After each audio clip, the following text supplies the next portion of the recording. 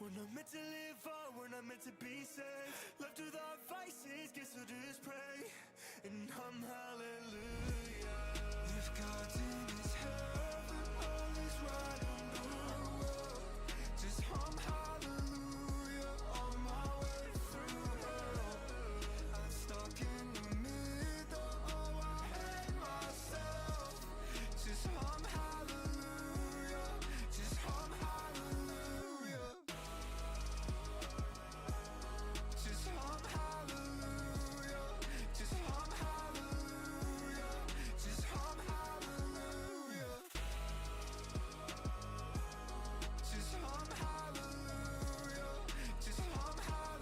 hallelujah, just hum hallelujah.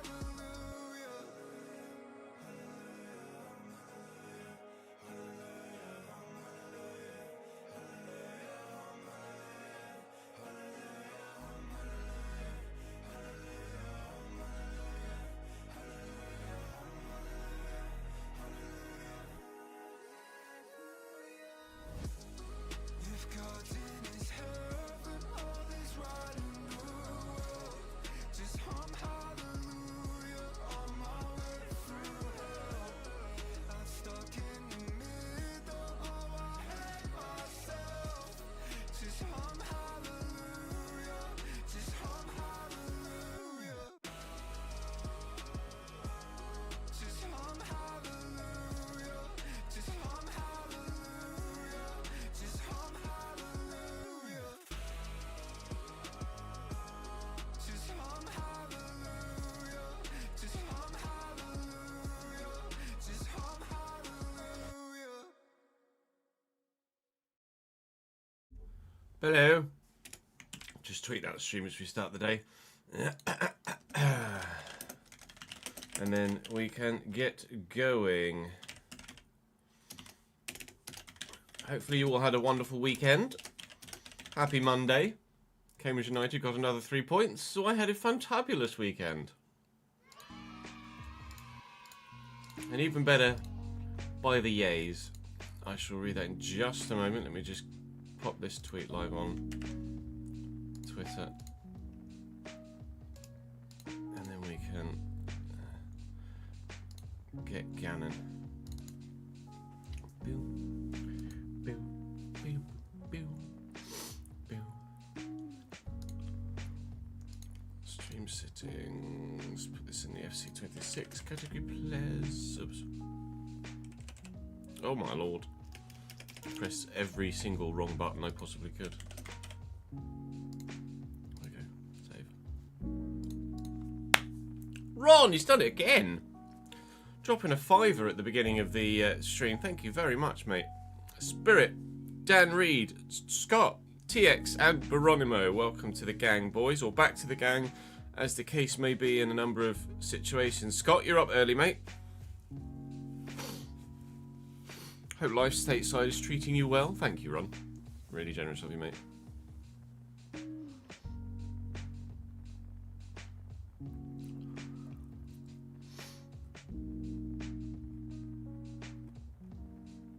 I think someone turned the difficulty up on the Prem in real life. Yeah, Man United fans on top of the world right now. Rory, thank you for the 25 stream streak as well.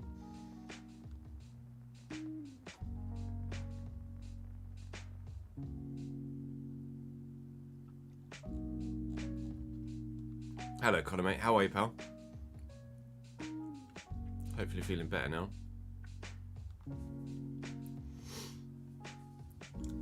Hey, Sickle. How are you, mate? Thanks for joining the stream. Plan for the day is realistic RTG to begin. We have today's video already made. We've got tomorrow's video all but made. We just need to play Swansea and then sim a couple, and then we can... that's that video finished. Then we'll record Wednesday's RTG and Wednesday's Journeyman, which will have some spoilers in it, obviously.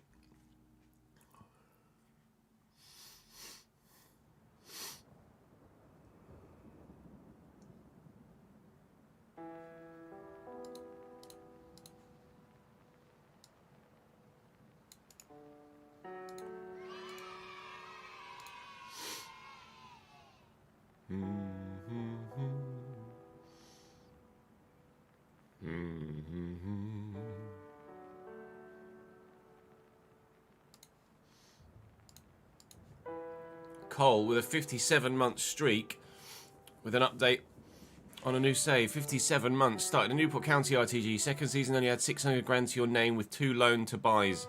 Up at the end of the season for big players. Unexpected event pops up. Sponsorship surge. Sponsors want to give you a fuck ton of money to sponsor them. Sponsor the team. So here is 5.6 million added to your transfer budget. 5.6 million for a League 2 side. That seems a little bit strong. Game.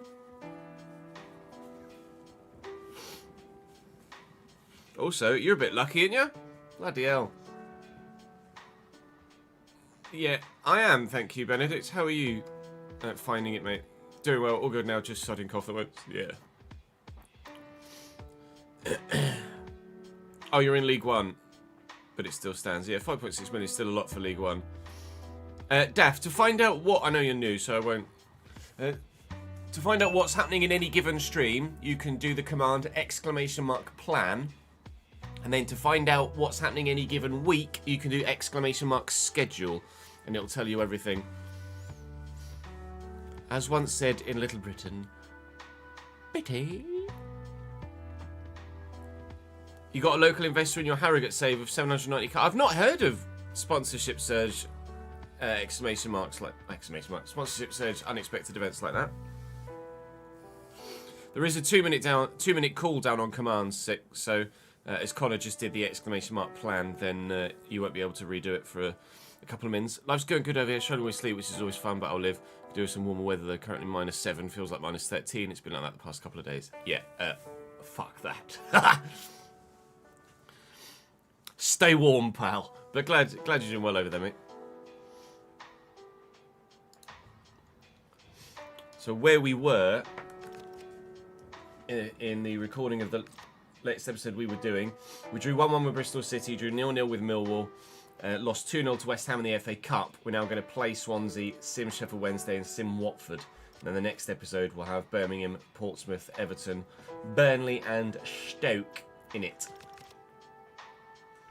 We put together a really nice run of form through November after a poor October. Then December was alright. Winning against Watford, winning against Coventry, winning against Wrexham, but defeats to Birmingham, Norwich and Southampton and Preston. And that kicked off what was actually a really bad run of form. We lost 3 of 4 there. Add another 3 of 4 there. That's 6 of 8 games lost. Before we've then drawn 2. We haven't won in the league since Wrexham on the 16th of December. It's been 2 months since we tasted victory. Not great. And the relegation zone has just decided to pop up again. Thankfully, the points against Bristol City and Millwall have actually moved us further away from the relegation zone. The gap had dropped to 2 points. Others have subsequently lost games, so those 2 points have actually boosted it up to 4, but it is a tight relegation fight right now, and Charlton are actually bringing themselves back into maybe contention of staying up. But 5 points from 16th to 22nd, and only 7 points up to 14th.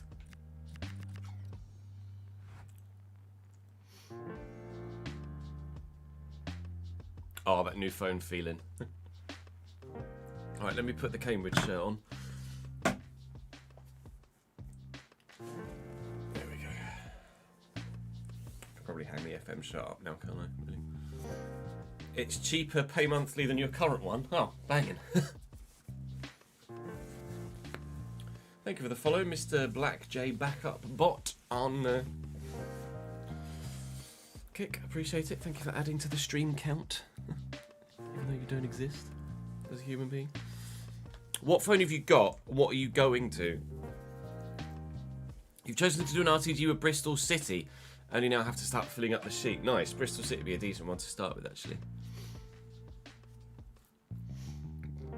New stadium. Well, not new stadium, but new in-game stadium as per the last couple of years. Good luck in your exam, Rays.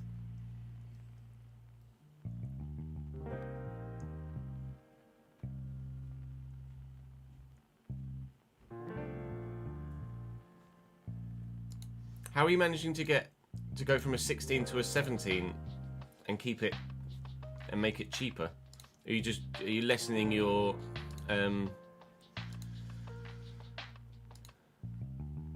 what's the word, tariff?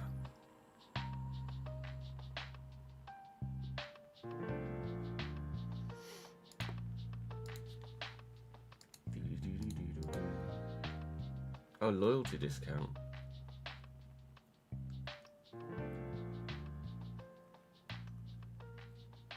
Maybe with the E for 15 years, that's fair. It's Carrick, you know. Of course, Razor. It took Ruben Amorim 10 months to get back-to-back wins with Man United. It took Michael Carrick a week.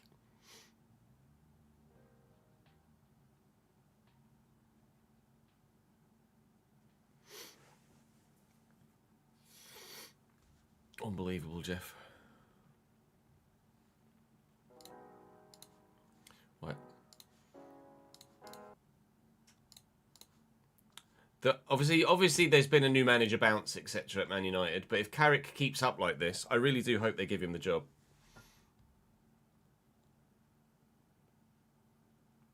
There you go. He's a better way of phrasing that. I've just glanced at Twitter to see this in my timeline. It took Ruben Amorim 35 games to win back-to-back Premier League matches. It took Michael Carrick 2. Draw, win, loss, loss, win, loss, loss, loss, draw, win, loss, loss, draw, win, loss, draw, loss, loss, draw, loss, loss, loss, win, loss, draw, win, loss, win, win! Dub dub. Oh. When your system doesn't work, but you're too stubborn to replace it. Daff, thank you for gifting a sub to the channel. Your second one. Dave Pat, welcome to the gang.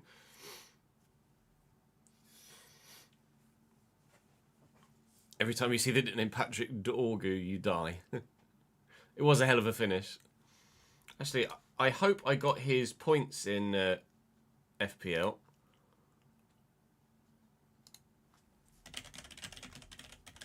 Because he was on my bench again.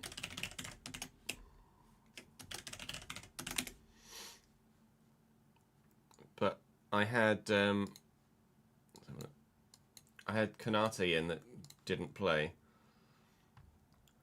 So 1, 2, 10, 11, 19, 20, 26. I should get that 8 points for Dorgu as well. Because Konate didn't play. So I should have. I've had a poor couple of weeks. Last week was only 41 points. I had Dorgu on the bench with 15.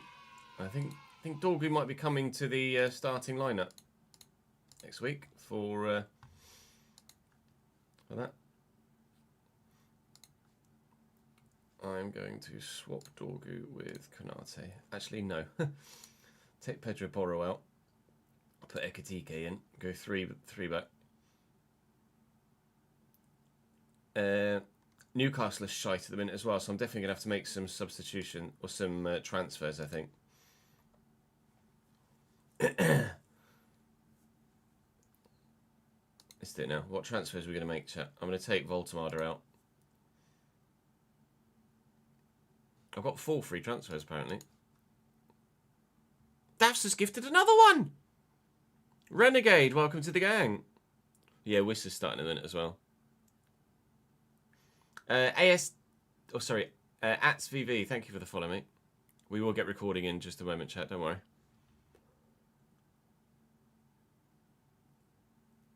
Do I take Konate out as well? Might take Konate out as well. Tottenham are shite at the minute. Might take Pedro Porro out, to be fair.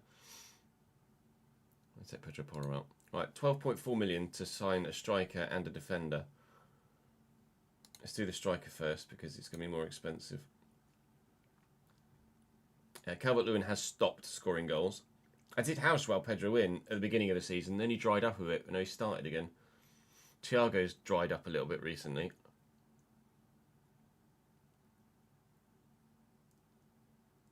Who've Crystal Palace got this week?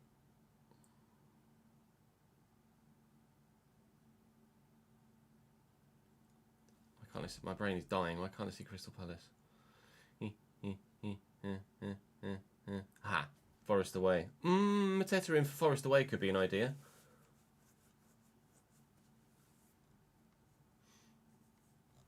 Leeds, Arsenal at home. Oh, maybe not Calvert-Lewin. Yeah, Mateta has 1 in 10, does he? Is his form dropped that much? To be fair, Ollie Watkins is in some good form at the minute, isn't he? And Villa have Brentford at home. Yeah, I'm going to put Ollie Watkins in. 8.8 mil though, that is expensive. Needs me 3.6 for a defender. Oh.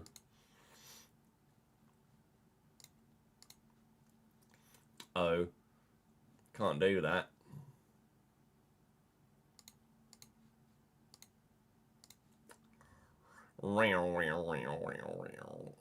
Cherky's dried up as well recently. I'm going to take Cherky out. 10.3 for a midfielder. Semenyo's on fire right now for City. Right, let me do the defender then. Who's a really cheap defender? Sunderland have been not great recently. Who do they have? Burnley. Or to be fair, Mukiele goes in there for Sunderland, Burnley. Sunderland at home against Burnley should be fine. And then midfielders. Let's go affordable. Not many. Everton have got Brighton away. That's not a great game.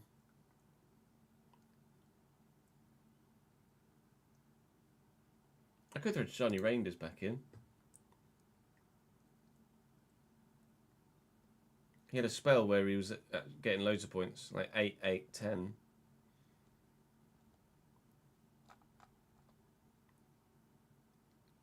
He plays 60. To be fair, he's not been starting. He's not been playing much recently, has he?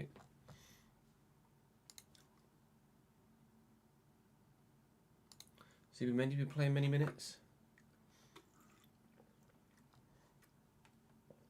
Not a lot of in the past few. To be fair, Enzo Lefebvre plays every week, and they've got Burnley. Could put Enzo Lefebvre in for Sunderland Burnley, couldn't we?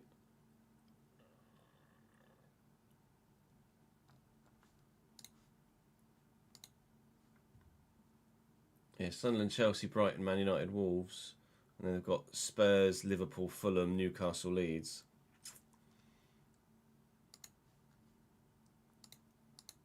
Sunderland got Burnley, Arsenal, Liverpool, Fulham, Bournemouth.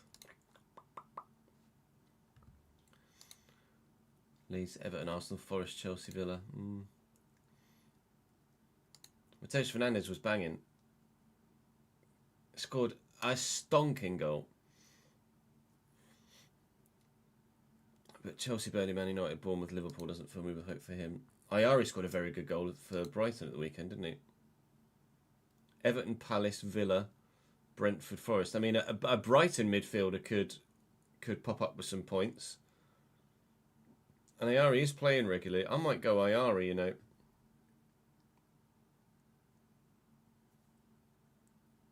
Harry Wilson is a points machine at the minute. He's also probably too expensive for me, isn't he, I would imagine.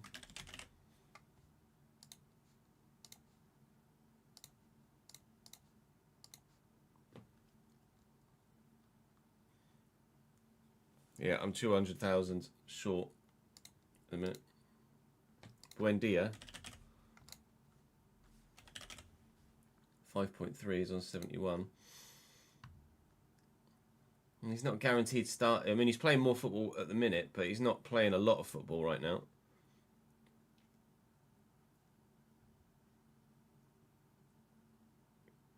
Got a goal against it. I think I might go Ayari,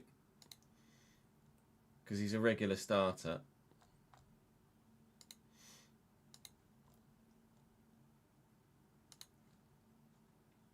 Minter's barely played recently. I'm going to go Ayari. Going to cost me nothing. Porro, Cherky, Voltamada out. Mukiele, Ayari and Watkins in. Donzode. Take.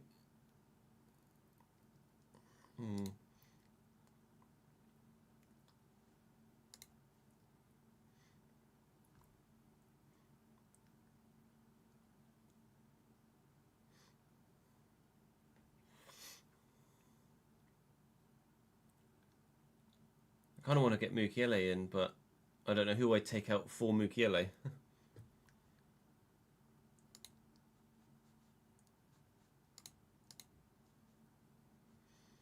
Oh, I didn't want to do that.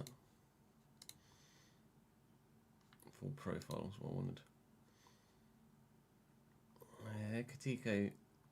Ekatiko was red hot, and then they just stopped playing him. Was he injured?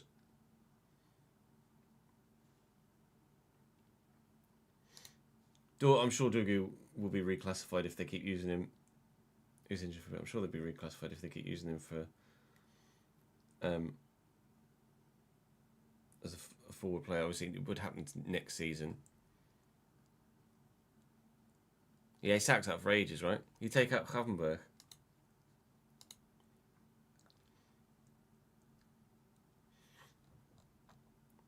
Yeah. Just chugging along, isn't he? He plays regular football but doesn't really do anything. Let's see Mukiele. Go 4-3-3. Done.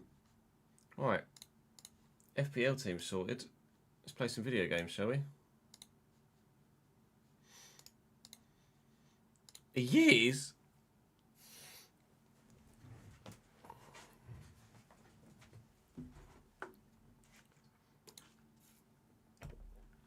Well, the way I ended the last piece to camera was that saying we're not ready for Premier League level yet.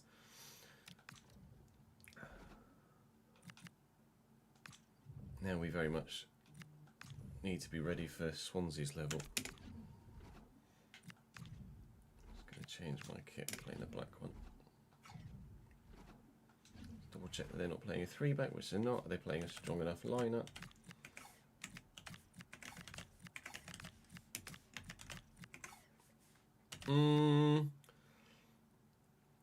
We'll leave 77 in for now.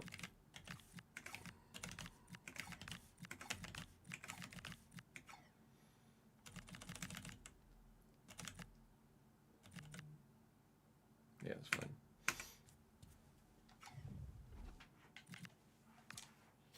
Let us go.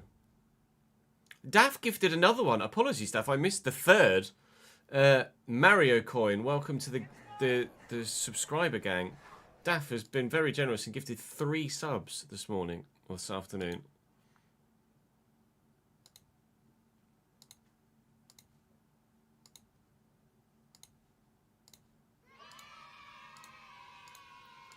Boom, boom, boom, boom. Make that 4.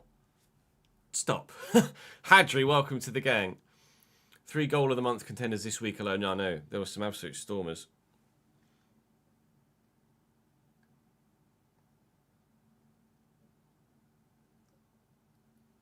This is my 200th game in charge, was it?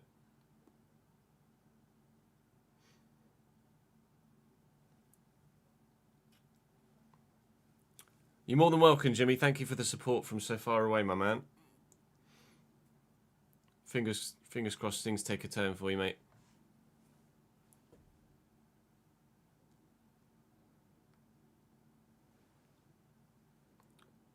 Oh, Lavs' finish was really nice.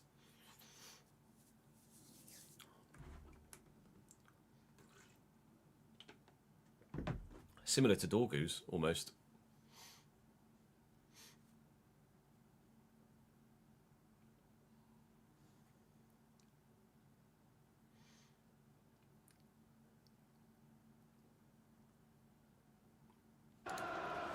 A level we hope we are definitely at is still to stay in the Championship.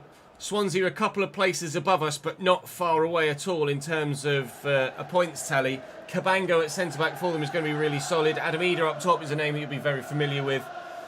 We'll have to wait and see if we can actually get a result here. They're playing their strongest possible lineup now that we took a 70-rated centre-back out and replaced him with a 78 one. Other than that, the manager picked everybody he probably should have.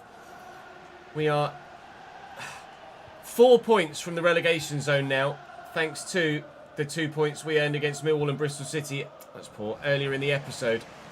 But all it takes is a couple of other results to go against us and us to lose a match day, and that could quite comfortably tumble to a single point. We've got a lot of big games between us and the end of the season. We haven't won for 2 months in the league since the 16th of December, and this is the 17th of February. This is also my 200th league match in charge, or might even just be 200th match total in charge. So I'd like to mark that occasion with a milestone victory, but I want the win more for our campaign, our league survival fight, than I do for my own personal accolade. Desperate for it. As we say thank you to Daphnis on Twitch for gifting a subscription. We hope we can celebrate that with a goal, and that the yays that came in with a notification aren't Swansea fans celebrating a goal, which they won't be. Daff, stop. Alexander, welcome to the gang, mate.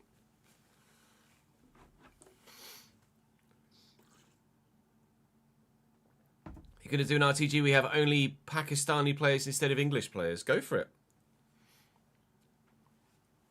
I wouldn't say it would happen in... I mean, there's no reason why it can't happen in real life, I don't think.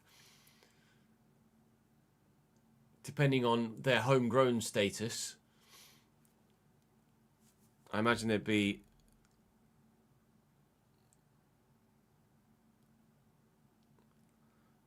But so it wouldn't be necessarily a realistic one to do, unless they were, like, British-born Pakistanis. But there's no reason why you can't do a save like that. It sounds like a really fun save, considering that's your heritage.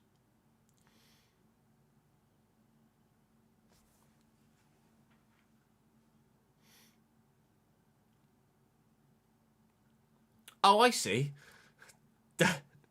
Daft's gifting subs, but then subtly just rooting for the opposition. I see how it be. Vale. Webster. A little change of direction there. Stop and go was really sent that defender. Now there might be some room in a gap here. Nope. Well in Thomason. Not what I had in mind, but we'll take it. Inuissa, that's a very heavy touch. Brody Spencer will step in. We'll get that wide there to Owen Garner, who will give and go, but the go isn't to be found. But Thomason can be found, and here's Apre, and now we can play Owen Garner in.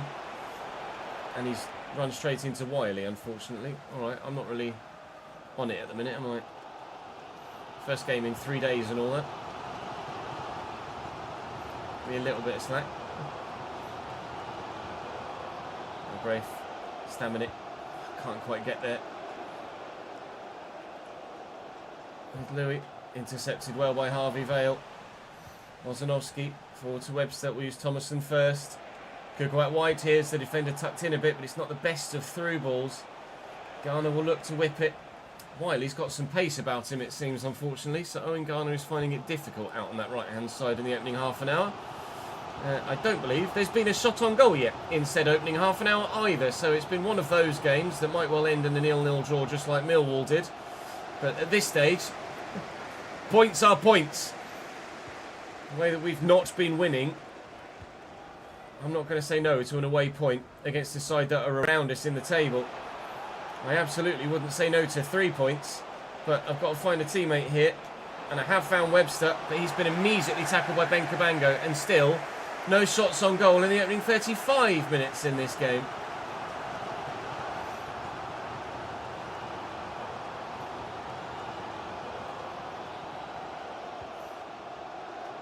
Well in, Vale. Louis going. Garner's out there. Early looking for Apre. Then round the corner for Webster, and Wiley's on the recovery. What a move that so nearly was. Young Ji-sung. Roberts trying to close him down. Can't get there. Delivery could come in. Little ball roll. You know how they beat me. Away. Thank you, Ethan. Webster with a little header over the top. Come on then.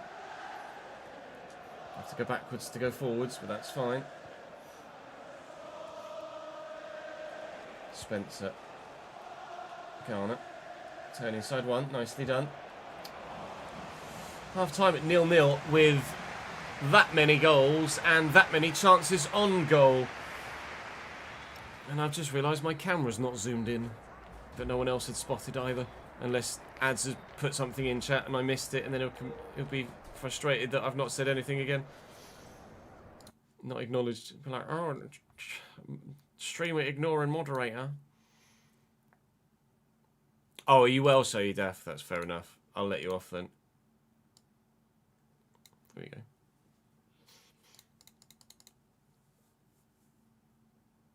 If they're British Pakistani, then go for it.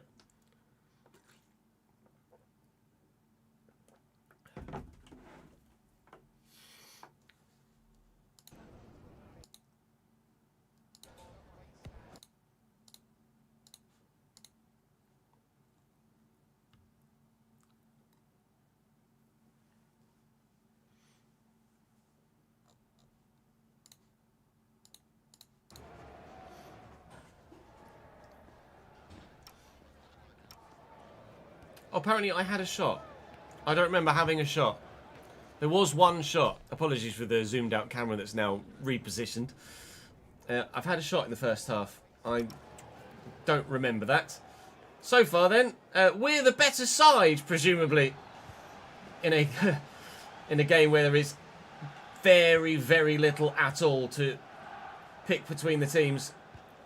If the scoreline can end 1-0 as well, or 0-1 as that case may be, then that would be preferable too. Brodie Spencer with a nice interception. I thought I'd maybe overrun it. Apare gets away. Oh, got lucky initially that it even made it to Vale with the ball through the Swansea man's legs, but it's been a struggle. But so have all of the league games been in today's episode. So have all the games been in today's episode. The defeat to West Ham was obviously the one where we absolutely were outdone. Bosanovsky, get this forward. Keep that in play with Vale. Ji-sung will keep it in play. Swansea, mean business. They're 14th to our 18th, I think, in the table at the minute. But there's only like 2 points between us. We'd like that to be less and more in our favour. And if Apare can get away here, then Webster was in so much room. Oh, mate. This is a game of very nearlies for both sides so far. Nobody can find that cutting pass.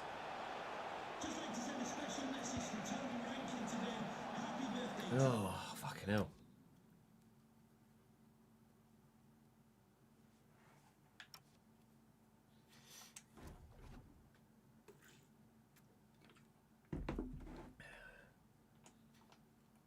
What changes do I make? Put Gilmore out wide, maybe. Swapping with Vale. I think it's -1 anyway. Pack for Thomason. That'll be all I do for now.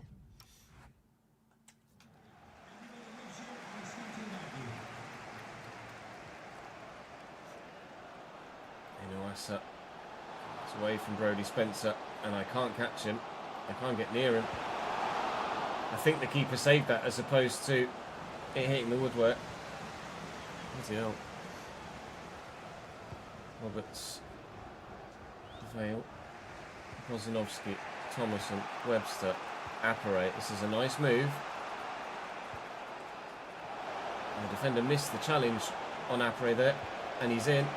He just needs to spin the man, which he's done well, and then get the shot away, which he can't do. The next defender, unfortunately, able to get across to me. Inuasa is quick. Brodie Spencer struggling to deal with him out on this left-hand side at the moment. But does get the job done eventually.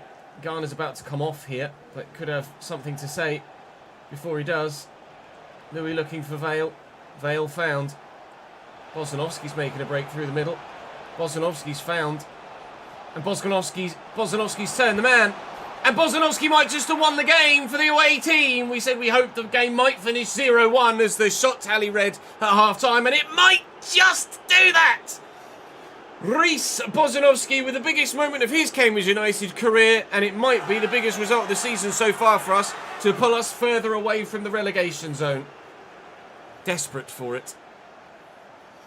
Goal, goal, goal, goal, goal.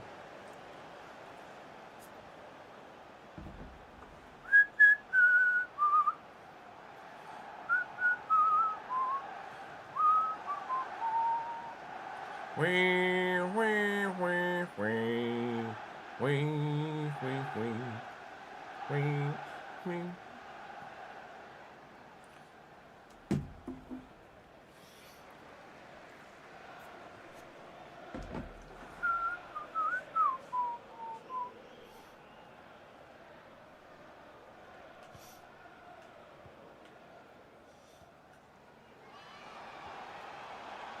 Connor's gifted a sub to Ben. Thank you, Connor. It's very generous of you. Ida. Well in, Ethan. My brain still wants to say Logan Pie every time I see it. Gilmore. Nice dribbling. Pack, also off the bench here. Finds Louis Apperet. It's so refreshing to see someone else other than Louis Apperet score a goal. Webster turns. And here's Pack. And oh! Pack Sung-ho! Off the top of the bar so very nearly a wonderful second. Pack's wrong. This is where I'm going to be wrong again, but I'm sure Pack was right-footed. He is right-footed. 5-star weak foot, that shows.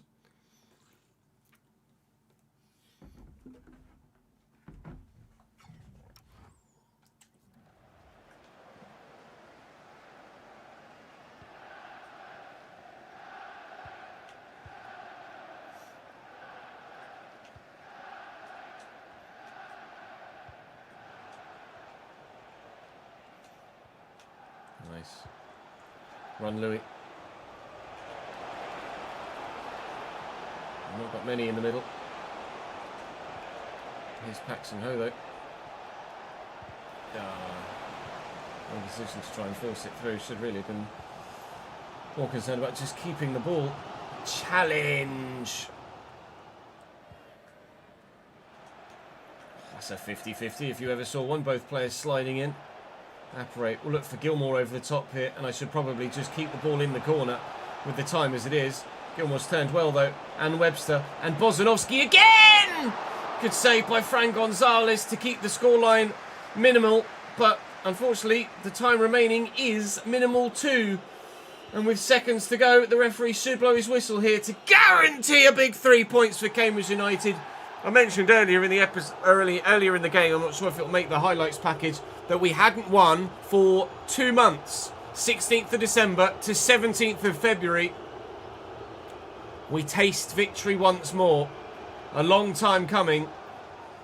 And most welcome. Huge result, that.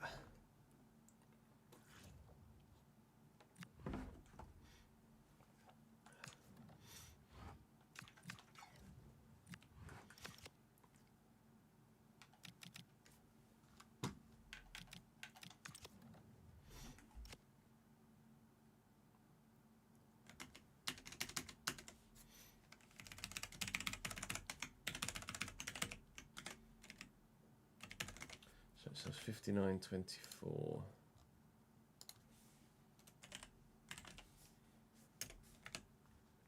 $14,810. Travel costs same. There you go.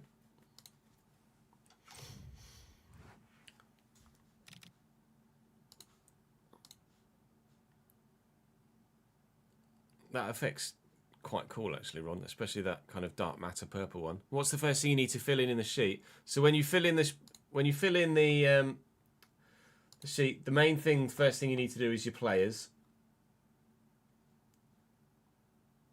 and then everything else should just take care of itself.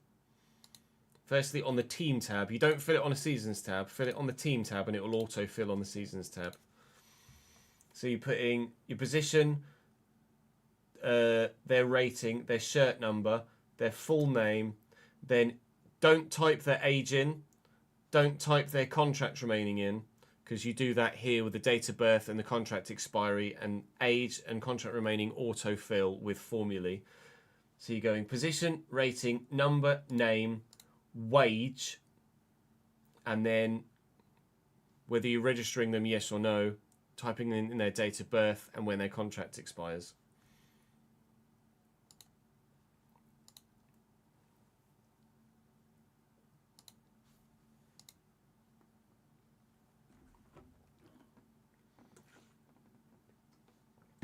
Hey, Ragebait.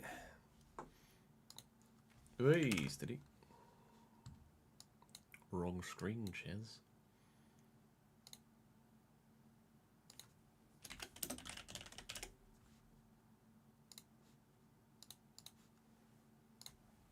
No worries, Ron. Anything else you have troubles with, just shout, mate. Yeah, good, thank you, Joe. How are you, my man?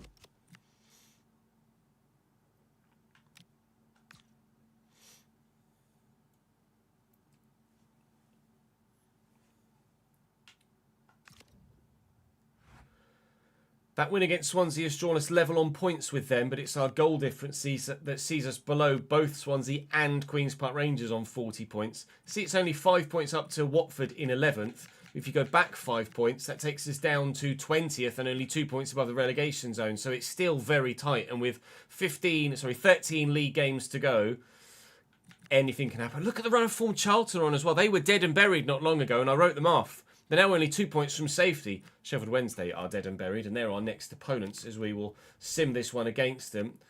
We will take Tomasin out for Pack, but that'll be probably the only change I make. I might put the slightly higher rated Gilmore in here, purely for the simming.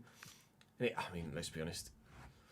It absolutely should have been a Cambridge United victory, and somehow it isn't, and I've absolutely no idea how that hasn't ended up in a dub for us. We've had more chances. They're so far the weaker side, but we've lost by 2-0 at home against Sheffield Wednesday. So games like that counterbalance the games where we sim against Burnley and beat Burnley. So in the end, the RNG of it all comes out in the wash, and you end up getting results you shouldn't in the positive and results you shouldn't in the negative too. Up next for us is Watford, who we simmed and beat earlier in the season, but I need to make sure that I update my finances first.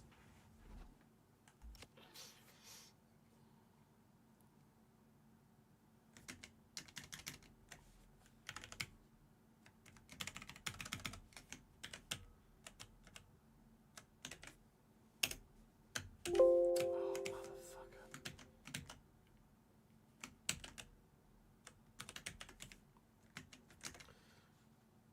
144634, just double check that. 153174 is what our wages are now.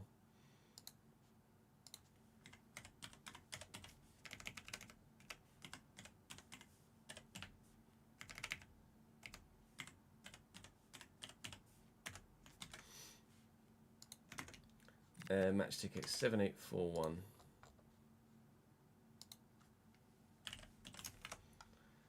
One 97363.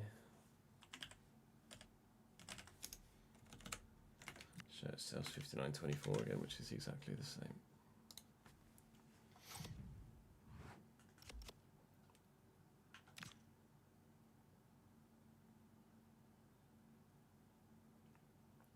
No better case of getting the results that you shouldn't, both positive and negative, than the 3-2 simmed win against Watford at Vicarage Road. And we'll try and replicate it here if we possibly can at the Abbey Stadium. And we have done. So you win some, you lose some. Literally. Again, Watford had more chances and more the ball on this occasion, but we've been able to nick it. And Vivaldo missed a penalty on the hour mark as well. They made a substitution going into it. Both sides made a substitution going into it. And maybe it was the extra delay it took to take the pen that meant that Vivaldo bottled it. A 2-1 win for Cambridge United over Watford, with other results yet to come in on this particular match day, leaves us at the end of the episode in 16th. That gap to the relegation zone is now 8 points. And those back-to-back wins... Sorry, not back-to-back wins. The 2 wins in 3 have done a massive favour for us once more. Still, where we are on goal difference, but 16th now, that minus 10, thankfully is better than most below us, although Blackburn have dropped into the relegation zone now, but they could get themselves out of it with a game in hand. We've played 35, so actually gap's only 7 points to Stoke if Blackburn are able to get something against Portsmouth, which is a massive game for both sides. Charlton on 35 points as well now. They've got Burnley next. We've got coming up Burnley as well, I believe, as Portsmouth, actually. Birmingham at the end of the month will be in the next episode so that we don't have too many in this one. Birmingham, Portsmouth, Everton, Burnley and Stoke. And obviously, Portsmouth and Stoke certainly will be ones that we play. We'll have to decide whether we play... we'll probably play Everton away, frankly, considering we get the chance to go to the Hill Dickinson Stadium. So that will be all for today's episode. Hopefully you enjoyed. Do make sure you drop the video a like if you did. Make sure you subscribe to the channel so you don't miss out on any more moving forward. There'll be another Journeyman episode to you tonight. Very important one tonight. Make sure you watch it. But for now, for me here on this save, I'll see you later. Shall we record another one? You've been away, so you need to catch up. What was the last one you watched, Joe?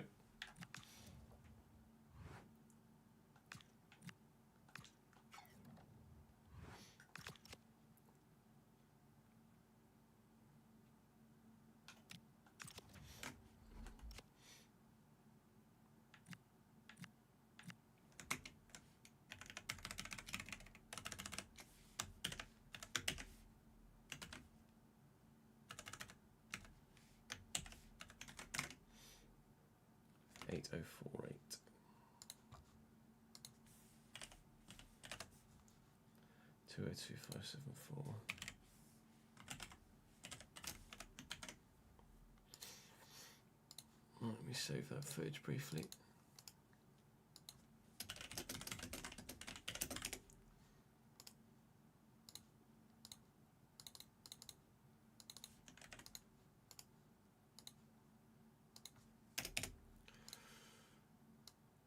That's episode 10, part 2.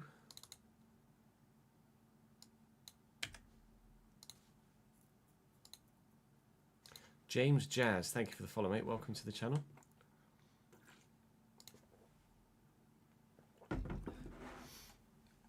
No, they really don't, do they, Cole? Unfortunately.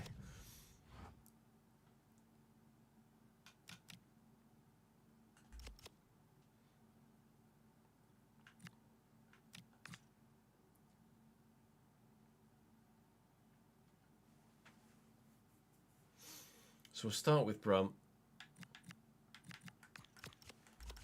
We'll play Everton.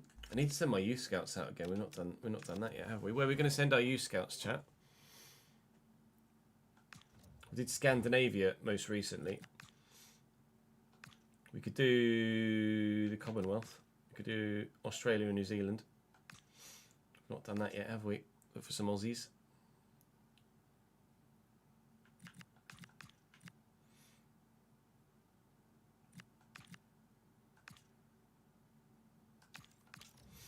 For CDM.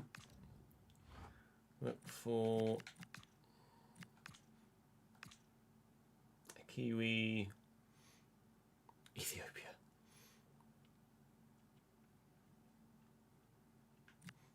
Striker. Try and find another Chris Wood. And then we'll look for a Maltese defender. Oh, can you not look? Oh, no, there. Oh, Malta's there. For some reason, I thought Malta was here. I didn't realise Malta was actually that far away off is that... This is Sicily and Corsica, right? So is that... What's that? Or is that Sicily? That's Mallorca. That's Sicily. So this is Corsica and something else. Sardinia, that's it. Thank you. Corsica and Sardinia.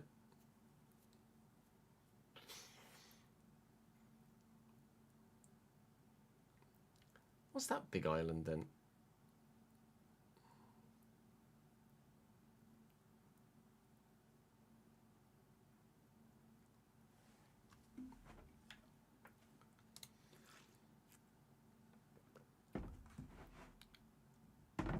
The island, I'm sure those islands aren't that big in real life, are they? Mallorca's not that big in real life, is it? It's like a very sizable island.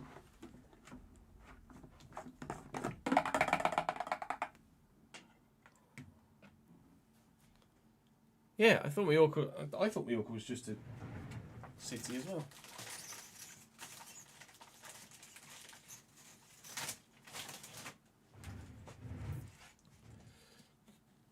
There's Mallorca, there's Menorca, there's Ibiza, etc. Magaluf. I don't know where Magaluf is. Magalufan Island. Magalufan Island.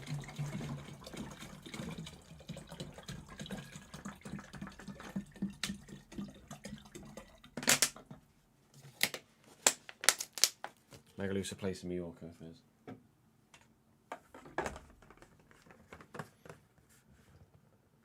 You can scout Gibraltar, yeah.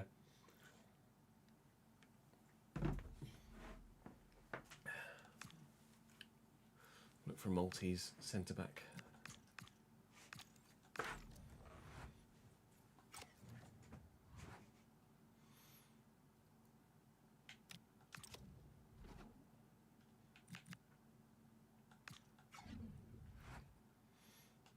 How tall were you?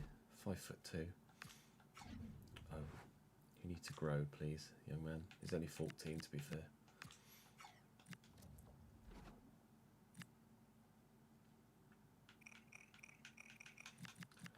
Do some 62s and 63s or so, couldn't we?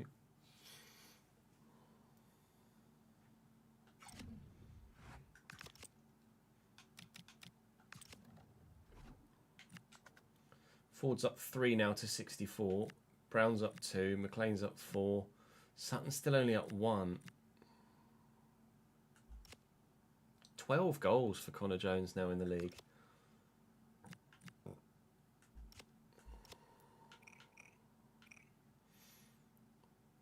I don't think Sutton's going to be good enough to come in and fill Roberts' boots, unfortunately. We're going to need a new left back. We're going to need 2 new left. Well, maybe Sutton could be the backup as Purrington retires.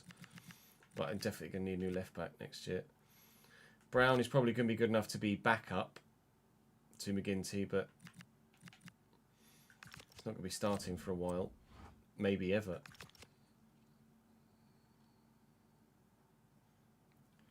We've already had a rookie crash his F1 car. I hadn't seen that, obviously. No, has there been a crash in test in the shakedown?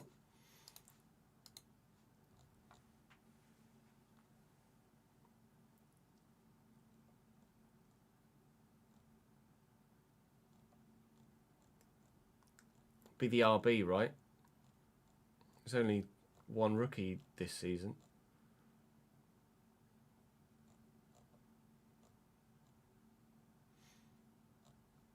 I can't see anything on my timeline. Oh, it wasn't a crash. It was just a spin into gravel in wet conditions. Oh, fairs. I was picturing like a Antonelli-esque crash. Alexander Pato interested in investing in Colchester United. Arvid Lindblad, yeah.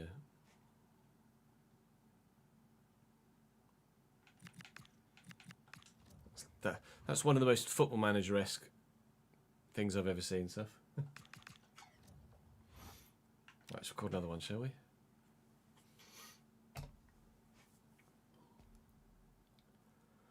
Welcome back to the Realistic Road to Glory, where our journey in the Championship continues, where, fingers crossed, we will survive. Results have been hard to come by for the past couple of months, but we have, at this moment in time, 2 wins in our last 3. We've also got very difficult fixtures today. We start with 2nd placed Birmingham. We've also got 4th placed Burnley. We've also got 8th placed Everton today as well. There are a couple of fixtures against sides lower down the table. Stoke and Portsmouth. Goes without saying, they're monstrously sized fixtures for us at Cambridge United. The gap is currently 7 points to the relegation zone. It has recently been as low as 2. It has, prior to that, been as high as 13 or so. But right now, I have a funny feeling we might be losing this one at St James's. We're going to be simming this one at St Andrews. We're going to be simming the one at St Andrews because we've got others we're going to play later in the episode.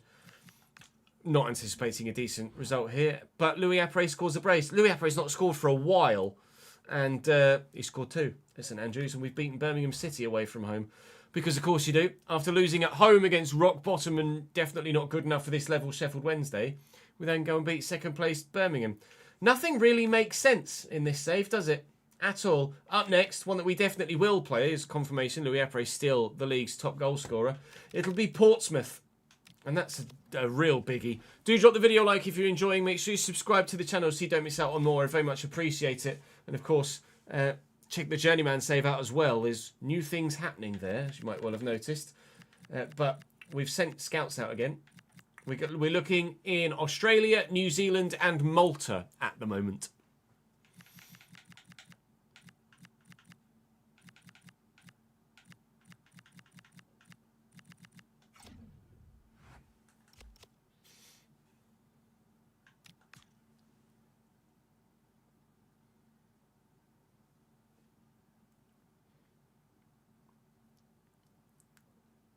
"42 goals.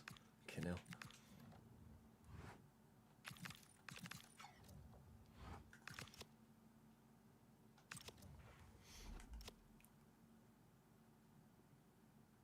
I think so, Davidenki, but I might be wrong. But we can scout in Europe, obviously, at this time of save.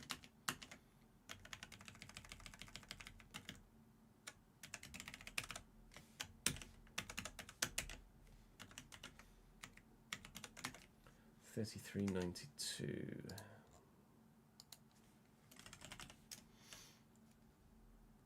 How many episodes do I do for a stream, Josh? It depends how long each episode takes to record. Is that 8,480? We tend to get at least 3 recorded a day, though, if not 4.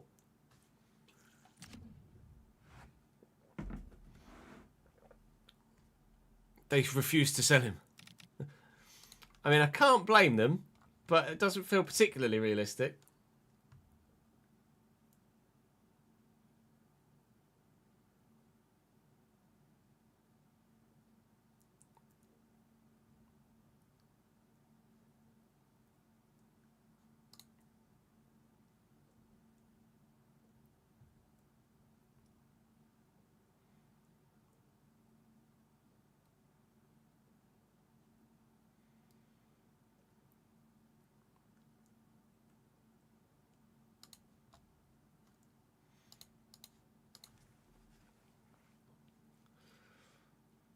I don't know if Slot survives the season at Liverpool, quite frankly. That shot up. That said 8 not long ago. And now all of a sudden there are 20 jobs available. Elfsborg, Lelivire, Pexvola, apply. Mansfield Town, Burton Albion, Harrogate. It baffles me how they made the manager market feature and didn't think to put a tab that is all available jobs.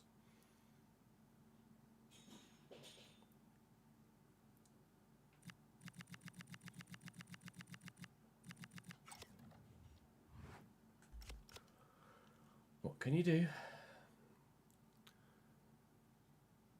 Add it to the list of features we've asked for that they've implemented and not done it the way that we wanted it.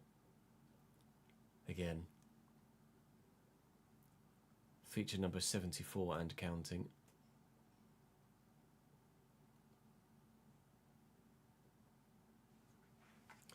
Where you see the date when they signed and what and so you don't need to see this date that they signed, but you know that all contracts will expire on the 30th of all contracts will expire on the 30th of February. You don't need to know when it was signed, you just need to know how long is left. So if it says 3 years remaining and you're in 2026, then it's going to be 30th of June 2029. I meant June. We're in February and save. I meant June. Slip of the tongue. So you put like 30th of the 6th 2026, 30th of the 6th 2027. Well, now we've got contracts that aren't expiring till 2033.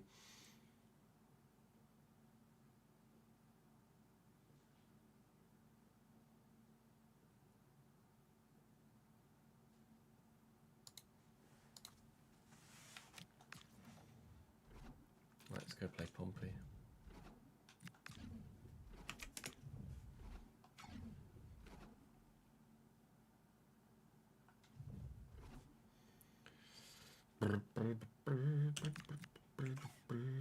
Oh shit, Langstaff's going to play against us.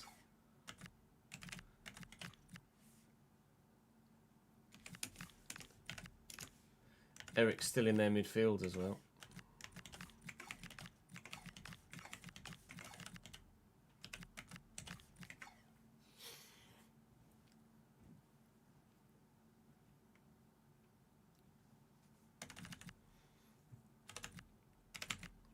Don Ball must be, yeah, aging out now. 34, 33.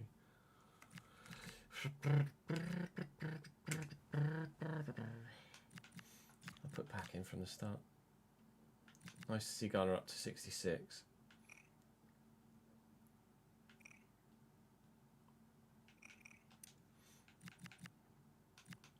Spencer at 76 is pushing the top limit for us at the minute, isn't he, for next season?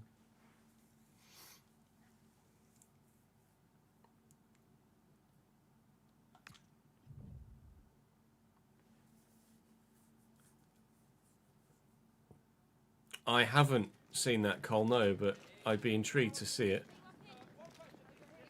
I watched a video last night showing like countless mods for Red Dead that made it look sick.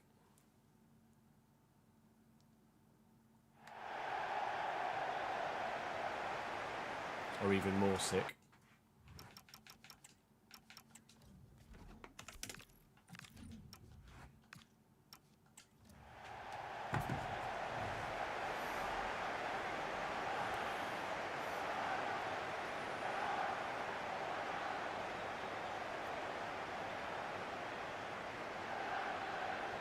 Yeah, we'll wait and see what Carrick does longer term before coming to any major conclusions.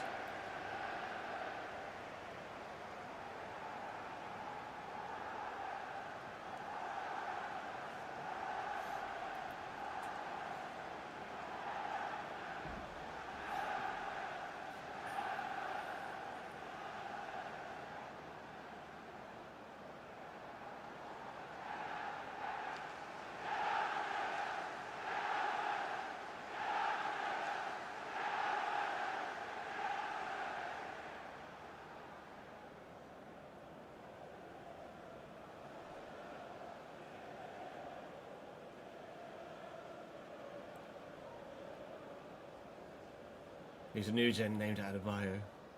It's magic, you know.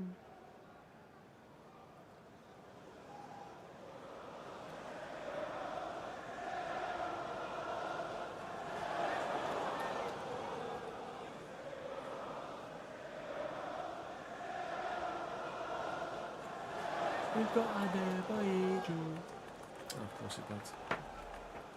I presume you meant Adebayo, Jules.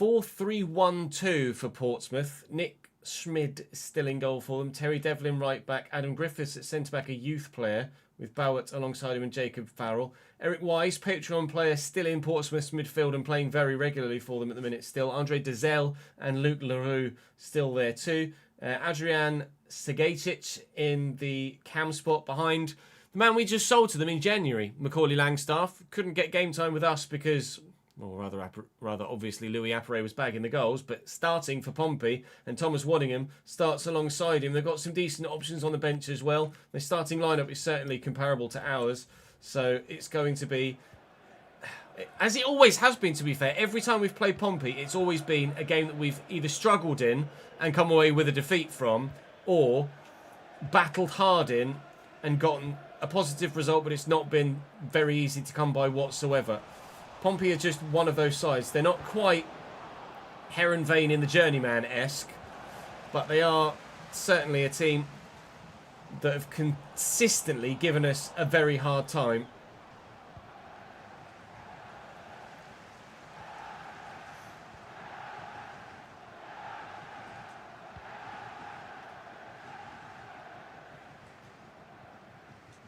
Vale, Bozanovsky, Webster. And here's Appere. And there's Griffiths. He's just come across. Taking it away from me. Fair enough. Dickhead with his bells back again. 7,000 tattoos. Vale. Pack.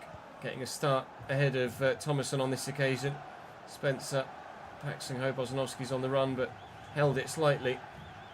Do have Garner just loitering out wide, which is where we ask him to be, and we'll look for Webster, who can't quite get there. Turns New Atlantis into Coruscant, and Aquila City into Tatooine. Oh, sick.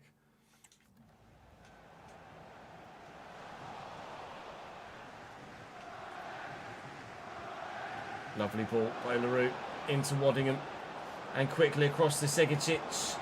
And Ethan Pye had to be on the ball there to make the interception. Otherwise, Macaulay Langstaff might have been scoring a goal against his previous club. Webster. Oh, loads of room for Garner here. Can we find the pass? Can we find the goal? Neither. I did shoot. I just didn't shoot. Pye. Vale to Bozanowski. Oh, fuck me. What a waste.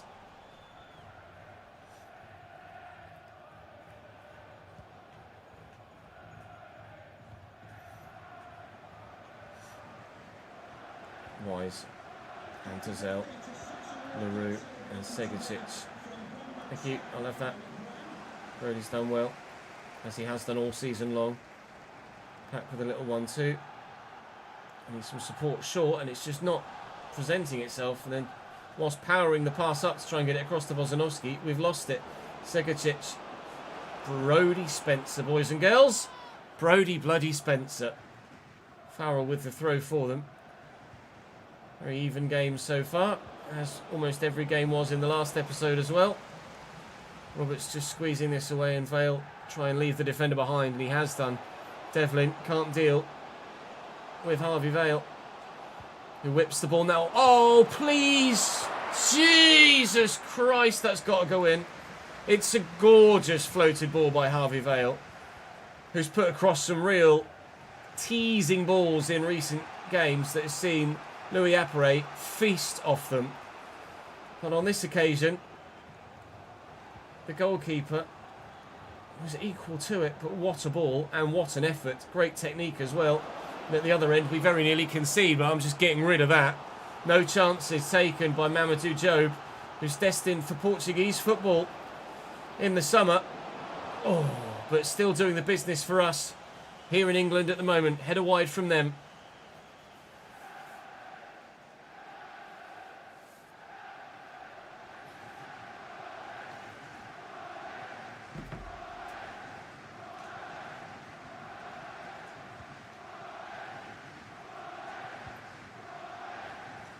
Vale, Roberts, Louis Appere. Whenever you do that, you turn and then you look to sprint once you've turned. The touch is always heavy. Waddingham. Can't get there. Can't get there. Can't get there. Segicic. Pompey 1, Cambridge 0 in the 44th minute, I think it was, as the ball crossed the line. Couldn't get near the pass. Couldn't get near the pass. Definitely couldn't get anywhere near the finish. Strike indeed, says live chat. 1-0 to the Blues. And here's the replay of it. Clean as you like. Always moving away from the keeper. That's a very good goal. Yes, Mike. Offer came in on February the 1st for Job that we couldn't just immediately reject because it was from a side that he should move to.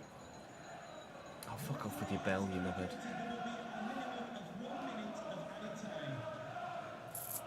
Piss. Is Segicic Australian, is he, Luke?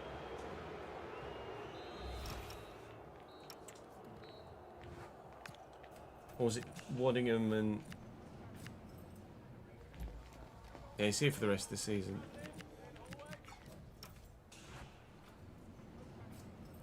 Oh, okay, we've got another knobhead with a bell.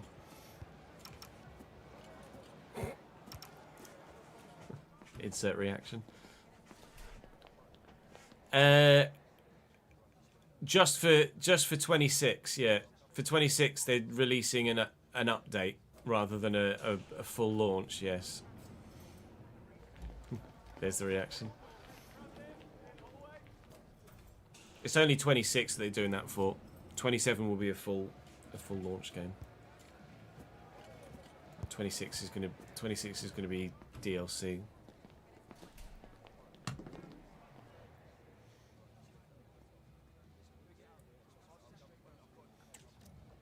We don't know what it's going to cost yet. Whether it will be a favourable Codemasters price tag or a greedy EA price tag. We'll find out in due course. Pak Sung-ho, oh, that's poor.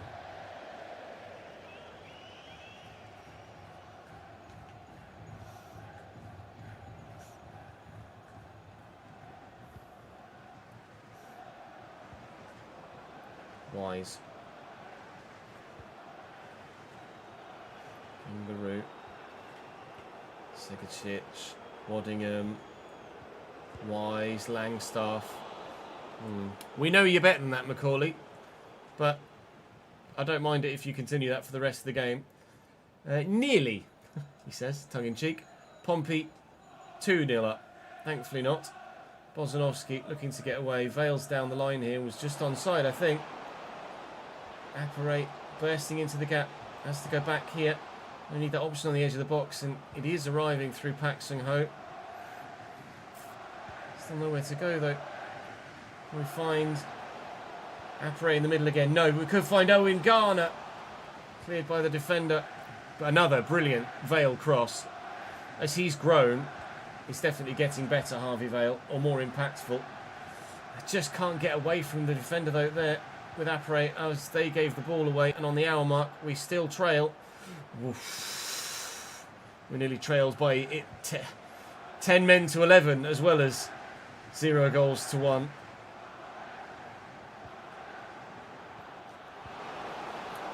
Something's wrong with Macaulay Langstaff. Segacic moved to Pompey this year from Sydney FC, did he? You do remember I can alter things with the stream, correct? Knobhead plays FIFA. It's not too late at all, Alex. We're not even halfway through the cycle yet.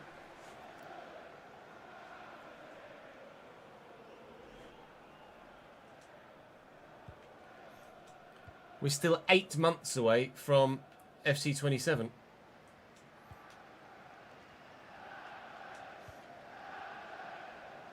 Spencer just pokes it down the line. Well, Louis on the shoulder of the defender in a slightly wide position here, but that's not a problem. But Griffiths tracks the run of Webster, unfortunately. That's the sort of thing that in Leagues 1 and 2 worked. And the defenders weren't good enough to follow the runner. Now at Championship level, they are. Lovely ball through to Waddingham. He's got the option square. He does not need it. Something about Pompey, isn't there? In a game of this magnitude as well, with them facing relegation as well as ourselves, really isn't the game to be losing by 2-0, is it? Our goal difference is going to get even worse.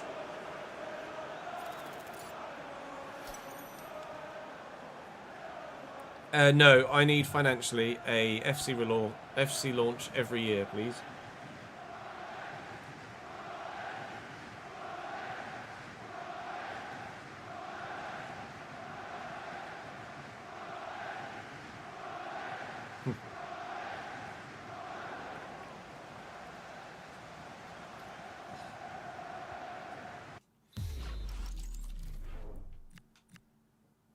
Pack's up to 73. When did that happen?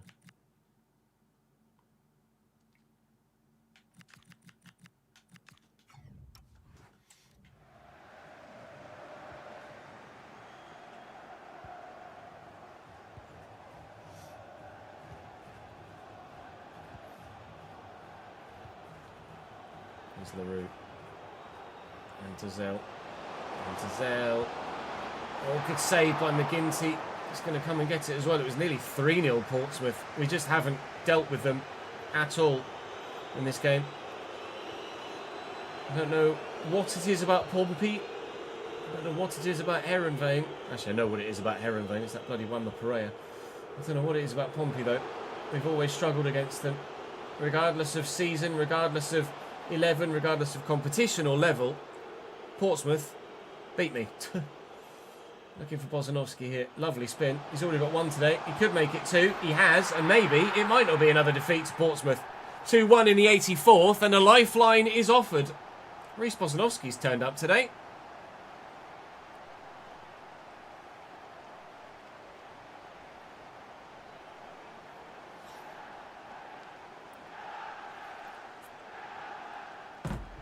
Oh, you're doing Rovers. I did think City was an odd one to start that high up, but you can do RTGs wherever you like. Ormrod, thank you for the follow, mate. Shout out Brett. Oh, Vale's in. A mistake from the Pompey back line. And immediately, are we going to have the chance to go and grab that second goal? Oh, so very nearly dancing through Webster there. Get that to Spencer. Pax failed by it. He's back to his feet now. And Apare's here. Oh, challenge. Please give a foul, ref. Nothing given. Chance to equalise. Or chance to create the chance to equalise. Gone, unfortunately. Just too little, too late in the end against Portsmouth, sadly. But a 2-1 defeat here is better than a 2-0 defeat. Goal difference could well be important at the end of the season, but points are more important at this point of the season. The points that we haven't gotten.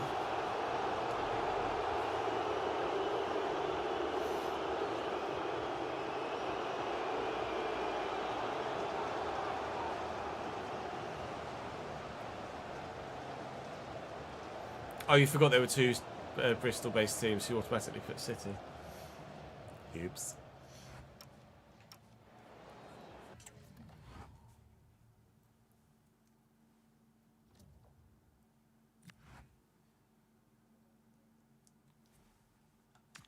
Sissignon. I need more games. Oh, you were just saying thank you the other day. I don't want that one.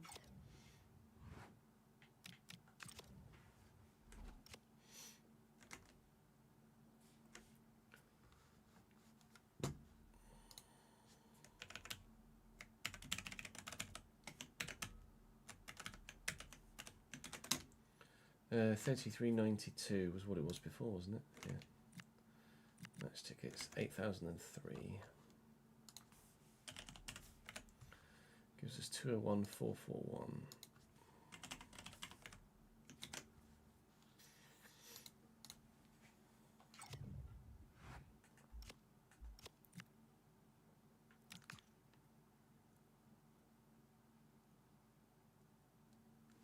Actually, that might have just been because it was midweek, that one, wasn't it?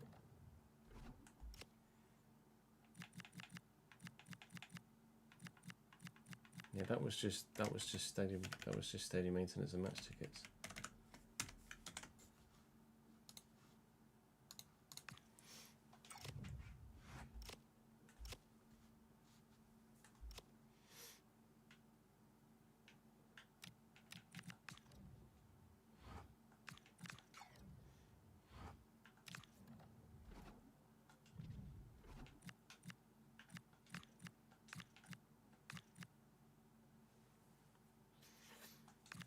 I mean, with Job leaving, do we not play him anymore?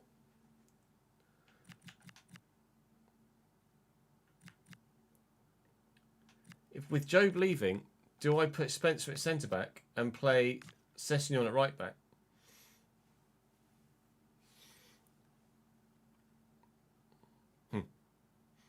Let's start the save again. Oops.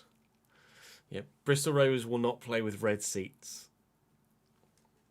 Spencer is 6 foot.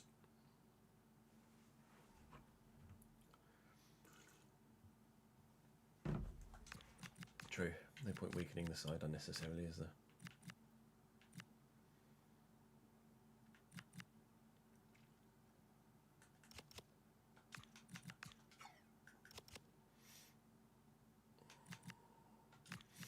I'm going to start Johnson. As well as Pack.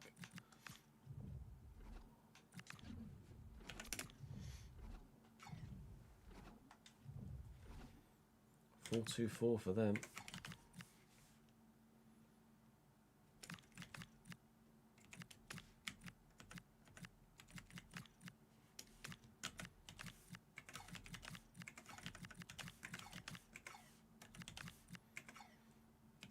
Christ knows why though, because they haven't got the players for it.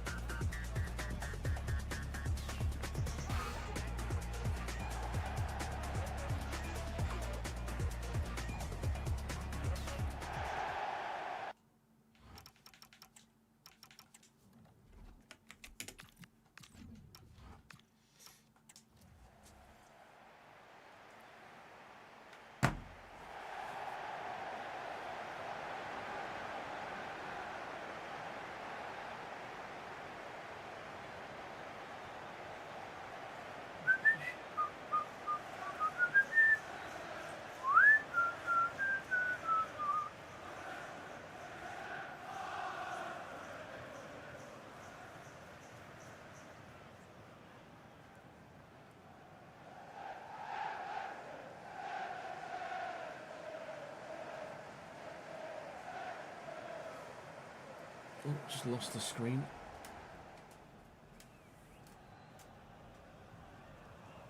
Let's come back. Thank you.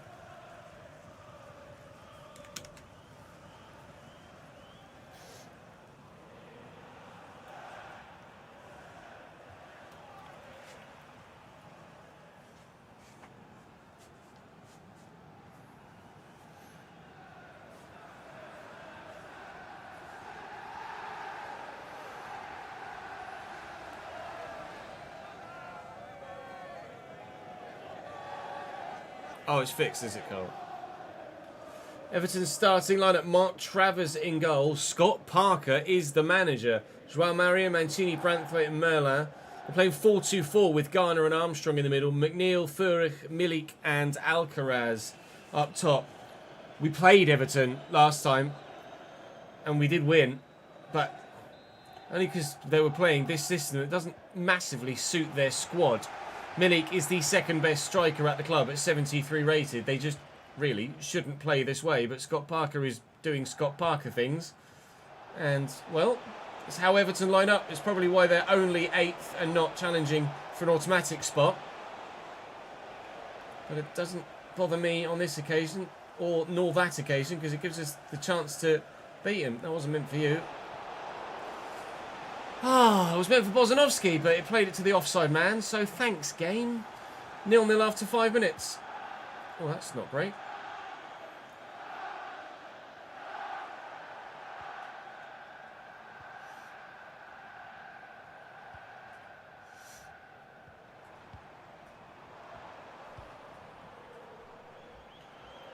Smell that. Oh, lovely touch by Furich. Shame about the cross.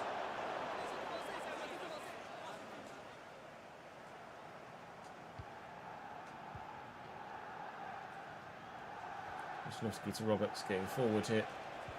A give and go is what I asked for. I've got the go.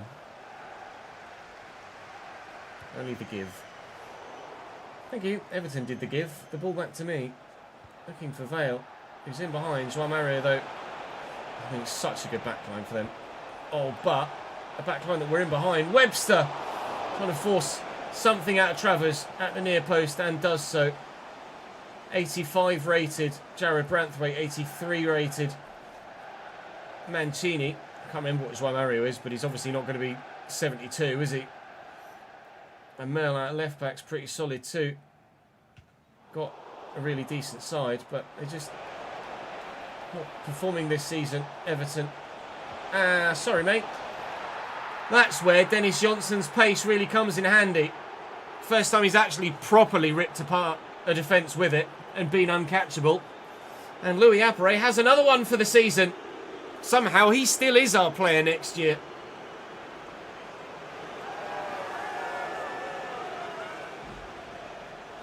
Paqueta to Flamengo, really. There's your halfway line again.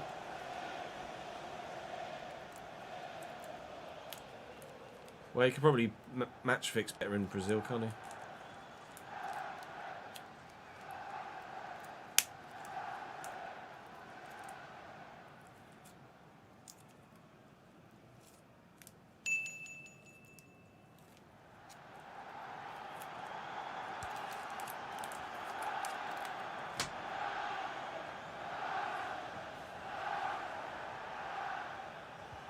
That brings that back. Oh, hello, Armstrong. Where'd you come from? Oh, there's Webster. We're asking where did he come from? Look for Johnson in behind again. Nearly. I'll look for Johnson in behind again. Definitely. Delivery. Not bad. Louis trying to find a man on the edge of the box. Win this header and we could get it down to Harvey Vale. Never mind. Oh, I tell you what, Everton are causing themselves all sorts of problems here, but we're just not punishing them enough at the moment. We have one. We might have had the chance to have 2 or 3. Bits from Connor. Don't speak too soon with you all out. Yeah, no, that's fair.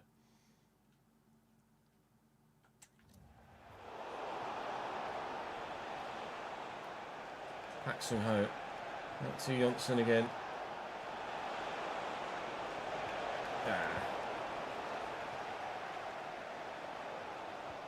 Spencer's just run up and run off with it. Everton are just bad. Just straight up bad. Oh! Webster hasn't scored many this season, but he won't score many better than that. 2-0 to Cambridge United here at the Hill Dickinson Stadium. And Everton just keep handing me the ball again.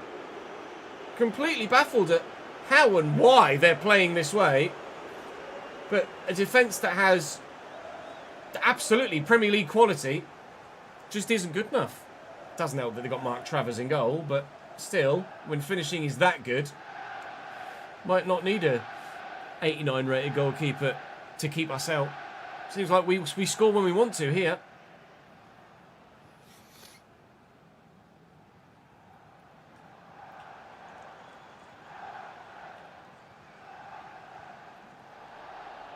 Again. Are Everton just broken, chap?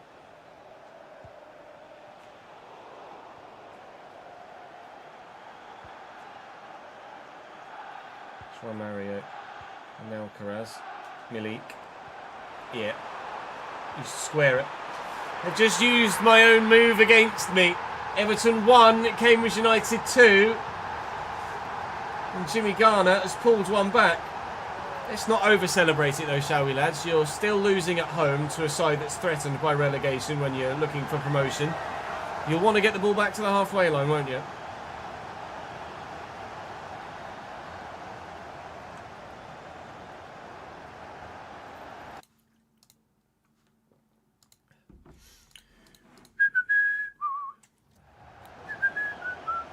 Can I not sign Esteval? I'm not sure what you mean, Sophia. Can you not sign Esteval? I can't sign Esteval. You can sign Esteval if you want.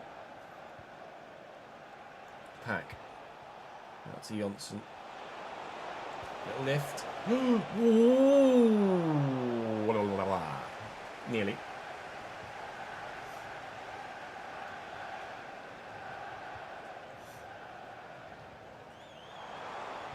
Armstrong, McNeil, thank you. A bit lucky. It's half time.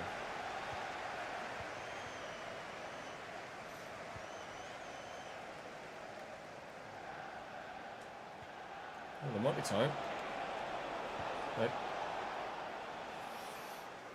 After a striker from Hansa Rostock, 13 goal contributions this season. A Rostock Zwei Bundesliga.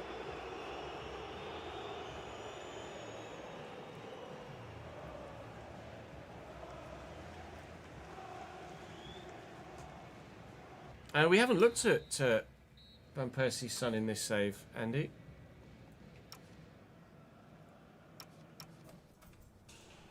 Oh, Hans Rostock a dry leaguer. Oh.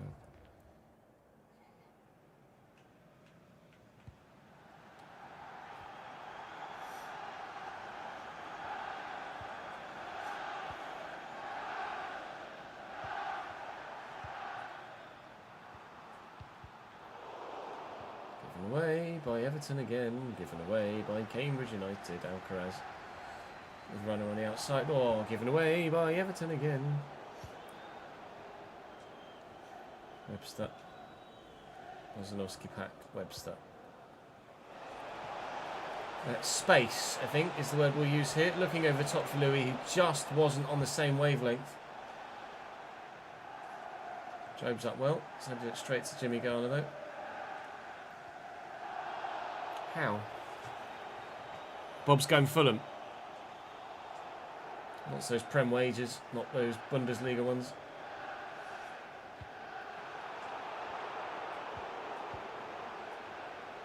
Gimme. Have it back. Garner. And Armstrong. And Armstrong and Garner. That's probably a foul. He's just run up and bodied him.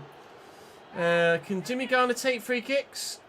I think we might be about to get the answer. No, he's going to pass it. Armstrong. Well, that was unorthodox and unimpressive by Everton. In that position, surely you just have to shoot. You've got to back yourself. Go for goal. Looking for the run of Louis Appere here. It'd be handy if Harvey Vale was getting into the box. Johnson. Still Vale not getting into the box. Nah.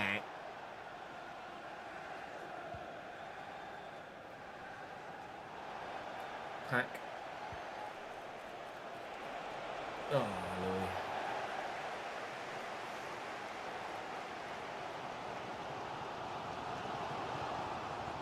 It's done me. He's Arkadiusz Milik. And Armstrong, who's done me. Done himself, sorry. Roberts. And Vale. Appere. Webster. Vale. Louis is arriving. We've dug a cross out and it will find Johnson on the edge of the box. Here's Pack. And here's Louis again. It's loose. Brody steps in. Not much really happened since the Everton goal, it doesn't feel like. But looking for Bozanovsky here. Giving it away in Dewsbury Hall. Off the bench here. Makes the interception. And here's Millie. And Garner. Lots of runners here, Ev. McNeil again. Garner. Win it. Well up, Mams. Around the corner. And forward. A third on a counter-attack would be lovely. That was supposed to go to Pak Sung-ho, but never mind. Who cares about what you're doing with the controller, eh? Here's Alcaraz. And intercepted by Spencer. Everton were a surprise victory for us at the Abbey. And it looks likely of being a surprise victory, maybe less of a surprise victory, but victory nonetheless, away from home here at the Hill Dickinson. Oh, come on. No, it's really not listening to what I'm doing with the controller at the minute.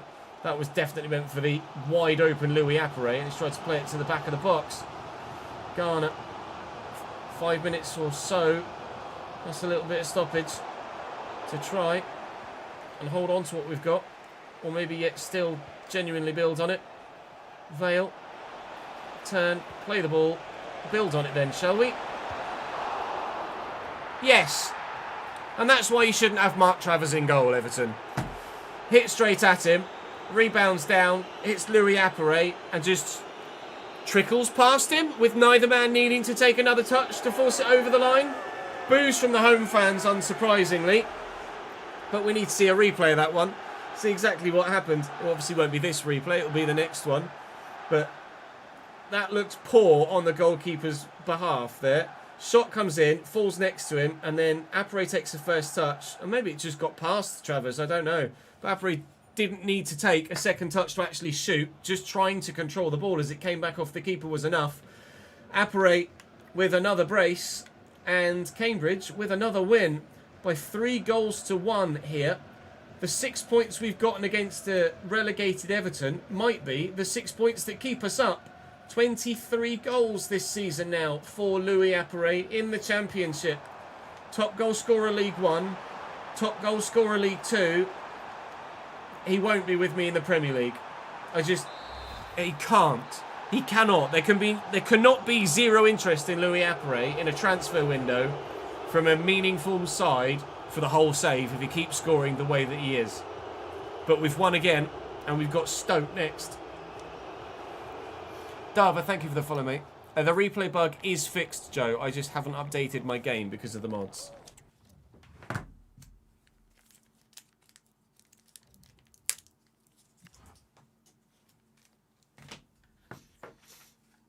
Pack's going to say, thanks for playing me. You're welcome, mate.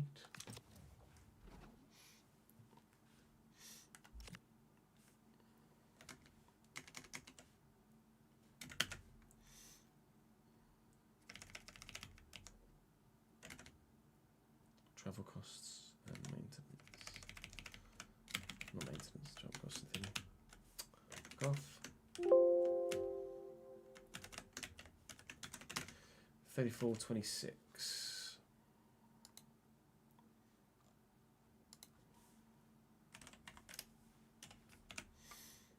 8565.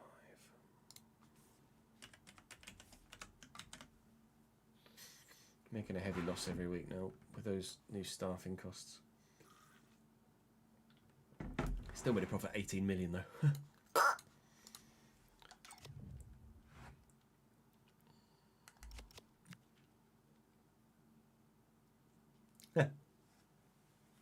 No worries, Jamie. To be fair, you gave us a hell of a run for our money. It looked like it was an incredible game.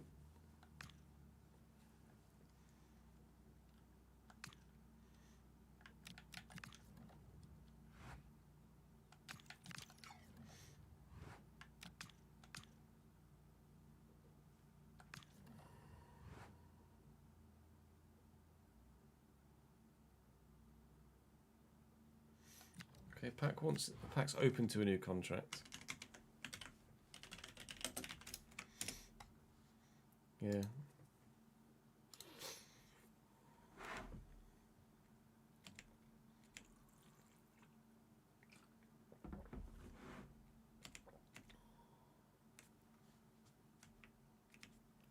We're not quite Prenton Park sized, but it's a tidy little stadium at the Abbey, and obviously it's going to get improvements in the next few years.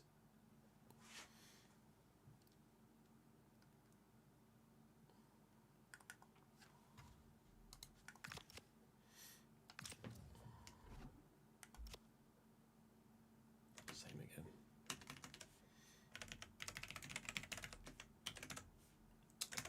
I wish I could turn that. How do I turn this fucking thing off? So fucking annoying. Cambridge is a very bike-heavy city, Jamie.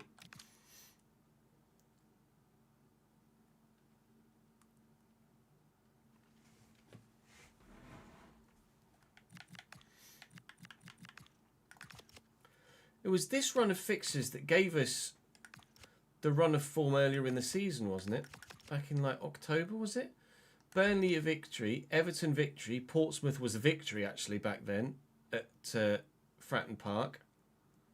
And then a win against West Brom as well. So it was through the Everton and Burnley games, obviously slightly different other fixtures at the moment with Stoke in there and having Birmingham too. But from going without winning for 2 months in the league to now winning 3 of 4 there and 4 of 6. It really is up and down, isn't it, this season? Burnley at home, we will sim. Why both of these games are midweek, I've absolutely no idea, in the middle of bloody March. We're 14th now in the table, and the gap to the relegation zone is 9 points. But in as many games as are remaining this season, we saw our lead over the relegation zone almost completely disintegrate. So I'm not taking anything for granted yet. I will not go as far as to say that we are safe now. And Louis Appare's on bloody international duty. So's Gilmore. What in the hell? Why have I got midweek games during a bloody international break then? Screw you, game. Well, no Louis Appare for Burnley at home. And maybe it showed. Although it is Burnley at home. Johnson started at striker, got a goal, but you can see from the stats. 8 shots to our 3, 63% possession. Burnley seemingly deserved the victory. A second half fight back for them gives them a 2-1 win. And we will now have to go away to Stoke and do it on a maybe rainy Wednesday night.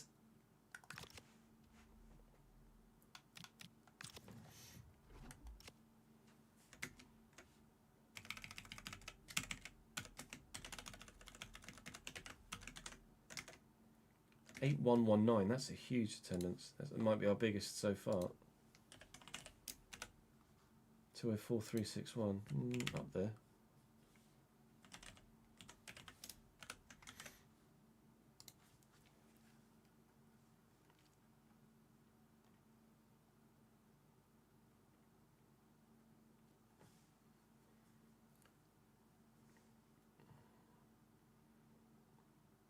Have RAM prices gone up? Quite sharply, have they, Davidenki?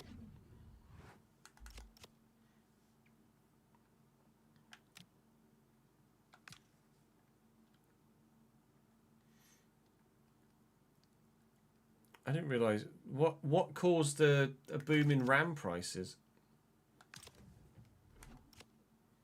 3426 again is what it was before, isn't it? Yeah.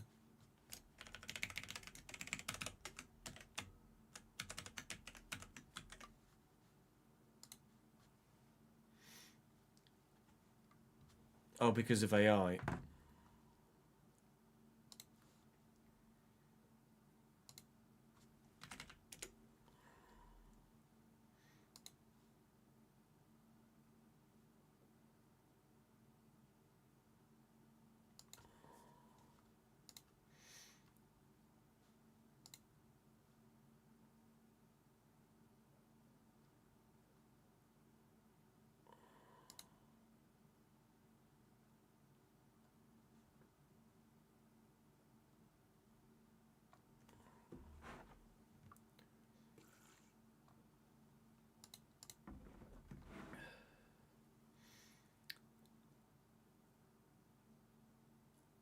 I paid £225 for 64 gig DDR5 RAM.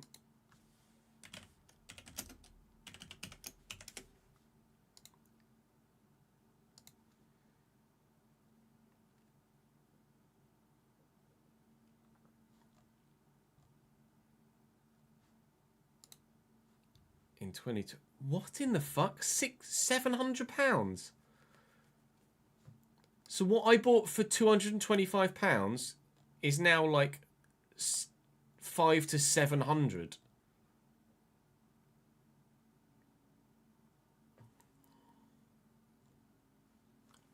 Whoa. Oh no, hang on. Oh, that's 32. Corsair Vengeance, DDR5 RAM. Yeah, so what I paid £225 for 64 gig, and currently half what I paid. Sorry, half what I ordered is now nearly twice what I paid. What in the fuck? 64 gig cost me 225. 32 gig is now 390. So what I paid £225 for is now worth £780. What?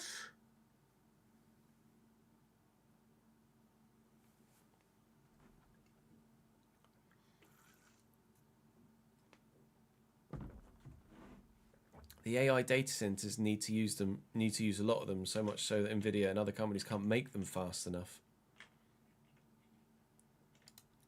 Fucking Nora.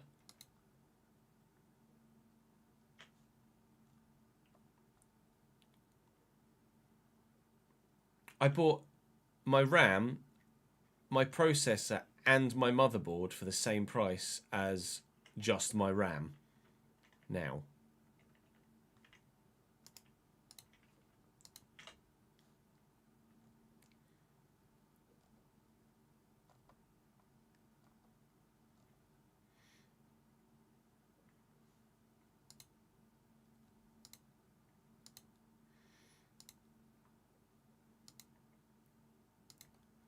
Fuck me.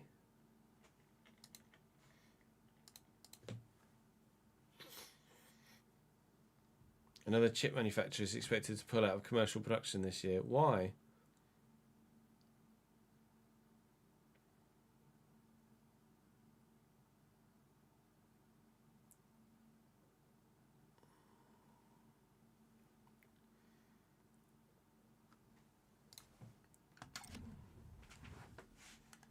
Just because... Like, resources are too hard to get hold of, or what?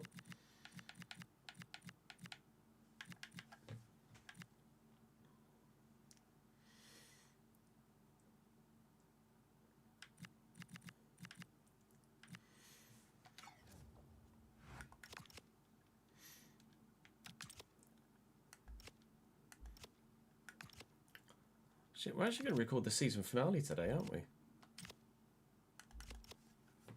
I'm going to have a quick toilet break before we play Stoke. Do bear with me, BRB.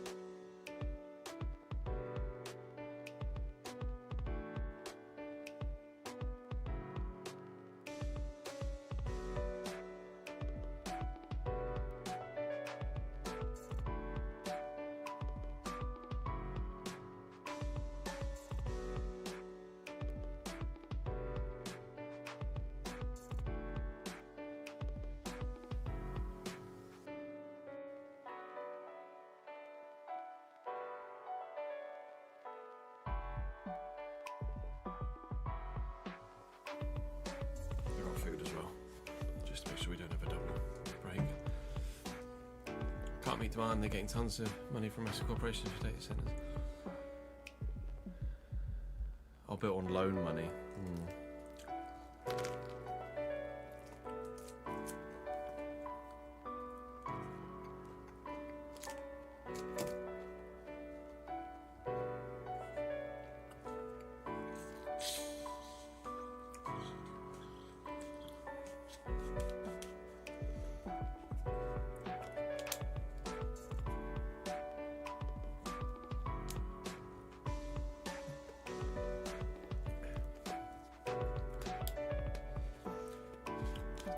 Second hand. So it obviously like a graphics card becomes outdated, but DDR5 RAM, like if I bought my DDR5 RAM would be just as effective now as it was when I first got it, right?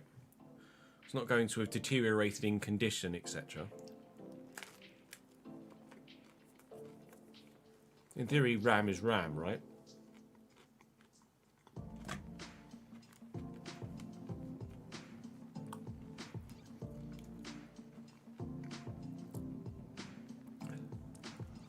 So yeah, second-hand RAM is going to be just as expensive as first-hand RAM.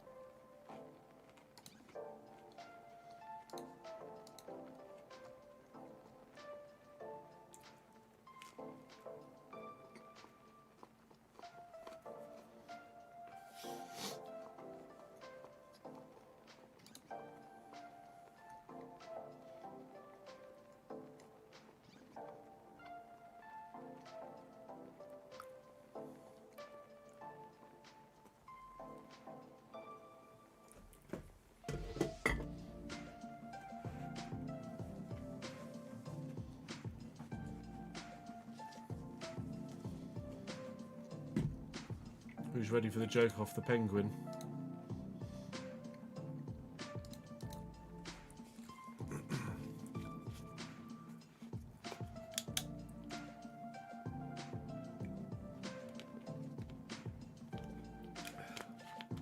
Yeah, GPUs for Bitcoin mining going to wear them out more, isn't it?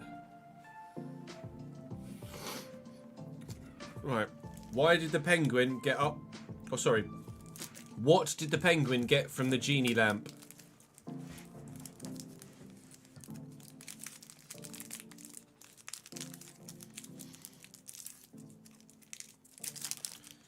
Got 3 fishes. Before someone fucking Googles it.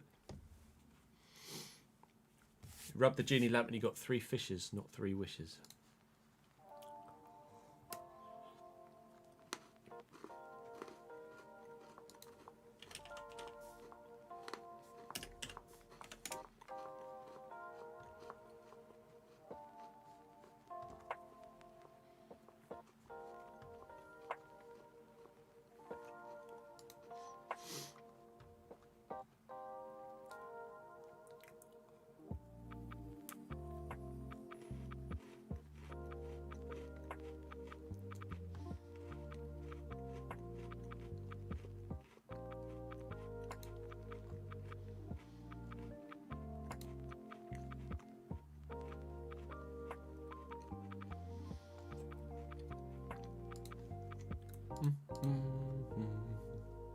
Groans.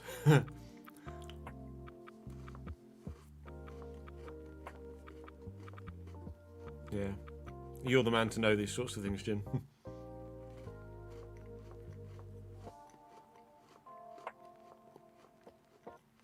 Giancarlo Esposito laughing gif.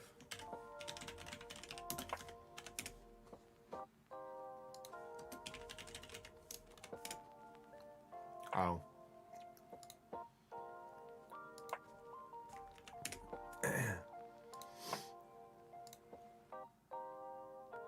That one.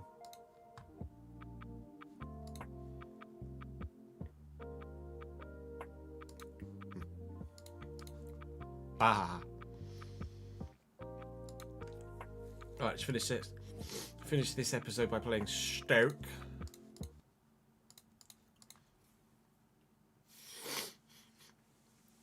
$50 of RAM now costs as much as a 5070 Ti graphics card. Fucking hell, I've got a 4070 Ti and that was fucking stupid expensive.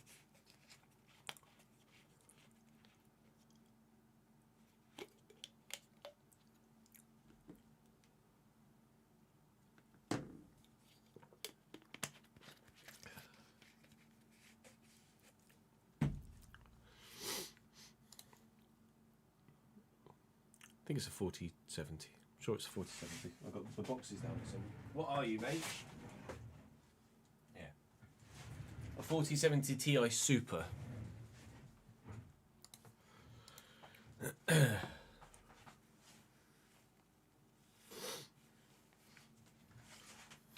can't recall off the top of my head how much that was when I bought it 18 months ago. No, 12 months ago? 18 months ago? 2 years? It might even be 2 years ago. Fuck, was it 2 years? I think it was 2 years ago. Fucking hell. I'm sure we upgraded. I think Matt came round to upgrade the PC in early to mid-February.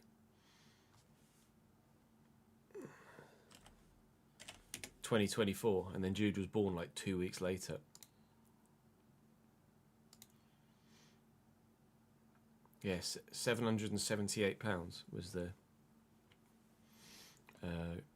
graphics card.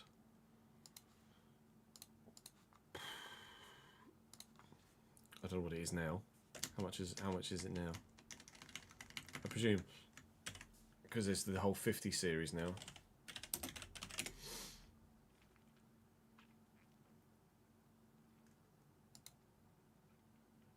What?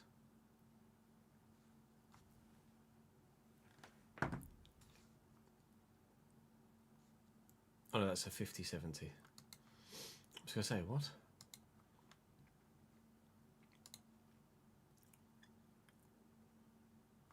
Is it an MSI one? Yeah, it's an MSI one. I mean, it's still the same price according to this Google search.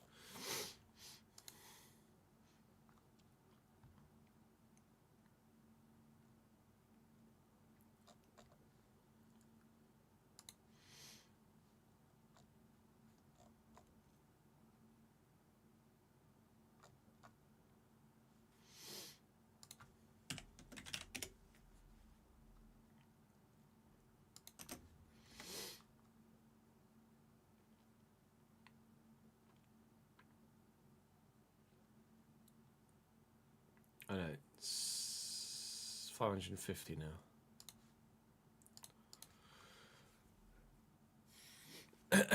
Would very much like to smash you tomorrow, Tomo, I'm afraid. Sorry, pal.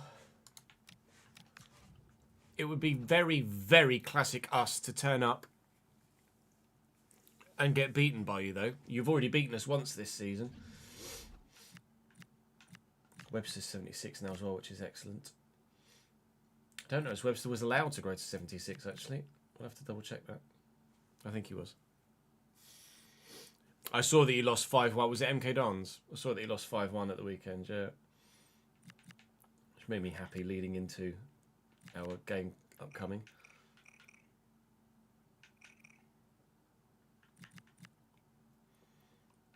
Robert's now 70. I wonder if Vic could grow into a decent fullback for us with a loan spell. What was his potential? Sebastian, it was Sebastian Vic, wasn't it?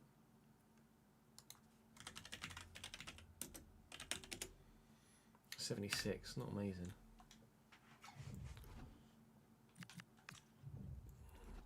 Lovely little travel that was, yeah. I think if you're going from north to south in the UK or in England, it's not travelling's not that bad, but going east to west is a pain in the fucking arse.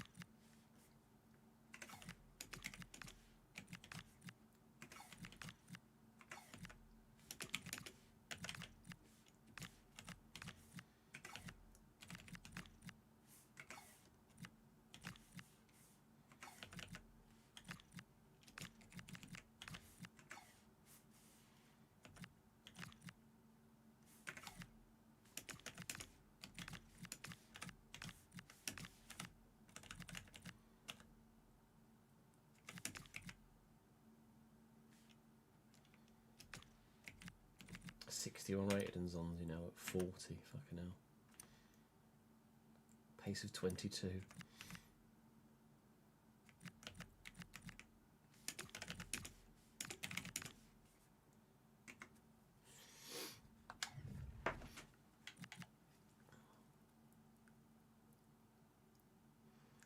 You set yourself the goal not to buy FC26 this weekend.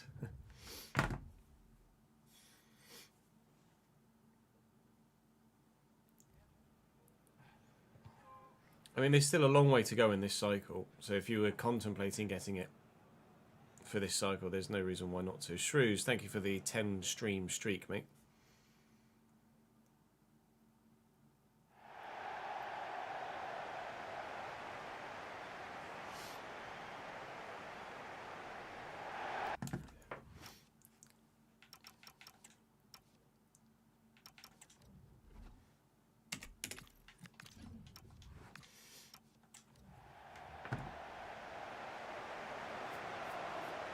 True, if you have EA Play, it'll be free in a few months, but still. We don't have a mods command at the minute, I'm afraid, Azure.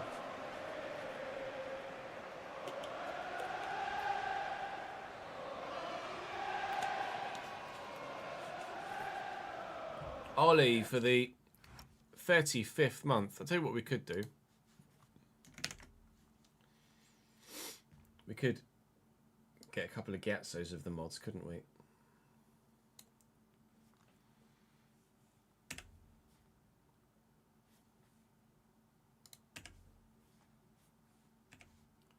Why will it not let me get so? That's weird.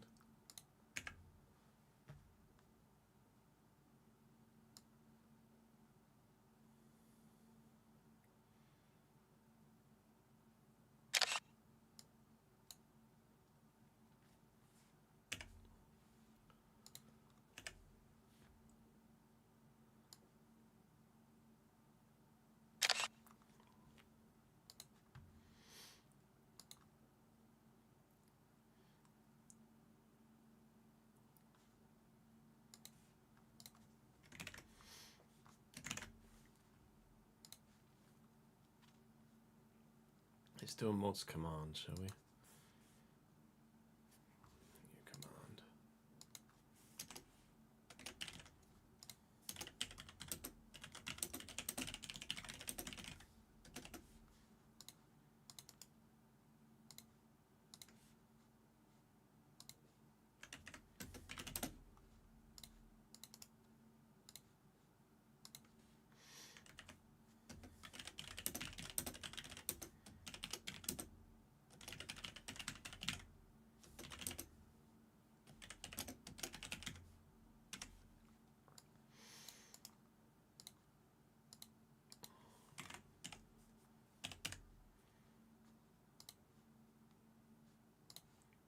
Let me do that on here as well.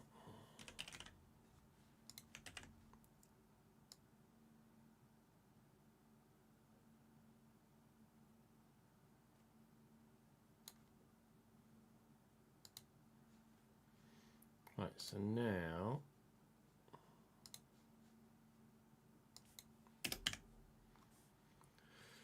should be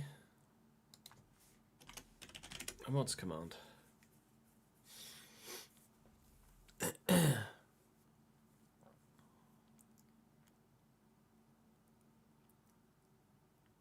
So with your loanees, Ron, with loanees, you enter them still on this team screen, but you will put a parent club in here, in this parent club tally.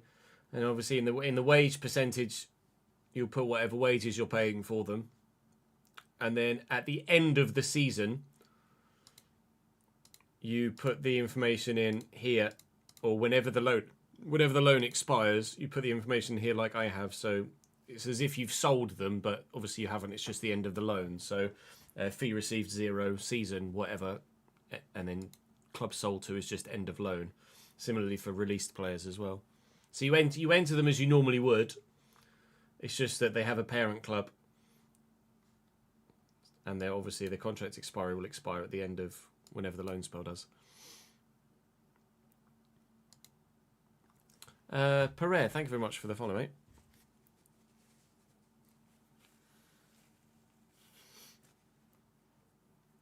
If it's a player that's in by default, you won't be able to tell the percentage, I don't believe. So we use 50% as a rule of thumb. So say they're on £4,000 a week, you put 50%. You enter their full wages here, but in the wage percentage paid, you just put 50 for, unless you negotiate it yourself. The default ones we just put 50% in.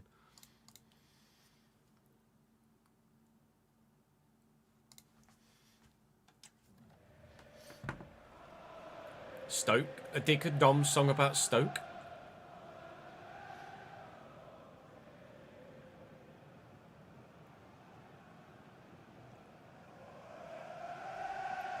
For loaned out players, for the time that they're out on loan, you just put. You don't need to put anything in this bit of the financial information, fee paid, etc. End of loan. You just, for example, Elliot Sutton for me is out on loan currently at Luton, so I just have club on loan to Luton and 50%, and that's it. And then when he comes back, I just change that to 100% and you take out the club on loan to thing.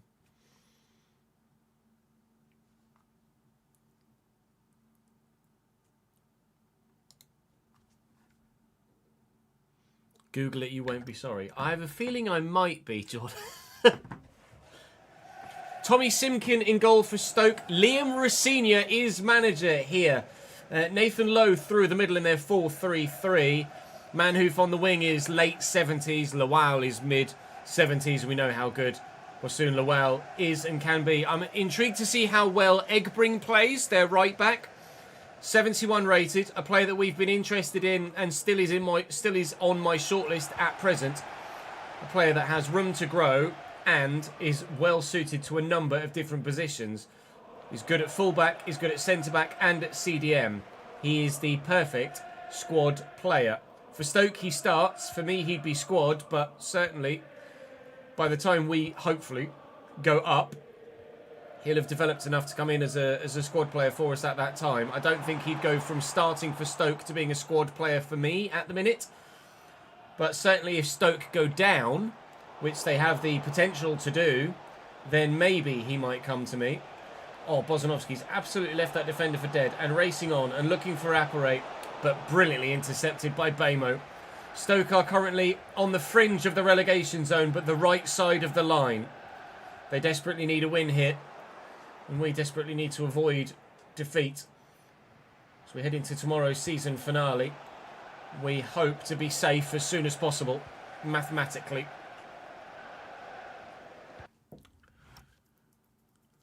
Five league games qualifies you for a league winners medal. He's had 8. That would be absolute pants. All good, thank you, Chris. How are you, mate?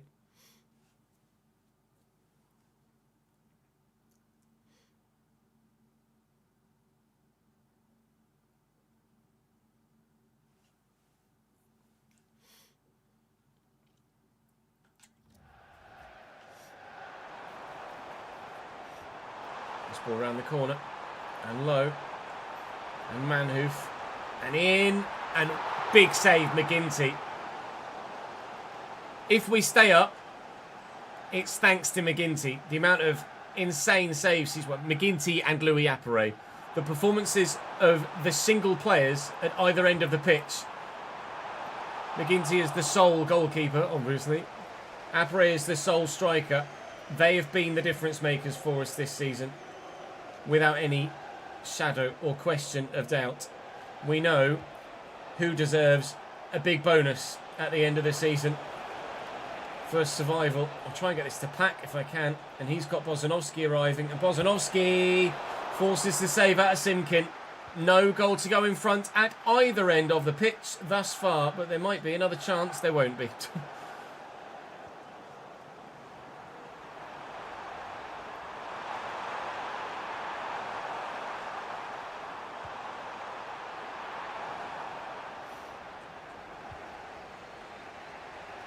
Fail. Absolutely sold Egbring there. Didn't deal with the change of direction very well at all. Across comes his Centre-back.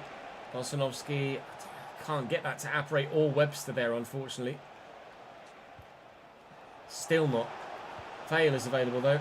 And we'll float it. And Louis there, but Maxi wins the header on... Fortunately for me, and we still can't take the lead here.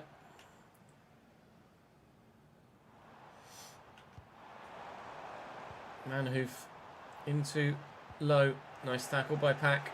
And through the gap to Louis. And out wide to Owen Garner. Noel. Apare. Oh, nearly Bosanovsky. Oh, that's really poor. And Owen Garner.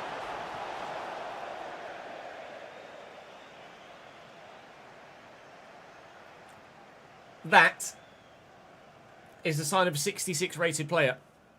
It's a sign of a player that, despite having lots of first team football this season, won't start for me on the right hand side next year. But it will still be a youth player. Out on loan at West Brom, Connor Roberts has scored upwards of 12 goals in the Championship this season for West Brom. It's at least 12 because that's what it was last time I saw the goal tally.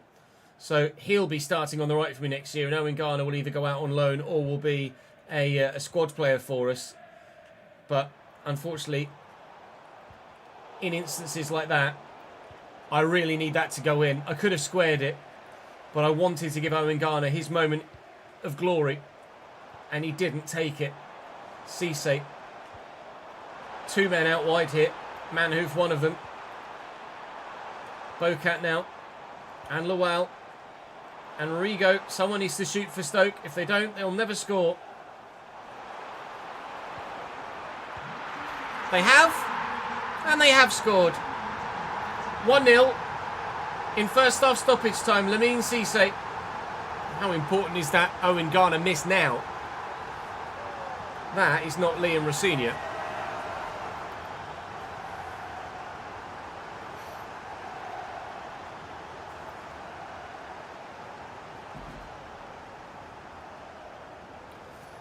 Yeah, just so the contract is timed correctly, put the loan contract expiry in. So it would be obviously the end of the season that you're in. How did it go, Rays?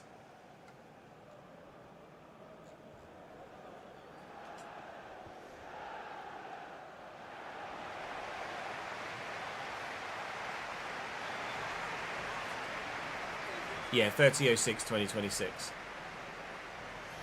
Lewis, thank you for the follow, mate. Cheers, Smithy. Twitch unfollowed me again. It's like the third time it's done that. That's weird. Thank you for refollowing, though. I appreciate it. Good. Glad to hear that you're well, Chris.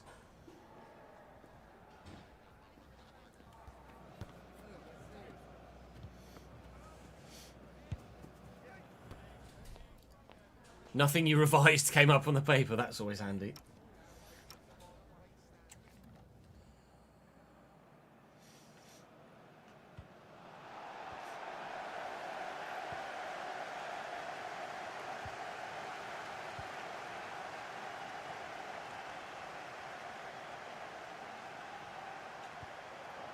Get their keeps. Ooh.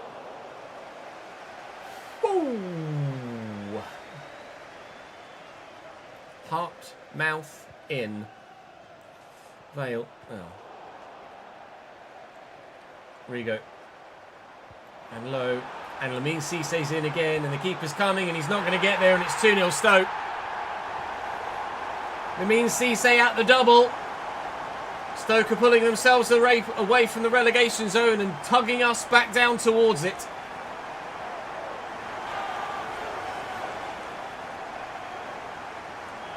Is Lancashire on loan at Rangers, Cole, IRL?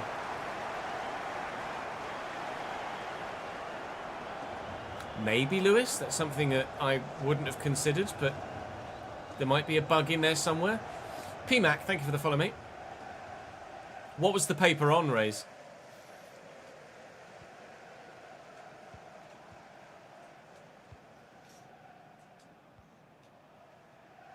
Oh, he's on loan to you in-game. Pack. Floated over. Oh, it's advantage in their favour. For a handball, presumably from Owen Garner. Floated out wide here to Manhoof. Bocat, Rigo, Manhoof, Lawal, Low. Cisse looking for a hat-trick and nearly getting it. We're going to take Garner off here for Johnson. And then I think that'll probably just be it for now. Oh. To lose this is really annoying because it means that the season finale is actually going to be quite tense. If we'd have been able to win this, I'd have been quite confident in saying that we'd stay up. But as things look like they're going to go, we can't be confident of anything right now. Ref, do you mind?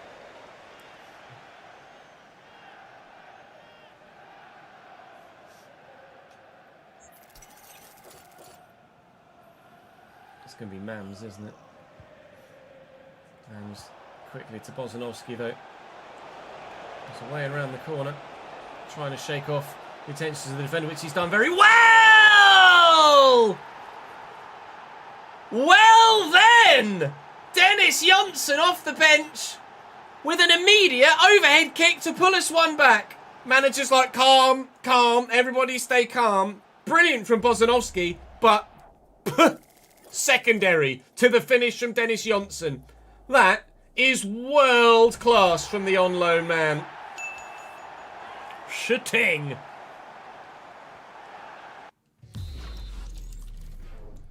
What a goal. 25 bits from Mike. Yes, agreed. Thank you, mate. I show up and bang a goal. Hello, Leonie.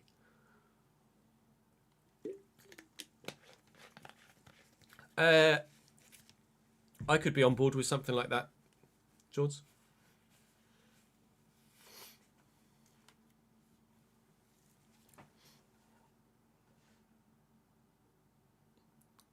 Yes, please. See you in a couple of minutes.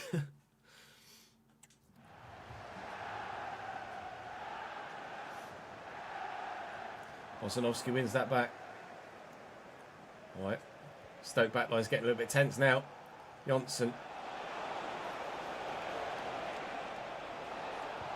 Oh, delivers a brilliant ball. If it hadn't have deflected, surely would have found Apparay or Bozanovsky at the back post. There's still plenty of time to find another goal in this game. Also plenty of time to completely have it disappear away from us and for Stoke to score a third. This might be happening right now. Nathan Lowe, Lamine Cisse has his hat-trick. Yep, there you go. Curse of the commentator for this season continues, and Stoke are 3-1 to the good.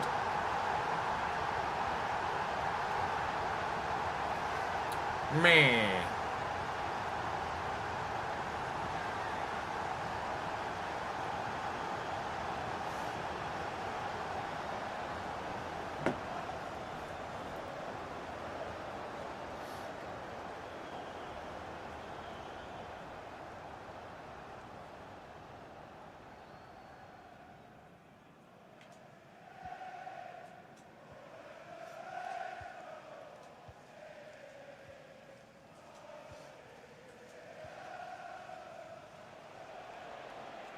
Paxson, Ho, Bozanovsky, space. Louis just wasn't quite in the right place. Webster is, though. Oh, no! We could have comfortably scored 3 in this game. Owen Garner. And now Charlie Webster added to the list of people that absolutely should have bagged.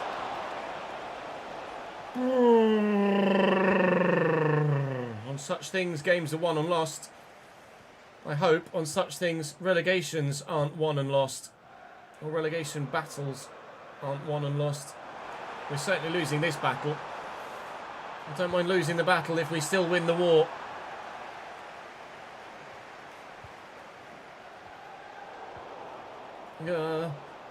Baker, Mams, oh God, get out. Shut up, ref. Where is the foul there? Where is the foul there? Bocat. McGinty saves. Tesgale. On for Lamine Cisse. That's not very good from Nathan Lowe. No, it didn't, Leone, not really.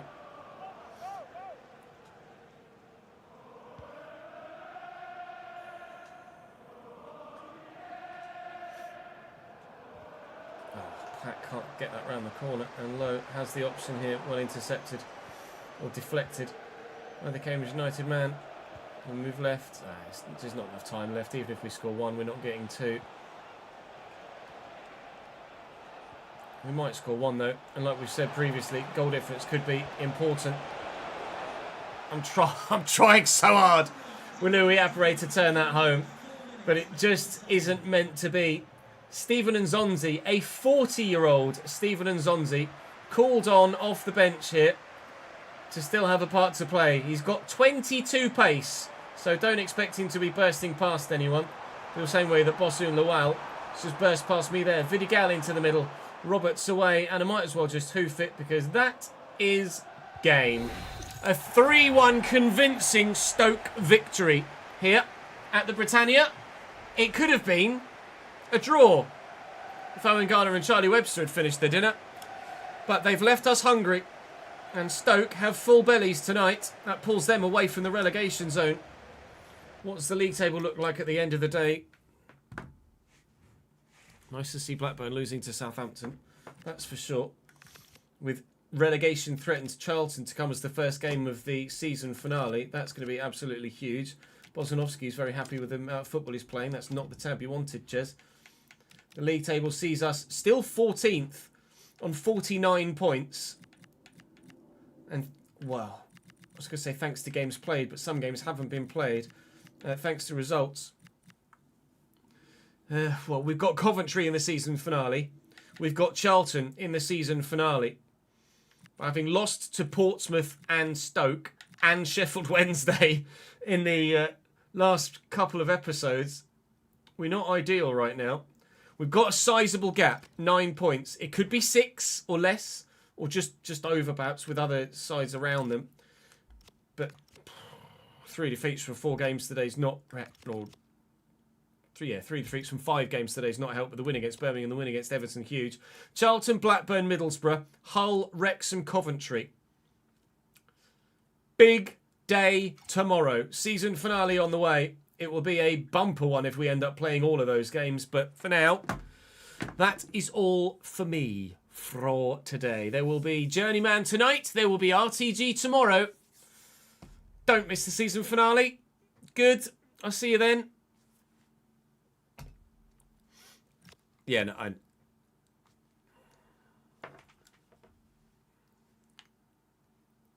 know you can get to the league table from here.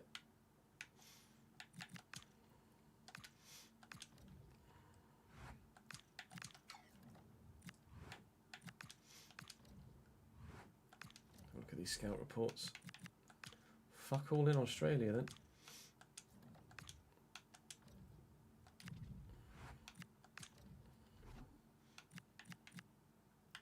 Not much in New Zealand either.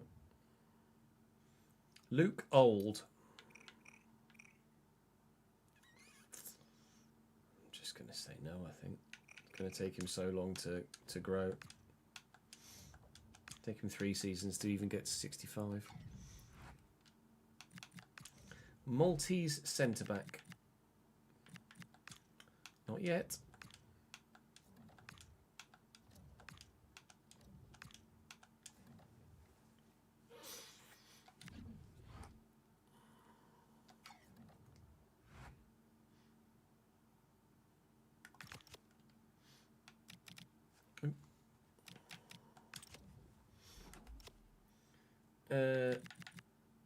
We did the Burnley one, didn't we? So it's just travel costs from Stoke midweek. Because they're both midweek, weren't they? Weirdly.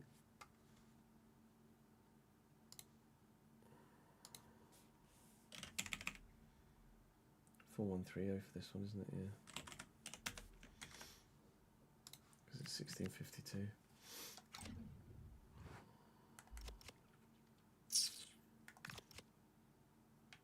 I don't know. I really no idea why they were both midweek.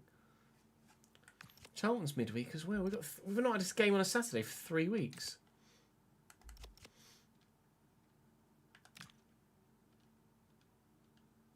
So strange. Cam Congrave is the best player you've made. You've used it. Oh, pause. I didn't want to do that. Thank you everyone for your patience, and we'll start taking some questions now.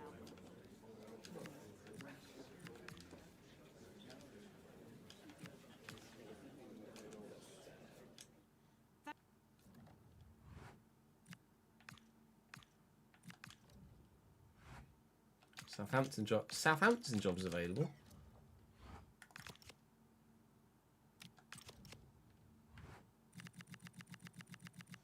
Fifth. Maybe because automatic promotion is now not achievable, but surely you give the manager the chance to go up through the playoffs.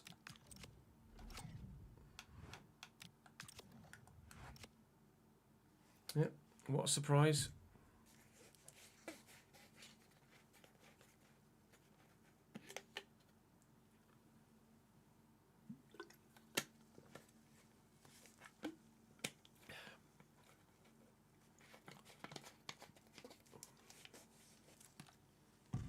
Midweek games to avoid the 3 PM blackout. Let everyone enjoy the relegation battle.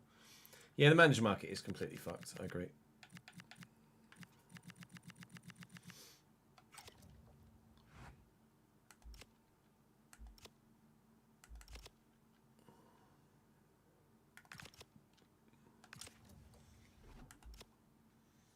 Uh, 34-26 again. That's what it was last time, wasn't it?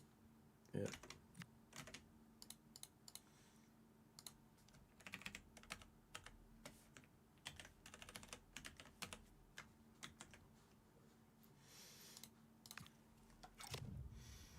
Pringles are releasing a mystery Fallout 76 flavour.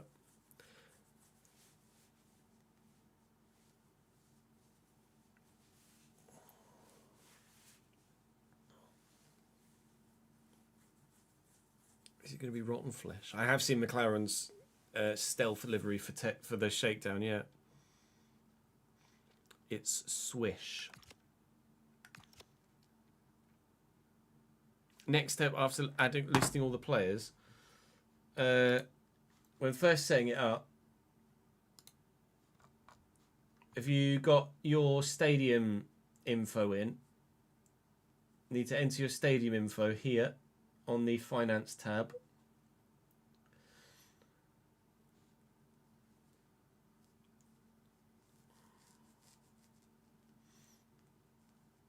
And then your however many staff you want. Obviously make sure you're at the right domestic level, which will be 4 for you at Bristol Rovers. And then you're going to want to set your season ticket prices on the tool tab. You're going to want to set your match ticket prices on the tool tab.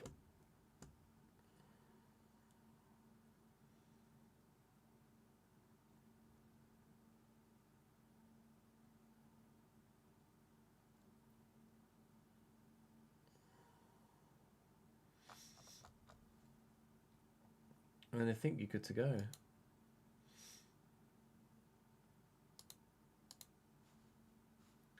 Do make sure that you check your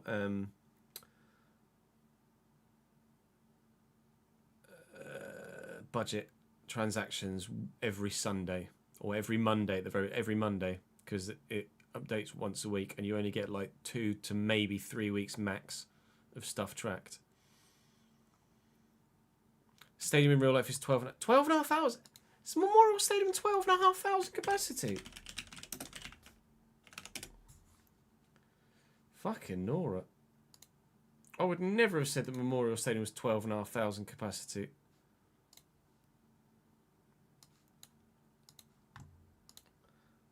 That's 12,500. I guess because there's so much terracing.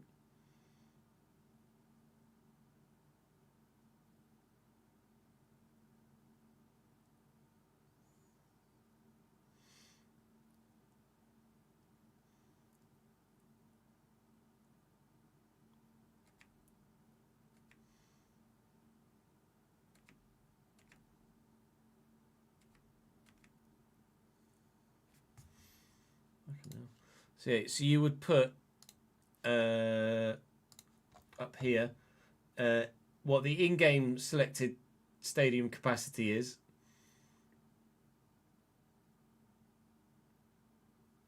That's the whatever the default RTG state or default FC stadium is, and then 12,300 it said, didn't it? I think for Wiki 12,005. You'd enter that there. RTG stadium capacity would be 12,005 for you, or 12,003, whichever one.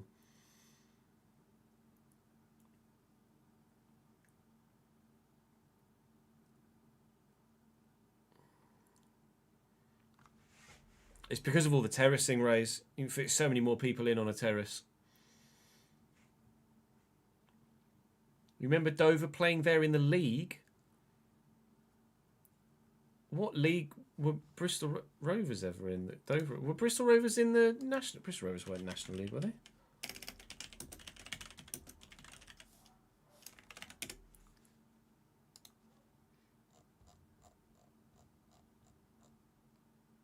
Oh, they were for 1 year. I didn't realise Bristol Rovers had dipped into the National League for a season. They won the playoffs.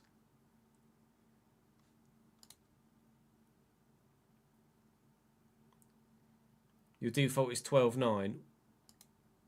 What? Yeah. What stadium do they play at in game?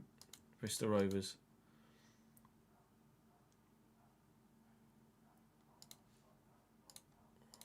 Not sure. But whatever the in-game capacity is, you write it in there, and then whatever your stadium maintenance cost is in-game, you enter there, and then it will just, the formula will take over and tell you what your inflated maintenance costs are.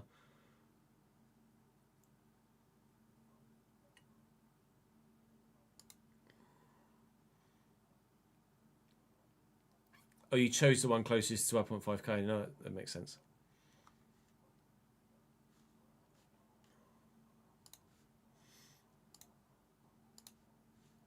Right, our finances are up to date, aren't they?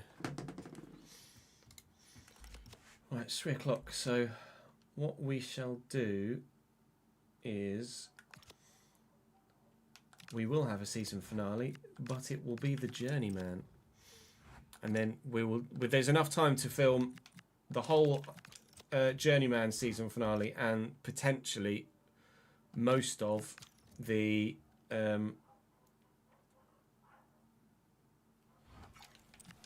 RTG season finale as well. But I'm going to have to restart the game with the right scoreboards, etc. Who shows League football?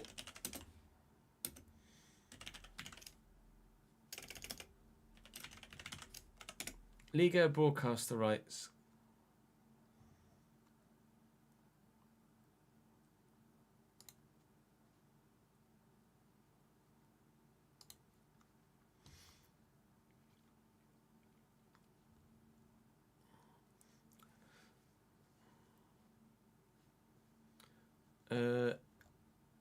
Website's telling me League Plus.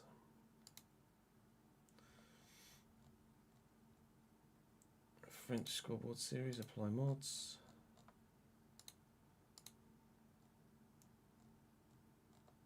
I presume that's up to date, French scoreboard series. I'll take that off initially and we'll see what the one, because it has most of it in by default, doesn't it?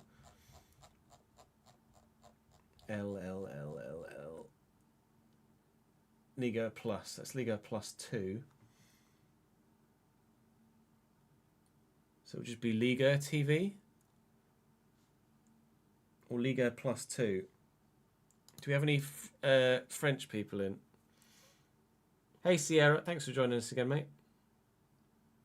Hello, Toaster.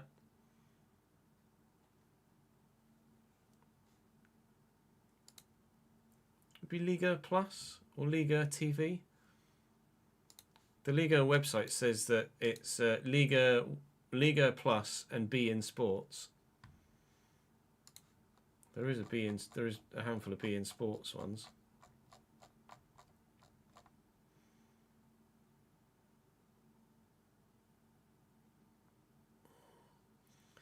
B Sport 1, B Sports 1 on direct, B Sports 2 on direct, beIN Sports La Liga, beIN Sports HD 1, 2, 3, 4, etc. But no Liga specific one. Liga. Yeah, so there isn't a Liga Plus. There's Liga Plus 2, but I mean Liga Plus 2 still counts, doesn't it? So let's use that one.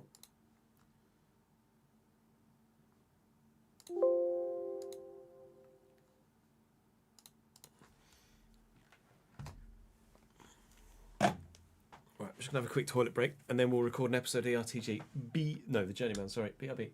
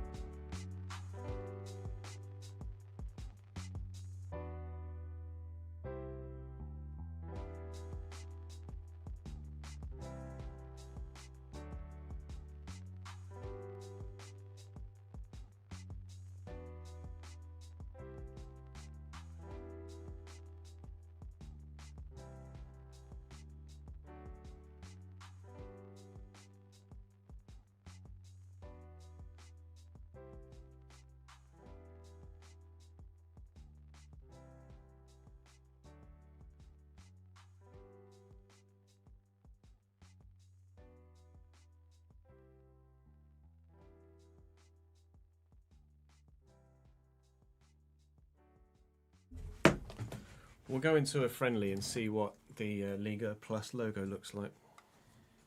Or the Liga Plus 2 logo. I know, today has gone really quick, hasn't it, Connor?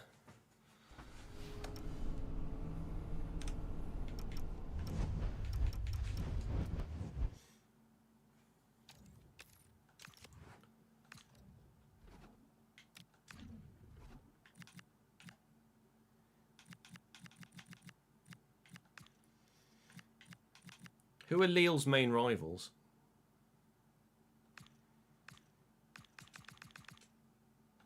No idea. Oh, Marseille.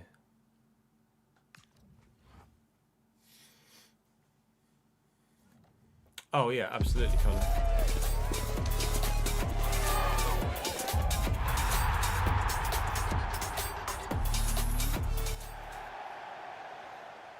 Liga plus 2.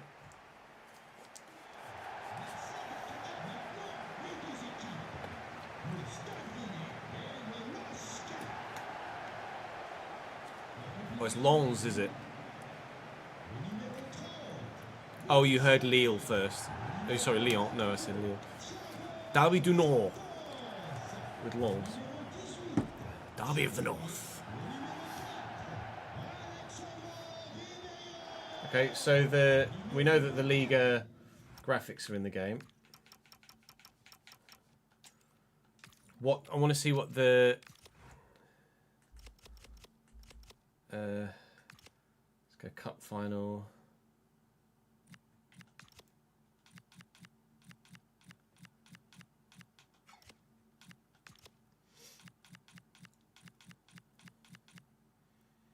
Coupe de France. Are the Coupe de France graphics in the game? I don't know as they are they?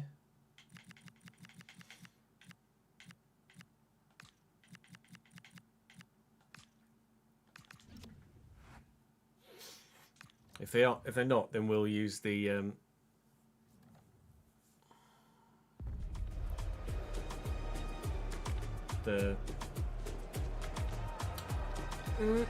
my brain is dying. The mod, the French overlays.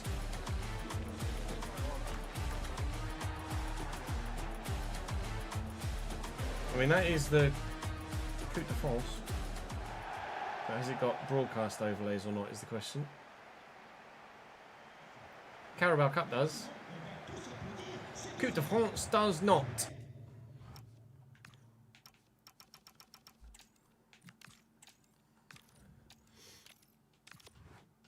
So now let's restart the game. We're going into season 6, I think, of the Journeyman, where we finish at it's the French season finale at Lille.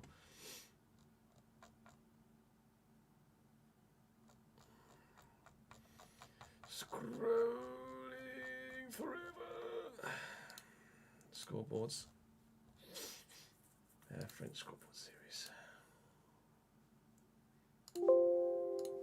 I'll double check this doesn't affect the Liga graphics as well, which it shouldn't do, but just in case.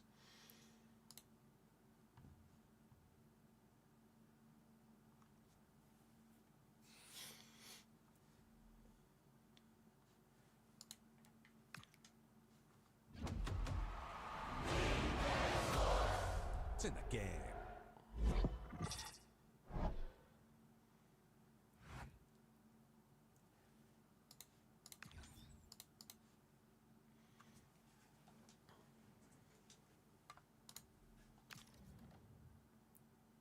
Biggest rival is apparently Saint-Étienne.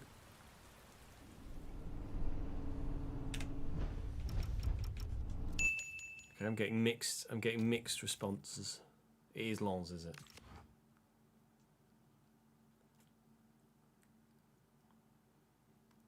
Yeah, good, thank you, Ash. How are you, mate? Cambridge won 4-2 at the weekend. At home against Tranmere, so very pleased with that.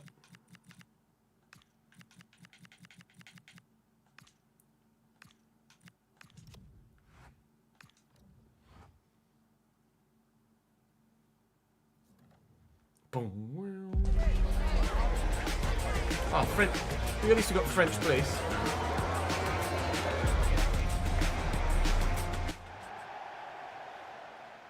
Liga plus.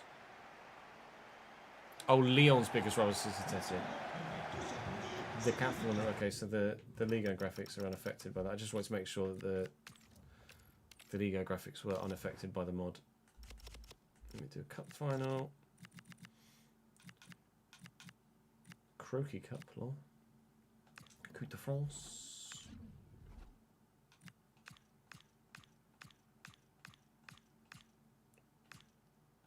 It really doesn't matter, does it, who we go into the game with? Just fucking...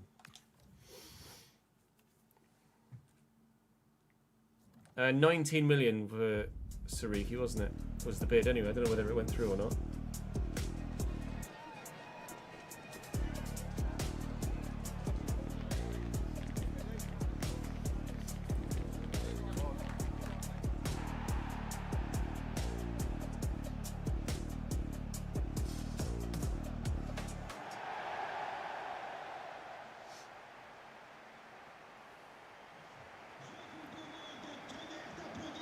Coupe de France graphics, nice.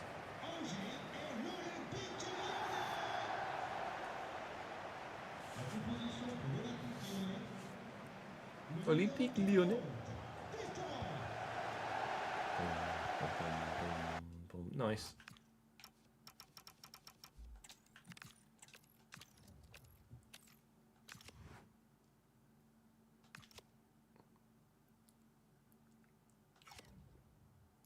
Yeah, it was Wrexham's commentator, wasn't it?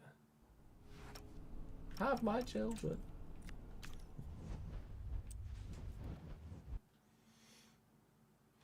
Hell of a finish. Both their late goals were insane finishes.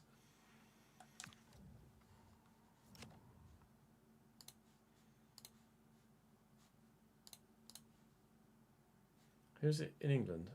Out of curiosity, it'll be UK. I know, it was said at the top, I think. Liga Plus, Prime Video and ITV. You seem to be in the UK. I am in the UK.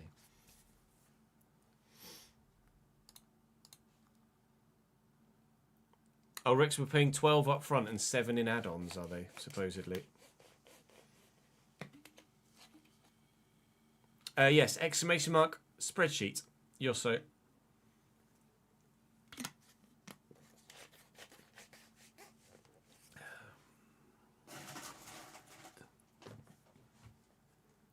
Prime gets select match days like they do for La Liga. I imagine it'll be ITV4 or something, Sam.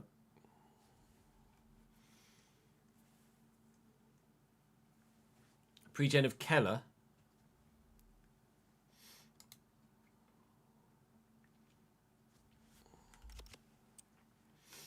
Did we set the team? We set the team up, didn't we?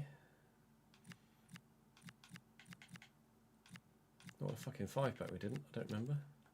I don't remember setting the team up as a 5-pack.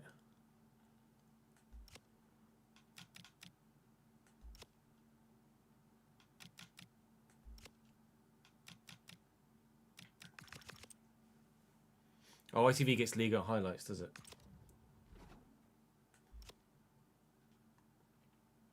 Do we play... I don't like the 5-2-3 though. You end up with no midfield. Do I change their formation? Or do we finish... No, let's change the formation because I'm going to have my own managerial style, aren't I? What were we playing at? You reckon I should finish the season 5-2-3 and then implement my own style? I mean, that makes sense. Like, play what they're used to for the last 3 games, and then we can have a proper go of things in pre-season with a new formation. We're playing a 4-2-3-1 at Zwolle. I need to tweet the RTG video.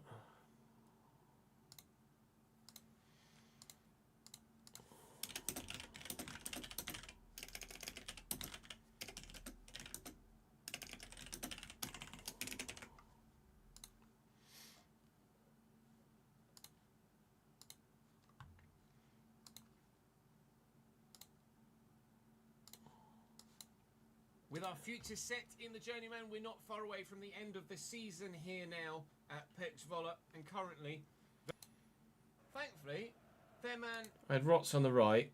It was a 4-2-3-1, wasn't it, with Rots on the right and Fumagalli on the left.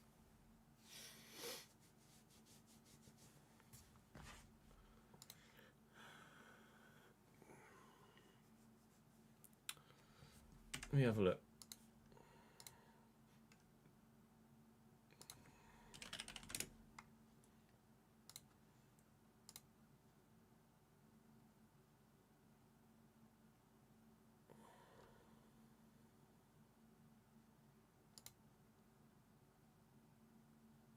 Julian Carlin.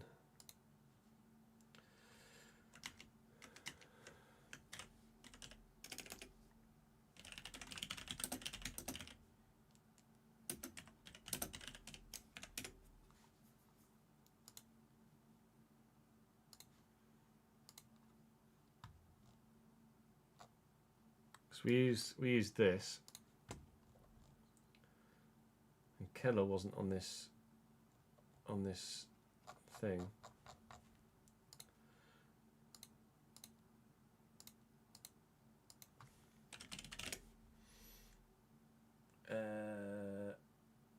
Marvin Keller, 3rd or 7th, yeah.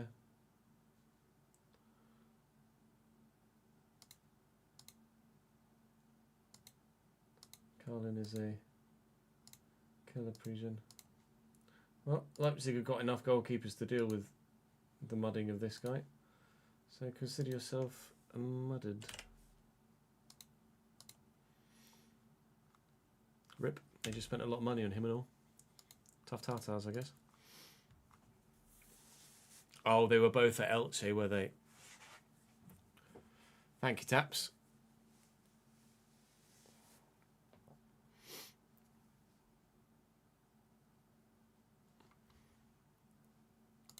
Originally, the amount of staff I had in League 2 was one of each. But in general, AD built it on the presumption that League 2 would be 20 staff, League 1 40, Championship 60. No, League 2 40, League 1 60, Championship 80, and Premier League 100 plus. So, in whatever guise you want, I'd say give yourself about 20 staff. Sorry, about 40 staff for this. In this spread here. Gemini, thank you for the 51st month, mate. It's very good of you. Yosso, thank you for the follow on Twitch as well, coming across from the YouTube stream.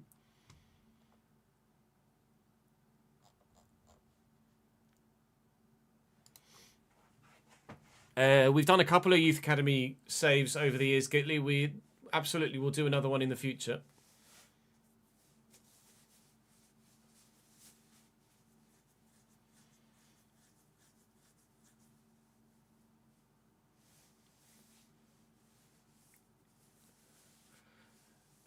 In total, 40-ish for League 2, 60-ish for League 1, 80-ish for the Championship, and 100 plus for the Premier League. Yeah, we did a AFC Chesnoid save, was the most recent Youth Academy RTG, and then we did Barrow as our first one, yeah.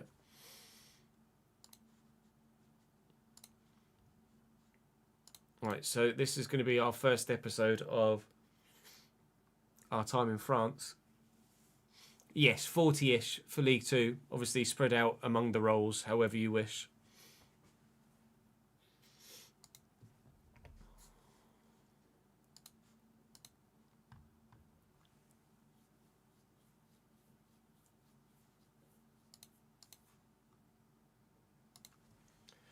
Madame et Monsieur, bienvenue en France.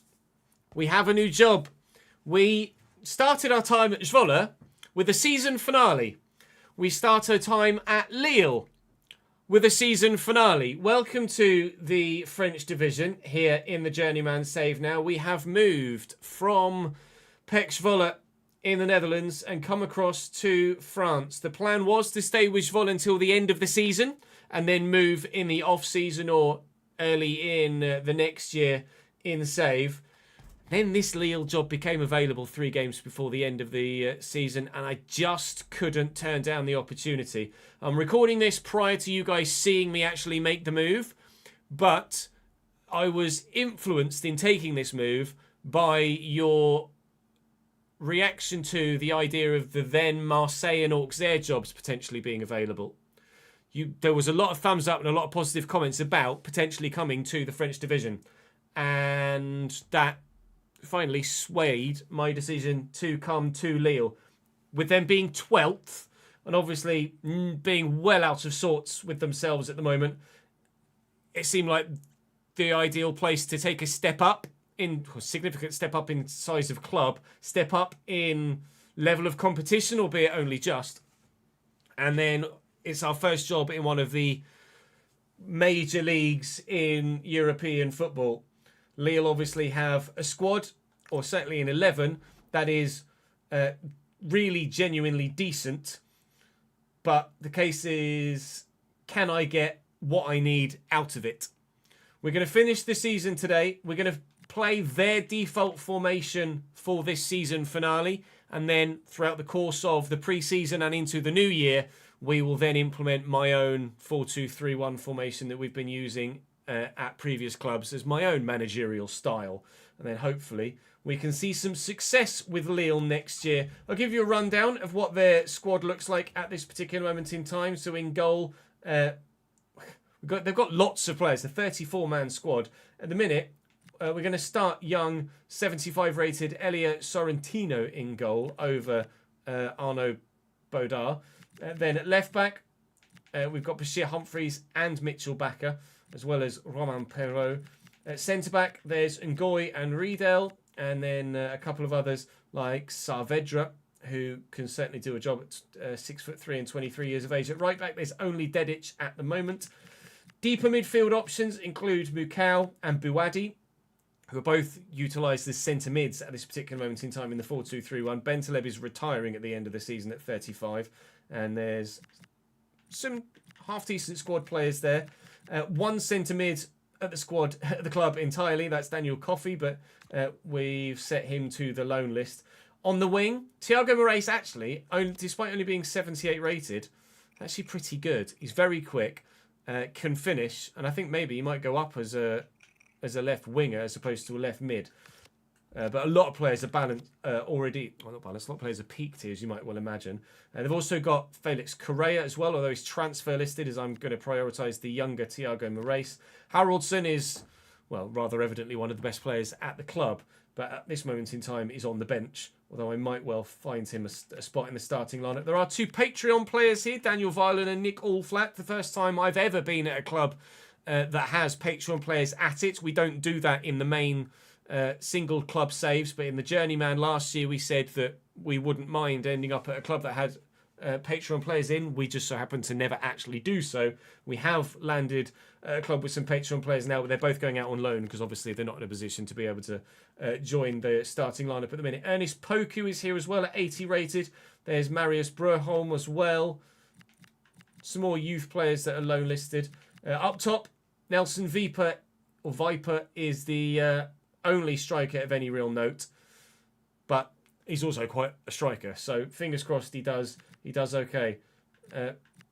We'll have to wait and see what we're able to get out of the front line. But the season finale will take us through games against 9th place Lorient.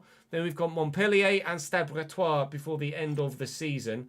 Currently Lille in 12th. 9 points available. Can't finish any higher than 9th, which is obviously still very poor for Lille. Could finish as low as 15th, which is obviously even worse for Lille. But Montpellier are 17th and Stade Brestois are 16th, so we should get victories in the last two games. But what we can do against Lorient, we'll have to wait and see. They're obviously, on paper, at this particular moment in time, judging by the league table, a better side. Obviously, it will take me a little while to adjust to the team. It will take me a little while to adjust to the formation, but we're not going to be playing this formation for very long. So do drop the video a like if you're looking forward to life in France. If you're new to the save and you're stumbling across Lille episode 1, then do check the playlist for anything else you might have missed in the Journeyman. We started in Norway. We then moved to Argentina. From Argentina, we ended up in the Eredivisie. And now in our 4th job in the 5th season, we find ourselves here at Lille and about to head into the 6th season in this save. Season finale on the way.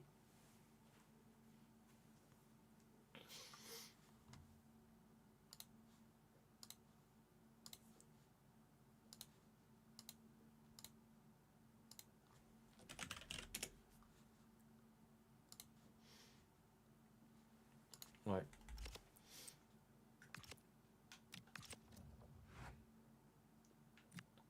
Lots of conversations I can have here with everybody.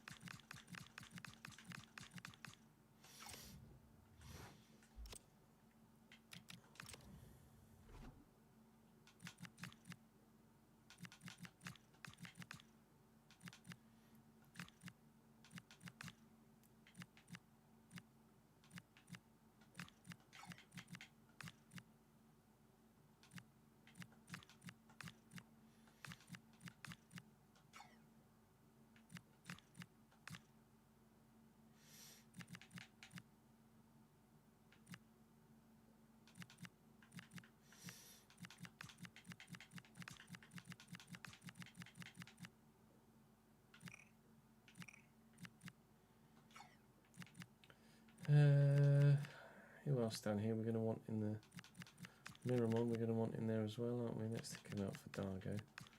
Brahom can swap there. Centre back wise, do we have any fullbacks? There's Perot, there's Baka. Baka we're going to want on the bench, aren't we? Baka, Gofi, Toure. Want Poku on the bench as well.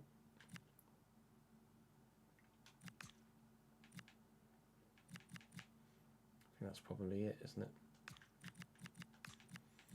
Let's do that. Let's do that. Just trying to get everybody in order. You know what I'm like.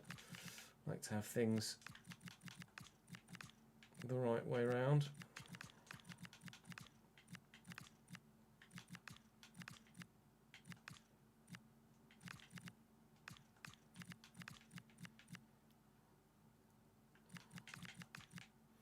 There we go.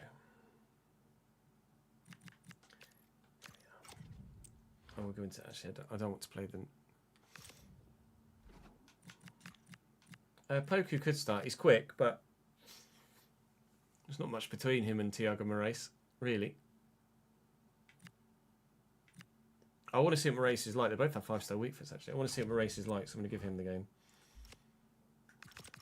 Unfortunately, nobody's sharp right now, which isn't ideal. I'm also going to want this one.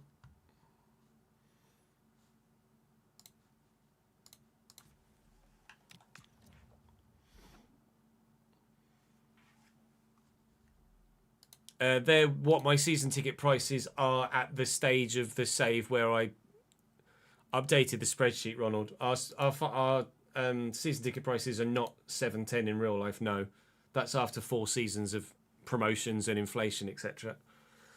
You'll be able to find out what Bristol Rovers' real life season ticket prices were from the most recent season.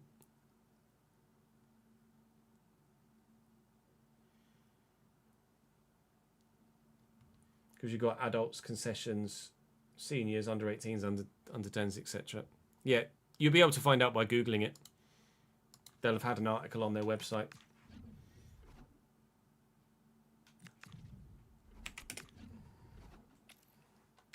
Just want to double check that they're putting out side they should, and not a 3-back.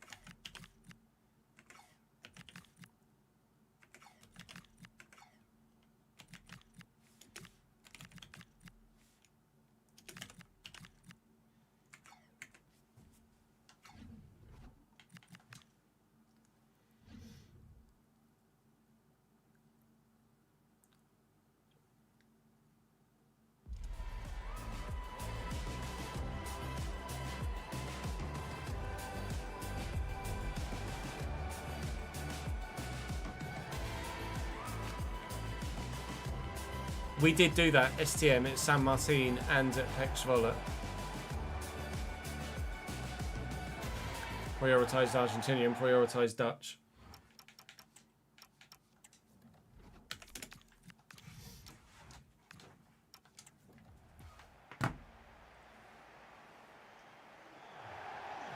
I haven't driven Daytona at night, actually, Connor.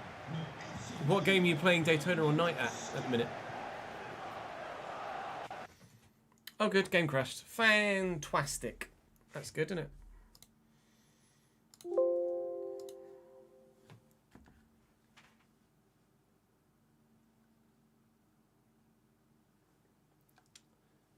Oh, on Forza. In the game.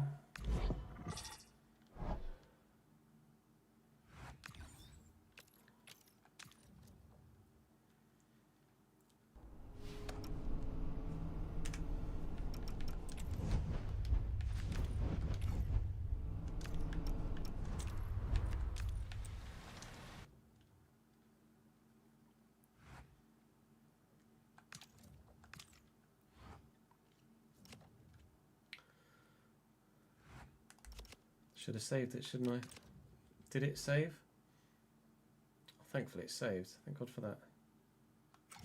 Otherwise I'd have had to have... I guess because I saved the... When you save the team management, it saves the game, doesn't it? That's handy. Ah, fuck it. Can't be asked to do their team again. Fuck 'em. We'll do it from next year. It's not going to affect us this season, is it?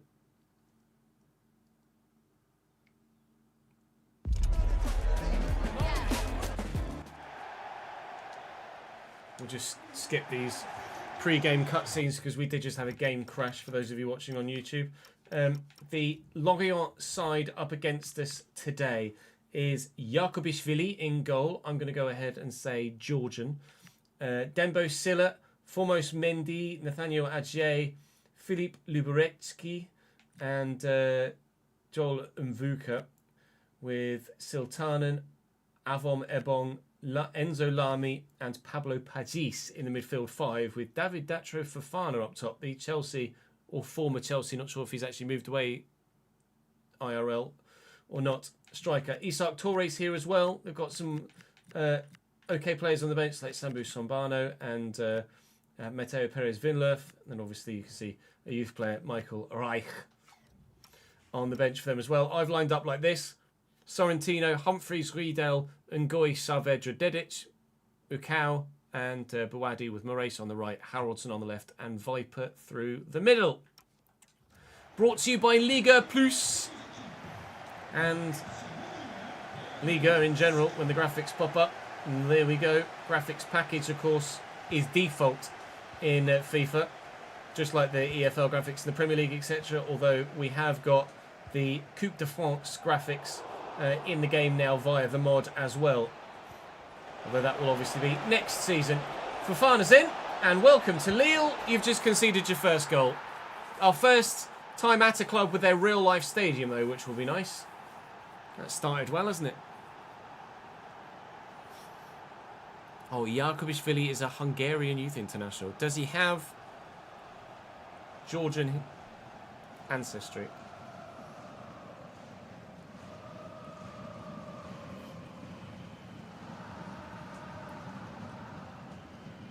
That's a good start, isn't it? Mbappe? What? It just said in the graphics there that Mbappe scored that goal when it was Fofana. The little graphic at the bottom said Mbappe.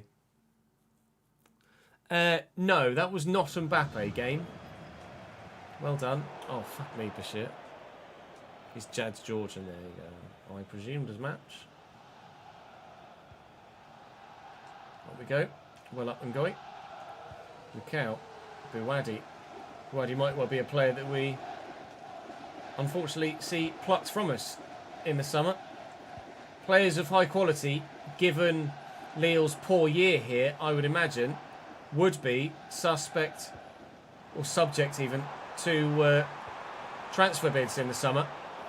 And we would probably have to be more open than Lille ordinarily would be to selling those high-end prospects. It might be the dawn of a rebuild here at Lille that we're supposed to be orchestrating now. So we might well find ourselves actually having some of the best players we've got at the club ripped from us before we've really had a chance to properly use them. But we will have the finances available to replace them, thankfully. By default, it's given me a £33 million budget here at the beginning of my time here in Lille. And obviously, as we move into next year, who knows what that budget might be at the beginning of a full season. The game has just paused on me for no reason whatsoever in the middle of an attack, which is superb. Cheers, game. Having all sorts of issues right now with FC26, but in the 20th minute, I haven't been able to find an equaliser, and I'm starting to see why, even after 20 minutes worth of football, why Lille's 5-2-3 doesn't bloody work, and why they are 12th in the division. Certainly, they have the quality at the club at the minute to be better than they currently are showing. If it's really frustrating in the final 3 games of the season, then we will switch formation.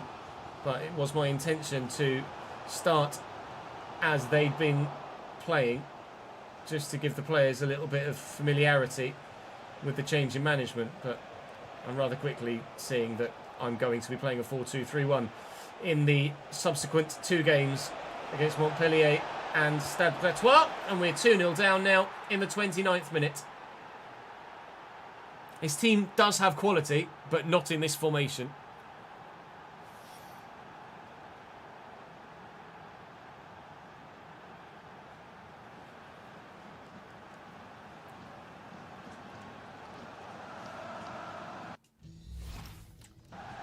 I'm going to change it immediately.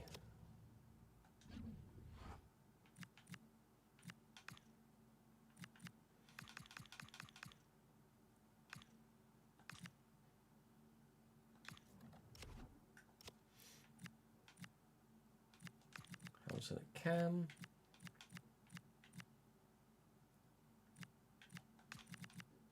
Buddy in there. Saavedra is going to be the centre back to make way, and Poku can come on the right. Doesn't help that everybody's sharpness is absolutely. When we arrived, everybody's sharpness was 0, which is great. So at the minute, no, everyone's heavily underperforming as things are anyway. But wait and see how things progress now that we've changed formation. Hopefully we can see something a bit better from the half-hour mark onwards. Again, look, Mbappe 12 is what it says is in the bottom there. A, the goal wasn't scored in the 12th minute. B, it wasn't scored by Mbappe. So that's a bug with the general EA overlays, not any sort of mod.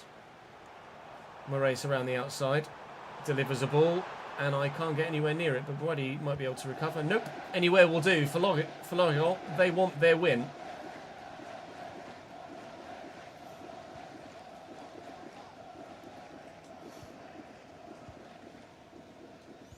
Cow, Buadi,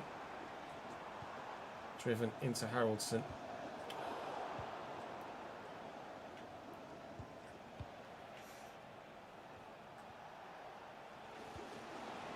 The ball over the top.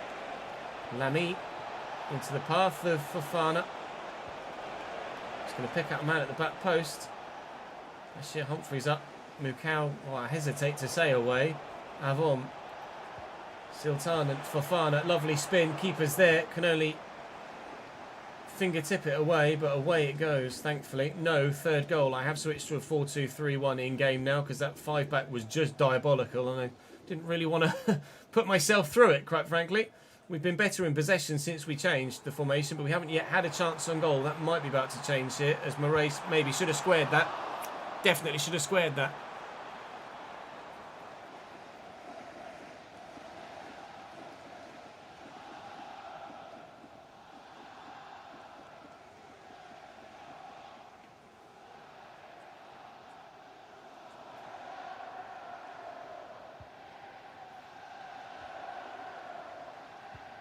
Might just because it's unfamiliar, ads. They're loud enough in my ears. Zavon. Sultanen. Well intercepted by Ngoy. Half time.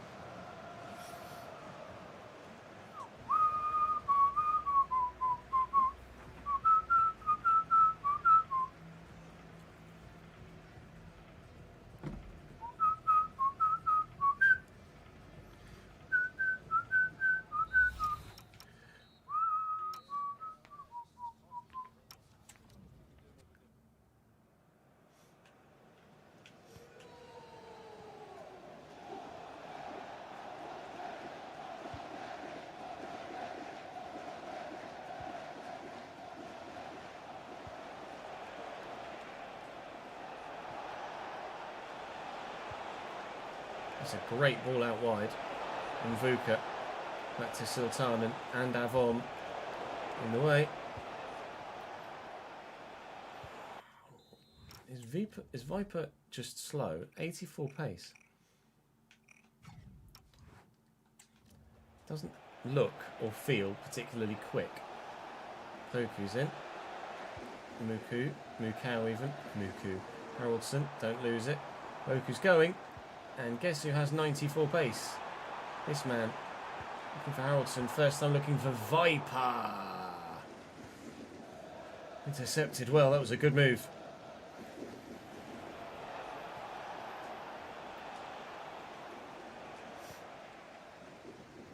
Dedic. Poku. Haraldson. Mukau. Port. Started your own RTG with Fortuna Sittard, is playing the same colours IRL as your Sunday League team you're assistant manager of. Nice one, Dave.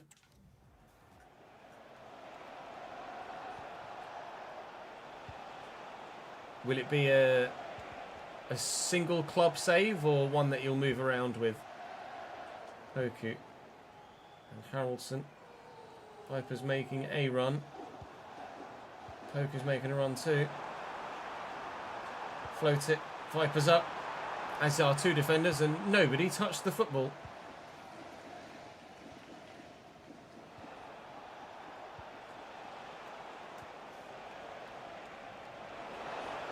Vuka digs out a really good ball. But it hasn't fallen to a teammate. We'll go left here. And we can go right. Then we go into the middle, and Viper! My first goal in French football is a scissor kick.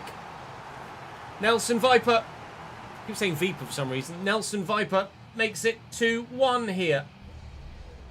Lovely technique. And yeah, of course, Song 2 by Blur is their goal music. So let's enjoy that whilst we get it.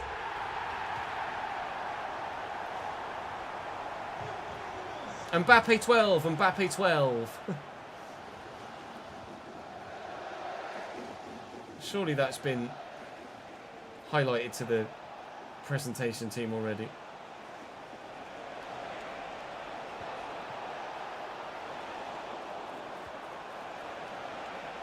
I presume that's not because of the bug. Because of the mod, sorry. Avon. Oh, lovely. Alright. 3-1 lorry on them.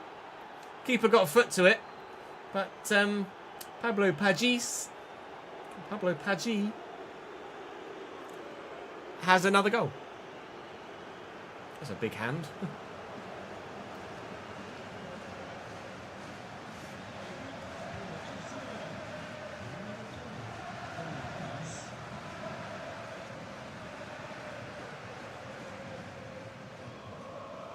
Okay. Oh. No, nobody got a red.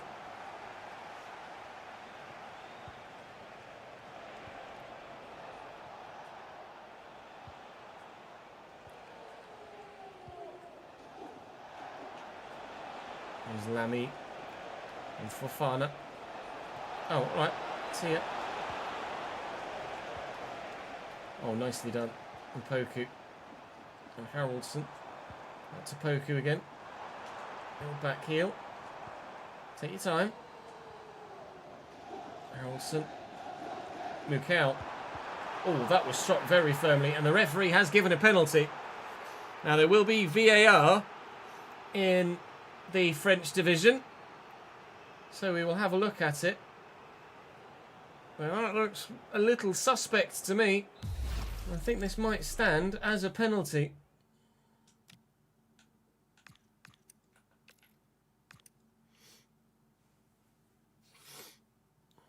Oh, apologies, did I not update the title? Thank you, Eds.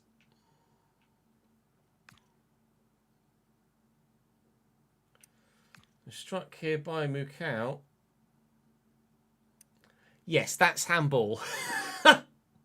I think the phrase is that is not a natural position for his arm to be in.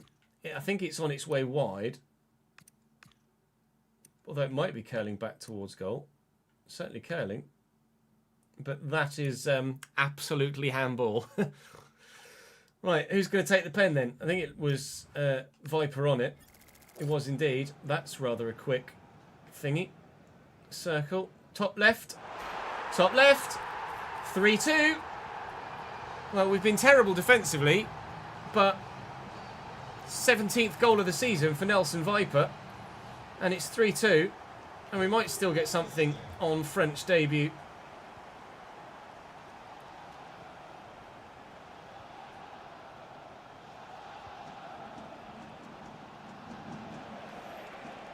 Paggi. Alright. Chill. Keep up. Well up. Lovely throw. Erase. They don't. Switch. Poku, get off. Early ball. I'll take the corner. I will not take the corner. As if. Alright, fair enough. Well, we'll lose 3-2 then. I was certain that was going to go out. All right. Lille 2, Lorient 3. Defeat on debut, but a lot to think about. And if we'd have been 4-2-3-1 from the start, not that shitty 5-back, then maybe we might have gotten ourselves more than nothing. Fair enough. On to Montpellier then. As Mbappe scored 5 goals.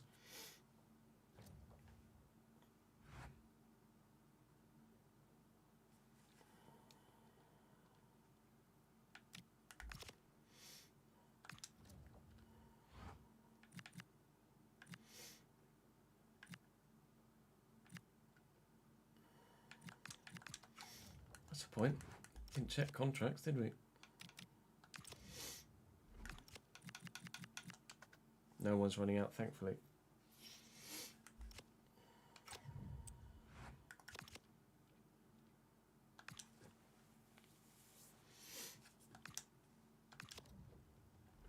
Transfer bid for Dago, 4.2 million. Absolutely interested in that. It's not someone I want to keep at the club. You can go to Paris FC if they want him. Ah, forget, I'm not going to argue. We're going to have loads of money. If you'll have him just alone, that would be fine.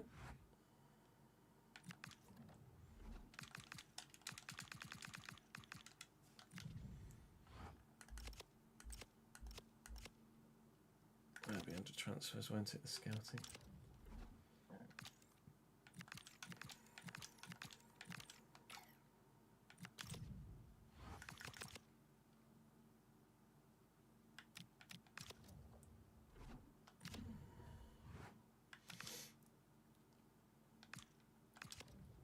Bid from Bretois to loan Nick, which is excellent. We've also tried to negotiate a loan with a Turkish side for Nolan Lambert. Dago is being sold to Paris FC, but something I wasn't anticipating was, as you know, Felix Correa was a player I transfer listed, wasn't it? I did transfer Correa. 21.1 million is what they've bid. 25.2 is what I apparently could try and negotiate. And, well, quite frankly, for a player I wasn't planning on using, I will take every single penny of it. And £23 million is what Juve will give me. Apparently, it's a return to Juventus for Correa, according to Samaboy in chat. We've got 33 million at present here at Lille. I have a funny feeling, come the summer, we might have a very, very sizable budget. And yes, I do need to change the colour of my tie now for our time at Lille. Let's go just straight red, because we had red and white stripes at Brinner, and we are at a different club, so we'll wear a different tie. Okay, bring on Montpellier then, please. We could relegate them, I think, potentially. A swap deal for Broholm. For an 80 rated centre-back, actually, that might not be that bad. A loan year to Saint-Etienne for a year for Daniel would be great. Broholm, I don't know whether I transfer listed Broholm or not. He's not great. I have transfer listed Broholm, in which case I am open to the sale. I want to have a look at the centre-back, though. What was his name? Bukema. Sam Bukema. He's 31, but he is decently rated. So I'm not going to just write it off straight off the bat. Obviously, we anticipate being able to sign players that are slightly better. 51 pace, 42 acceleration. No, thank you. Napoli, I'll have just money, please, for Mr. Broholm, if you don't mind. Let's negotiate. Remove exchange player. Give me 20 million, please. Thanks. I'm going to have a massive budget next year.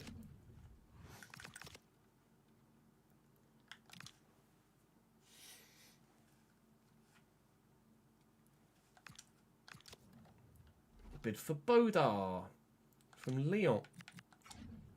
Try and maximise that as well. You didn't expect you'd be seeing quite so much transfer activity in a season finale, did you? But plenty of transfer activity. They've got a 34-man squad at Lille, so there's obviously a lot of deadwood that we want to get out. And we're going to make a hell of a lot of money in doing so, by the looks of things. A loan to buy for Scherber. which is something we won't look to do. Just a loan, please. Transfer for Perro. I'm just going to accept that. He's 32. He's 74 rated. We don't want him. Let's go and play Montpellier. Like I say, we could, I think, potentially relegate them. If we win and Nantes pick up a point, even if we win, Montpellier's goal difference is dead. If we beat Montpellier here, we relegate them effectively.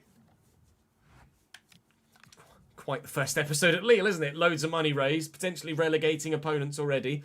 Deary me. Overhead kicks, 5 goals on debut. Deary me.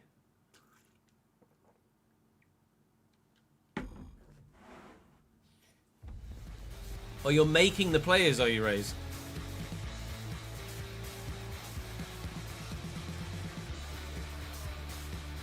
Oh, yeah, I forgot about 5 back.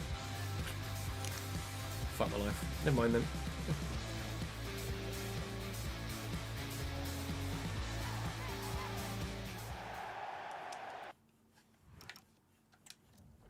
Well done, dickhead.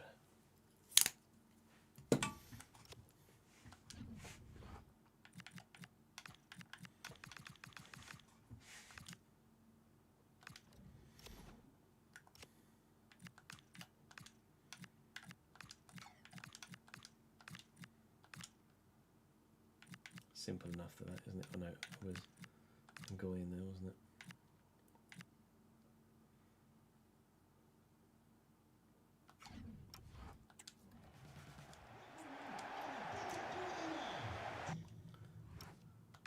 Even as you start the game, it says 0-0, Mbappe 12.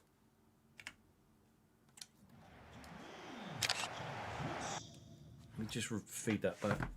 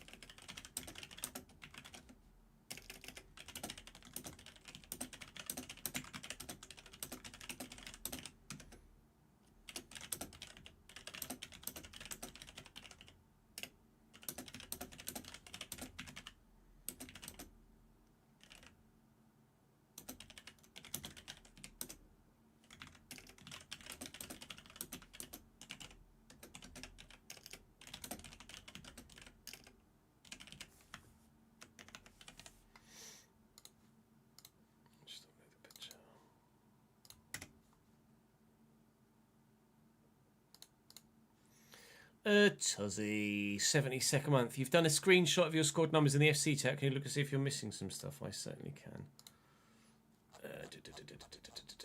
FC chat, scrolling. Let's have a look. Diddly.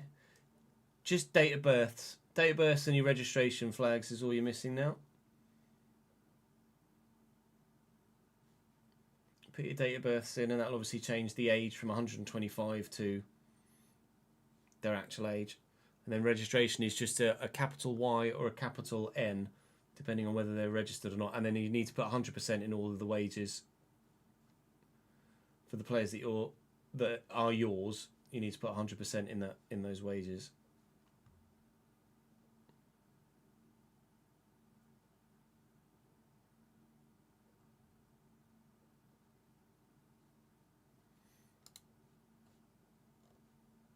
And that makes sense for the staff. That's perfect for staff.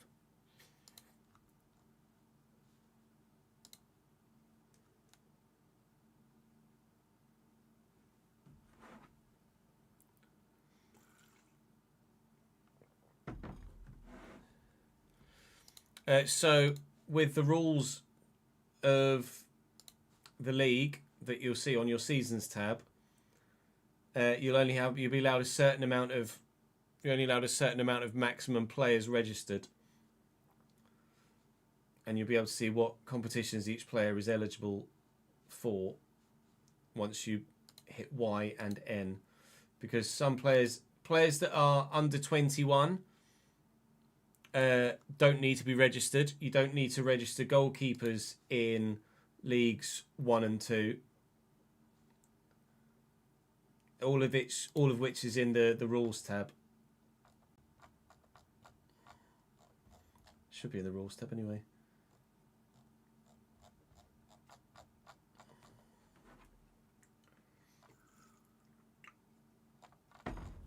If it's not in the rules tab, then the little pink things here. So everywhere you see a little pink logo like that, you can just hover over it and it tells you everything about that particular column.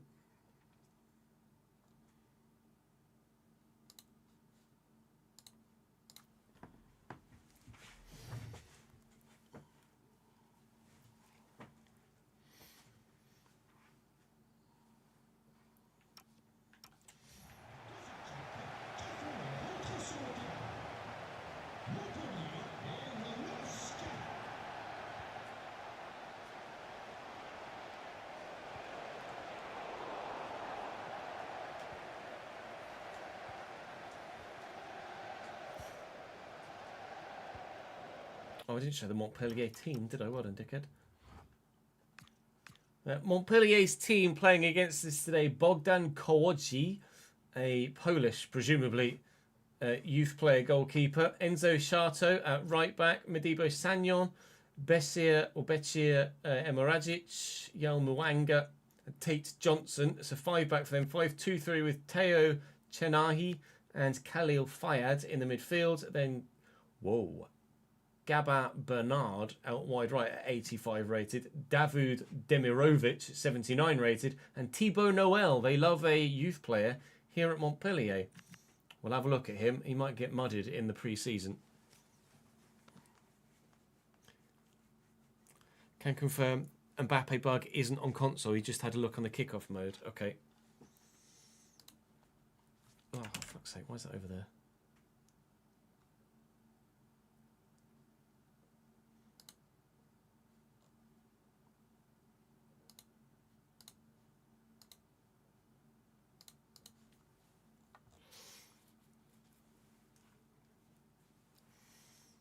We'll test and see if it's the mod or not, because I don't technically need the mod until we play a cup game, so I can just use it for a cup game and not use it for anything else.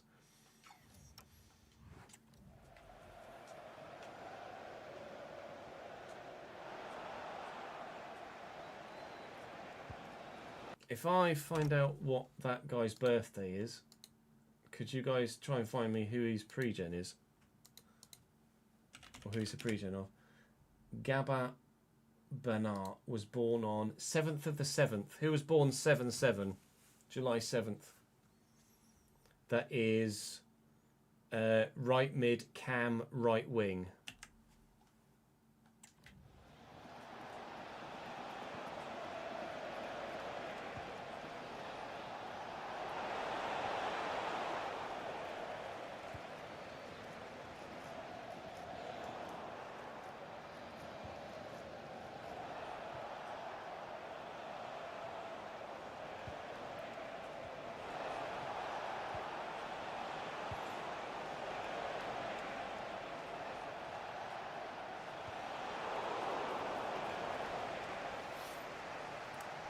Diaby, is it? Moussa Diaby. Duly noted. Oh, and Elise as well, maybe? George? Or is that, have you done that off memory?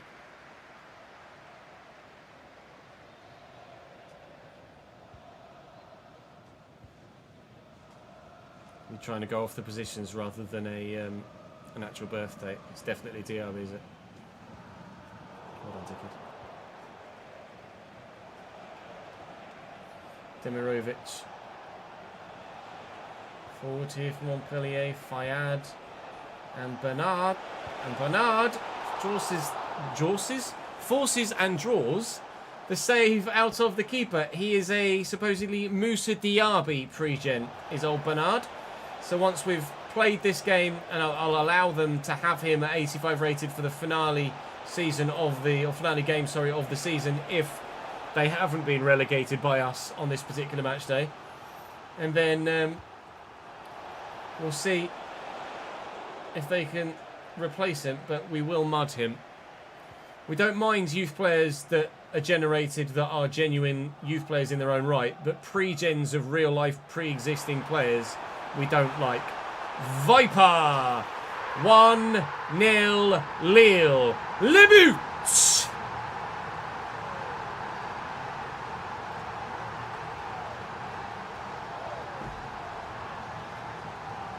Alberto Aquilani. Google said it, but it's wrong. No worries, George.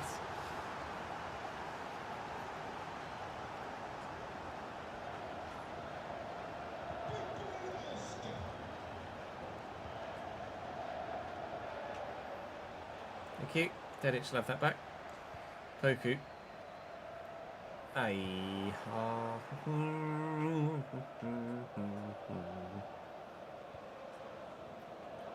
Viper tracking back.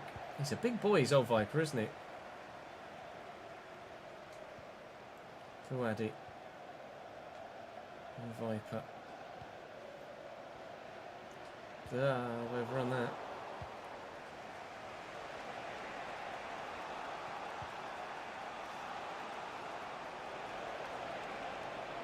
Bernard. Oh, he's done me.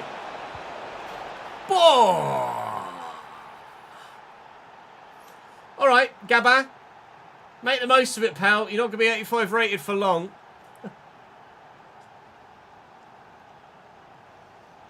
Yes, taps. Right mid, cam, right wing.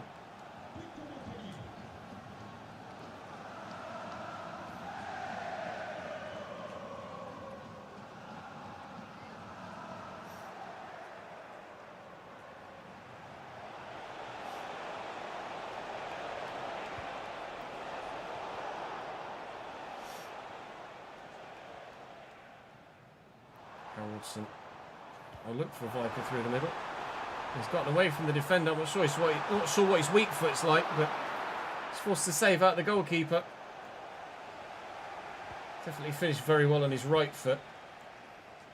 I think it was his right foot he scored his scissor kick with in the last game. Poku and Haroldson. Work this back. Poku's making a run, and he's decided to run straight into the arsehole of the next defender.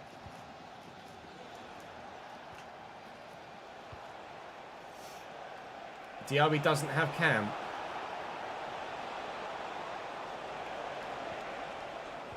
Is that new though? Did he have cam previously in a previous squad file?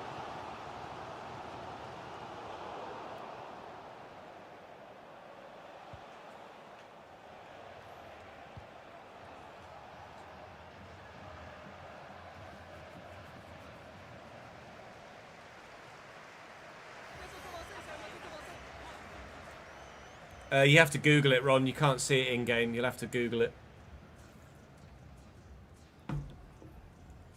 You're not being stupid.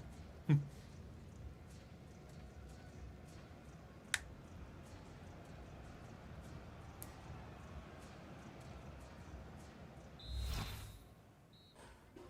just spent the last... Oh, true. It's in edit. It's in edit players as well. That's fair. It's in the edit players tab. Every time you go in to a profile and back out, it takes you to the top of the list again, but it's still probably quicker than googling each person manually. Although you could get their wiki, you could get the wiki up of their squad and open new tabs. Do it that way. I don't know. It's up to you. Whichever you feel would be the quickest for you to do it in your current setup. Not main menu. You can go to the customize at the end of the in save menu and see edit players on there.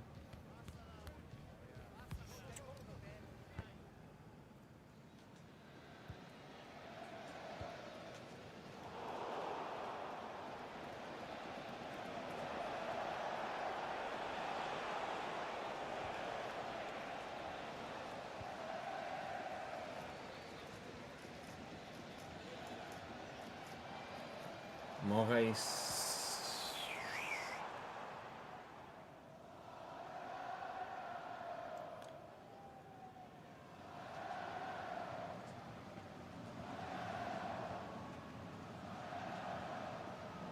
Nice from Thiago Moraes. Deliverable. Oh, that's not great. Actually, it is great. Oh, wide by Viper. Could maybe have shot with Poku. I wasn't expecting him to actually get to the ball. I'd already committed to the pass because I was expecting him to try and win a header. Wide by Viper. No second goal. Only French player with a birthday on the 7th of July showing as Diaby. Nicolas Pace. Let's get Sophie for up.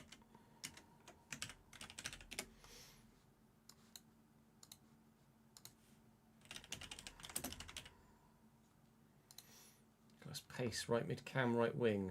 Montpellier. Yep, it'll be him. Born 7th. To confirm, it's not Moussa Diaby pre-gen, it's Nicolas Pace pre-gen. Plays for Montpellier IRL, and Bernard is his pre-gen, not Moussa Diaby. Chat was wrong.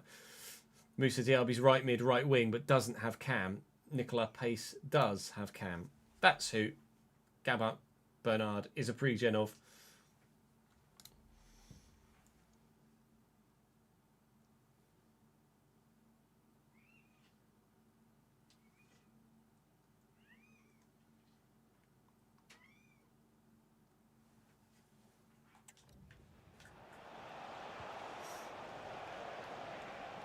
Yeah, on SoFIFA, can you search for birthdays? Hello, Kev. Arteta was a fraud, pass it on. No, Carrick is God, pass it on.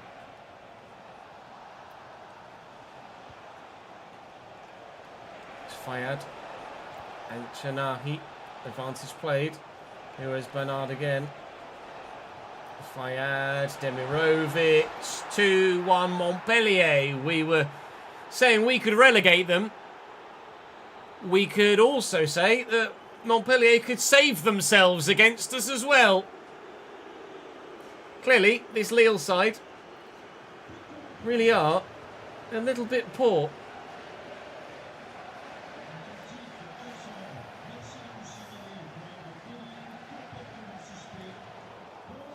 Wadi.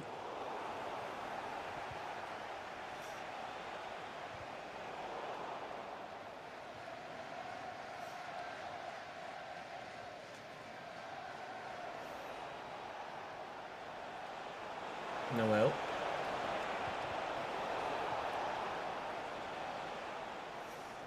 Mbawadi with the long flowing locks. Haraldson. Well, you know I want to send Poku in behind, so I'm going to try and send Poku in behind. Buwadi, first time looking for Viper. It's a great touch. Somehow he's ghosted past the man and misses the target. Nelson, please, pal. Finish that. Oh my lord. I don't know how he got the chance in the first place. Somehow slipping past the defender. But maybe he could have had twice as many goals this season if he was finishing chances like that. They've made a change. We're trying to make a change to the scoreline. Race is a bit quick. Viper. Ah, oh, well stepped in, Samuel.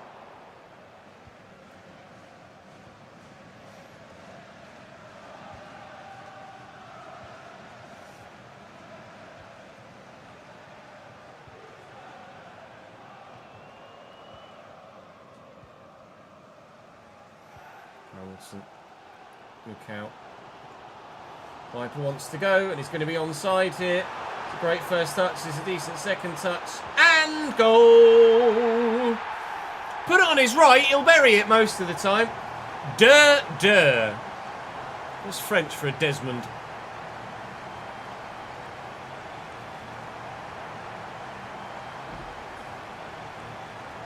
Oh, you got a week off now, have you?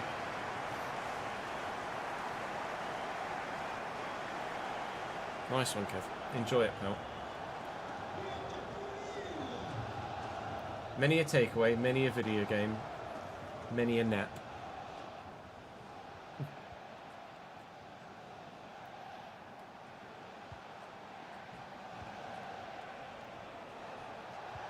Malin, Bashir, Humphreys. Lovely footwork by Haraldson. Try and get ourselves a victory if we can. Looking for victoire numéro 1. And we might just have it. Haraldson, lovely finish, 81st minute. 3-2.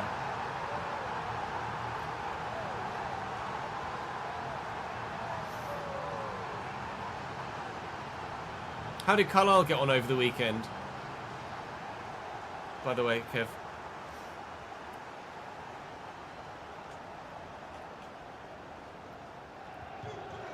If something says hashtag, loads of hashtags, Ronald, it's just that the tab isn't big enough. It's not wide enough. So if you either double tap on the tab or just extend it like that, then the data will fill it. It's just that the tab's not wide enough. Oh, you got called off because of a waterlogged pitch. Carlisle and a waterlogged pitch? Never. Never seen that before. Half the fucking ground was underwater not that long ago. Riedel, Moraes, Haraldson, Toodaloo, Thiago Moraes arriving at Thiago Moraes.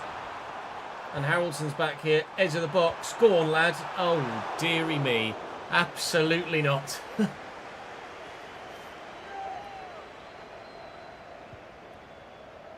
Oh, you were away at Aldershot, were you? Fair enough. Still, the point stands. Carlisle on a waterlogged pitch is not an unfamiliar scenario. Here is Monsieur Bernard.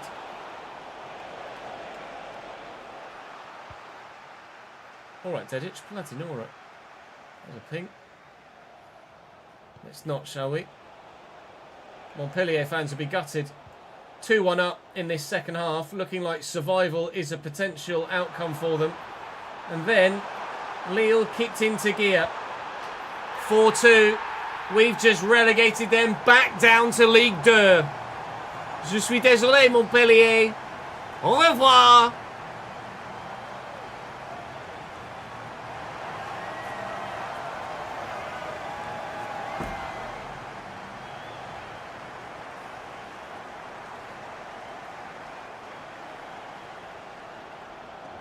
Should I say désolé, non désolé? Sorry, not sorry. Fuck faces. Get relegated. Last kick of the game. 4-2 final result. Liga, supposedly at the moment, means goals. 5 on match day 1. 6 on match day 2. Let's see what happens in the final game of the season against... I can't call it what was that. It was Montpellier, Lyon, Stade Bretois. They're 15th at the moment. Can we go up or down any places here, or can I sim? I can sim it. We're not going to go above Auxerre. We're not going to go below Saint-Etienne. We will sim the game against Stade Bretois. We've got messages all round. People want new contracts. We're definitely going to do a lot of that in the summer. 4 bids now here. Lambert is going to go to Turkey. Kopp could be going to Sarpsborg. And Perrault has actually had another bid come in for Osasuna, from Osasuna now. Raising lots of pennies. Lots and lots of pennies. And Travis Dago is off to Paris FC. So we may well actually come up against him next season, depending on who else they have in their striking line. Dago sold.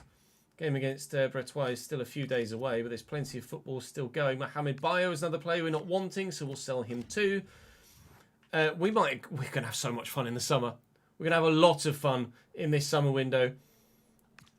Toodaloo, Felix Correa, he's going for £23 million. That was someone else there as well. It was Nick. Nick going to Stade Bretois for 2 years. That will happen in the summer. And I'm sure, as a Patreon player, Nick will grow very well, just as Daniel is also going to Saint-Etienne to do probably exactly the same. Nick's 5'5" in game. Daniel's 6'6".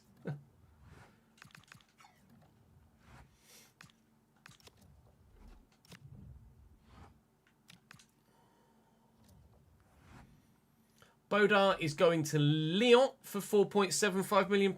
Is the aging goalkeeper we no longer want. We've still got bids in the offing for Perrault and Bayo, some loan deals. Brochome, Napoli are still trying to negotiate a contract for him. Fofana is someone I don't want. I think we looked into his potential via the live editor, and that was dead as well, so we're going to move him on too. But Brochome is going to Napoli for £20.05 million. Oh, we have so much money in the summer. Approve potential. Yeah, there we go. Approve the loan there and approve the loan there. I'm going to have more euro than I know what to do with. Might buy a couple of souvenirs at the Eiffel Tower. Rafael Fernandez. 72 rated. I'm not going to want someone that's 72 rated here. Thank you very much. We can let you go. Oh no, Perrault went somewhere else. He had 2 bids in for him, didn't he? Well, final day of the season against Brettois away, and Bouadi has a late leave of absence. I'm going to deny him leave of absence on this final day. Play for me, please. It's the oh, hello. It's the final game of the season. You can then piss off for your summer holiday after that. Stop trying to go away early. Sim it. Win it. Draw it. 1-1 away from home against Stade Brettois. Lille have finished their season in France. And they have finished in 12th in the French division. I'll simulate to the end of the season.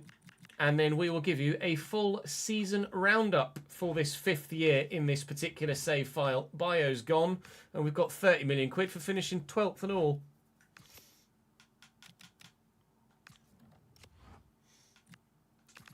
Potentially, Taps. Depends if we get bids. I'm not going to transfer list them. I'd be silly to, but...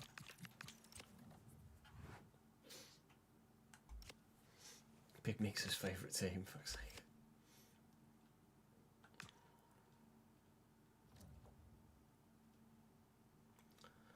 Liga Player of the Season. I'm going to go as far as to say that it's probably not going to be anyone that plays for Lille. Luis Figo is going to give Player of the Season to whoever... Leo Sauer. Presumably playing for PSG, one would imagine, as Bayo goes to Union Saint-Gilloise. Toodaloo, monsieur.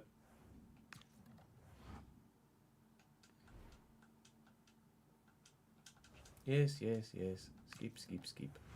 Yes, yes, yes. Skip, skip, skip.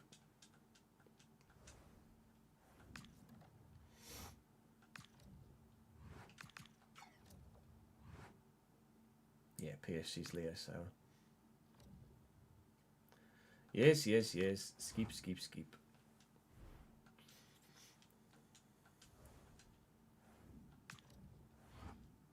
Yes, yes, yes. Skip, skip, skip.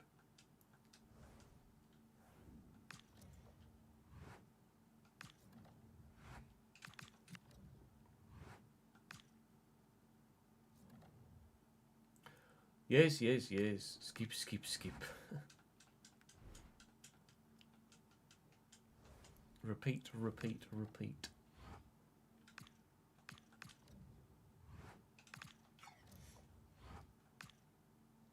It's going to be Fernandez leaving. Raphael's going to Venezia for 2.45 million. Toodaloo, bye-bye. Toodaloo, bye-bye.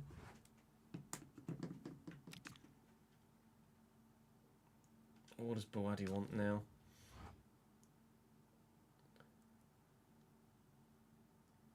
Sorry, Gaffer, but I'm not happy with the team not winning anything this year. I have big dreams, and I'd like to play for a club that makes them come true. No hard feelings. Bouadi, has put in a transfer request that I can do nothing about. Because Lille have had such a poor season...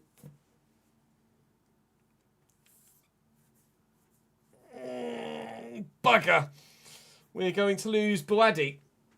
Of no fault of my own, the previous manager is going to cost me our best player. But there's no surprise that he wants out. The Liverpool job's available apparently. Oh, quick, let's hop out of France. So I imagine we're probably going to get quite a few bids for Bouadi. And there is one from Atletico Madrid, which I absolutely can't turn down. Bakker we're changing to a left mid because he is better suited to that, but can absolutely play as a left back as well. we're going to go through and do all of the updating of... Oh, they're not going to offer me much, though. We're going to do all the updating of everything, like development plans, etc. in the off-season. I'm going to ask for a lot of money. I think he's got big potential, Bawadi. I'm not sure actually what his potential is in-game. I'm sure it's higher than 83, surely. No idea who I'm actually negotiating with there. Bawadi's potential is 86. I want more than 50 mil. I want more than 50. He's trying... Like, I wonder whether my denying him leave before that last game impacted his decision. It might have done. But he wants out. And his transfer... I mean, he doesn't have that long left on his deal, but... I'd like 50. I want 50. Newcastle aren't willing to give me more than their initial offer. Give me something more than 39.5. I'm not just going to sell him now for the sake of selling him now. I want more money for him than valuation. Thank you very much. So we will try and sell him for more than that.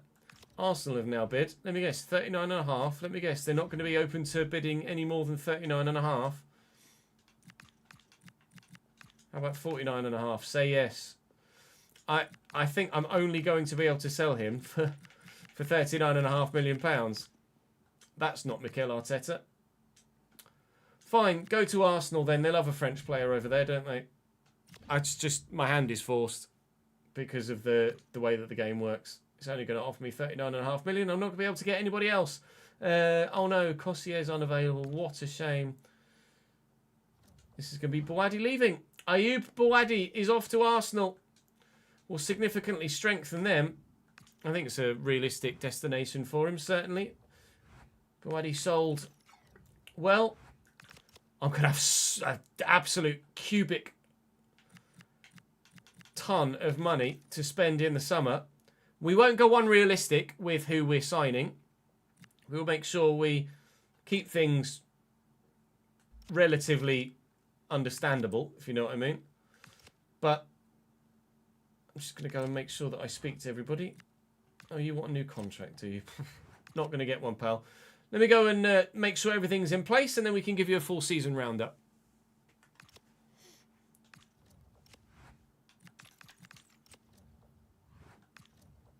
Right, I need a piss, chat.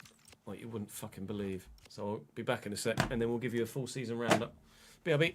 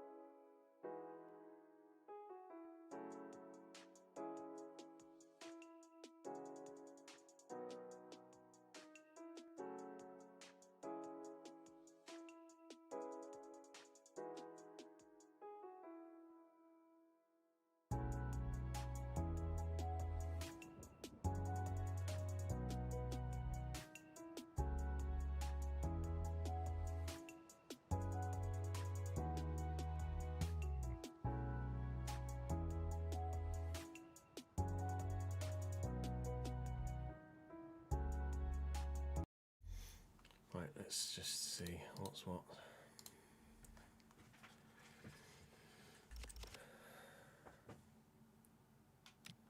There wasn't anything in the youth academy, was there? No. Oh, actually. Only 74 potential, though.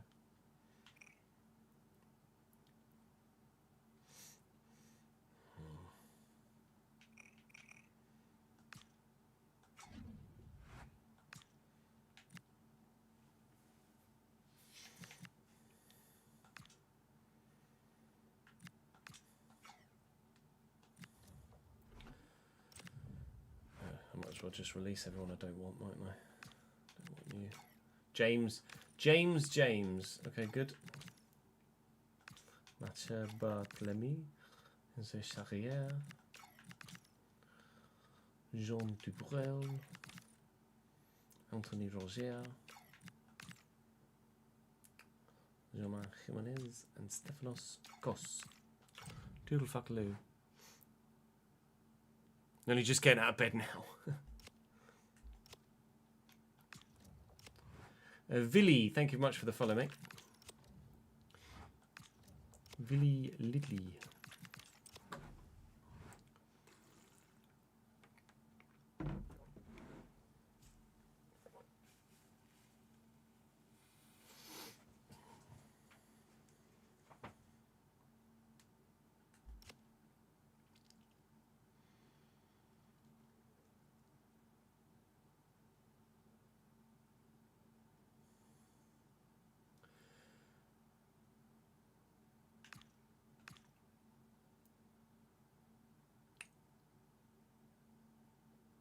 Hats off for those tactics. Strategic brilliance on display, dazzling.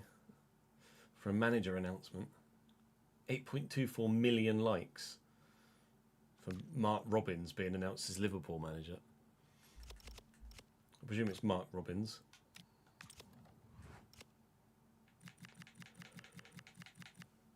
Yep, Mark Robins. Fucking hell.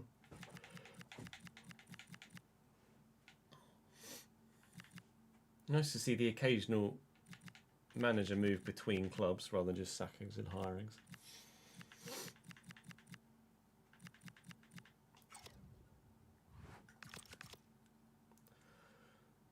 So the season as a whole, mainly for the Netherlands, but whilst we're here in France as well, the top goal scorer this season was, that's the Premier League. I specifically asked for League but you know. Amadou Blanchard, 23 goals in 34 games. We will... Whoa! That screams pre-gen to me. We will look into him and mud him ASAP fucking Rocky. He's going absolutely nowhere for the rest of his career, unless he's a genuine youth player, which I highly doubt. We do search for pre-gens at the beginning of each season, but sometimes they slip under the radar. That one went under the radar. Nelson Viper was second top goal scorer for us, supposedly. Leo Sau with 21, who got player of the season. Any other Lille players in there? Don't imagine there are. Creatively, Leo Sau, fair enough. Rodrigo Moura, João Neves, Shelia. Bawadi there with 7 assists. Clean sheet wise, James Trafford gets the Golden Glove for Nice. Depending on where Nice finished, I wonder whether James Trafford could be a goalkeeper we look to potentially buy. Bryce Samba, 36-year-old Bryce Samba, Robin Risser, but I'm told that Lens is their local rivalry, so we probably shouldn't buy him, should we? Remy Deschamps, 76, no. Edison is still at Monaco. We'll have a look through, of course, in the summer as to what to do with transfers. We'll start in France with PSG. I was intrigued. Oh, Nice are in Europe. Probably can't justify that. PSG won the league by 12 points from Monaco. Strasbourg in third. Then Stade Rennais. Then Lens. Then Nice. Marseille finished 7th and do get qualified. Wow, top 7 positions get European football. Potential European football, at least, with the qualifiers for finishing the league in France. So that could be beneficial for us. Relegated are Le Havre and Montpellier, and Nantes will play, or will have played, the relegation playoff. The Trophée de Champion was won by PSG. The Coupe de France was won by Monaco over Lorient. That's weird. Could have sworn I pressed the right button there, but never mind. The Barrage League. Oh, I presume that's. Oh, that's the relegation playoff. Guingamp are coming up. Nantes are going down. The UEFA Super Cup was won by Real Madrid over Man United. The Champions League was won by Barcelona over Arsenal. Europa League was won by Liverpool over Dortmund. And the Conference League was won by Marseille over Como. That might be why Marseille have got... No, Marseille will get Europa League football because of that. So, Christ knows what's actually happening with the European positions then. The World Cup's ongoing, but the World Cup looks nothing like it should do in-game. So we won't really pay too much attention to that. The other major competitions around Europe that you'd be intrigued in. Tottenham win the Premier League. Stop the press. By a point over Manchester City, Liverpool and Newcastle. Arsenal 5th, Brentford 6th, Man United 7th, Chelsea only 10th. Relegated were Bournemouth, Southampton and Leicester. Everton win the Championship. They must be better than they are in my RTG save, that's for sure. Norwich 2nd. Then Burnley, Swansea, Sheffield United and Ipswich in the playoffs, relegated from the Championship. While Huddersfield, Preston and Bolton in League One. Charlton and Middlesbrough promoted. Middlesbrough back at the first time of asking. Oxford, Birmingham, Stockport and Wickham in the playoffs. Take that, Peterborough. Take that, Ches. Cambridge, bottom of League One. Exeter, MK Dons and Walsall also going down with them. I'll do League Two first. League 2 is Notts County, Crewe and Port Vale going up, as well as one of Bradford, Crawley, Fleetwood or Gillingham. And of course, as ever, were it on the game, the National League would now have Barnet and Swindon in it. In the Bundesliga, Dortmund from Bayern, Leipzig and Mönchengladbach. Leverkusen 5th, Frankfurt 6th. I'll give you guys the relegated sides just in case you're interested. Hamburg are in the playoff. Heidenheim and Hanover down. Serie A was won by AC Milan. Atalanta 2nd, Inter 3rd, Napoli 4th, Juve only 6th. Roma in 5th, Como 7th, and relegated were Empoli, Cremonese and Hellas Verona. In Portugal it was Porto, Braga and Famalicão. Sporting and Benfica 4th and 5th respectively. SPL was Celtic, convincingly. La Liga was Barcelona by 10 points from Real Madrid. Atleti 3rd, then Bilbao 4th. And relegated in La Liga was Espanyol, Oviedo and Racing Club. Don't care about pretty much anything else there. Well, FA Cup was won by Brentford. Carabao Cup was won by Arsenal. The Virtu Trophy was won by Barnsley. Championship playoffs, Swansea will be a Premier League side. And Stockport will be a Championship side once more. And then we do want to have a look at the Netherlands. And Pek Zwolle finished 5th. So Pek Zwolle do have European football next year. Wonderful. Congratulations, boys. I'm delighted for you. We can take personal pride in that because we significantly played a large impact on that and had a lot to say about it. League title in the end was won by Feyenoord, unsurprisingly. And with regards to our squad, I showed you at the beginning of the episode and nothing's going to have changed, has it really? So we're going to have so much money to spend in the summer and we cannot wait to get started properly here at Lille with a proper formation, with some new talent and attack this French division. Looking forward to it very much. Hopefully you are too. I shall see you tomorrow for another episode of Journeyman and of course the Realistic RTG as well. Bye-bye. Let's fucking go, boys.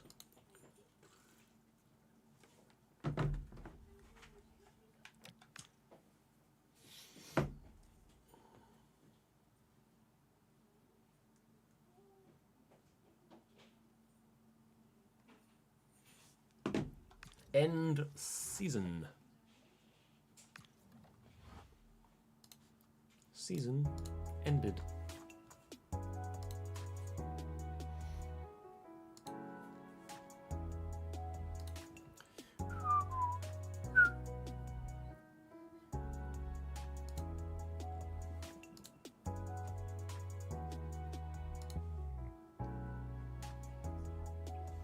The investment group fronted by Sergio Ramos has entered a period of exclusivity to buy Sevilla.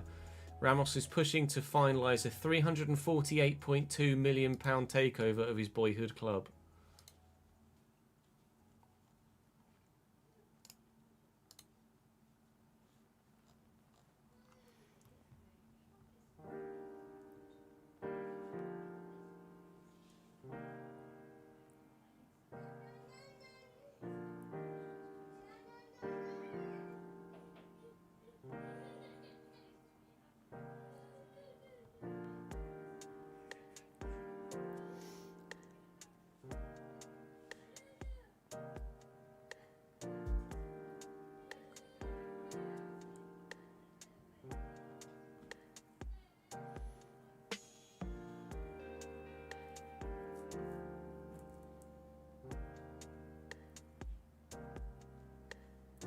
Boom, boom, boom, boom.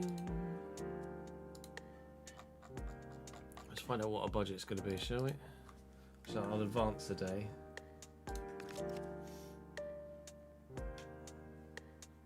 We'll find out what the budget's going to be now, won't we? 51 mil, is that it? Well, that's before everyone else has come. All the other deals have gone through, isn't it? Hopefully.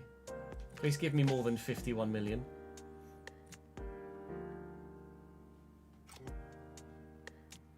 Thank you. 133, that'll do. Ladies and gentlemen, welcome to proper football management. It begins now. Now's where the fun starts.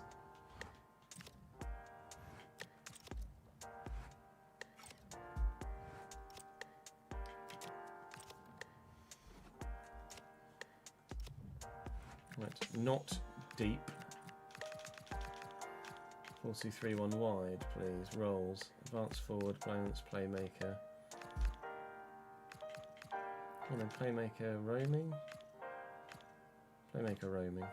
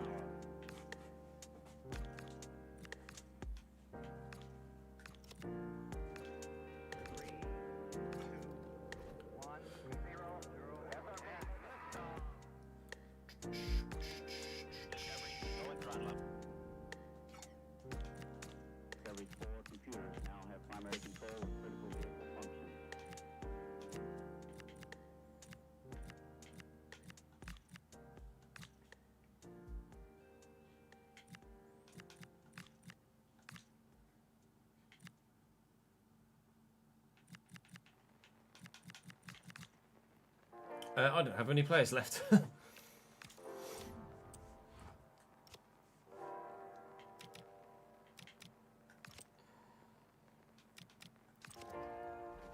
Just 24 players left now with everybody that's out on loan.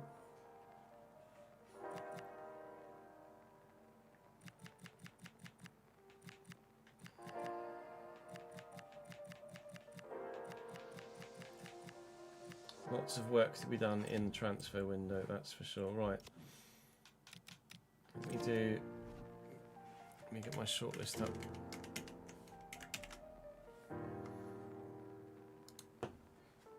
Bear with, actually no, I'll be able to have chat on screen, but I can't see my full thing. 70 rated overall, left mid out online, so yeah, go for it. Just going to be adding not scout report, thank you. Just going to be adding all the Patreon players to my spreadsheet now. I'm at a new club. This might take a few minutes, bear with.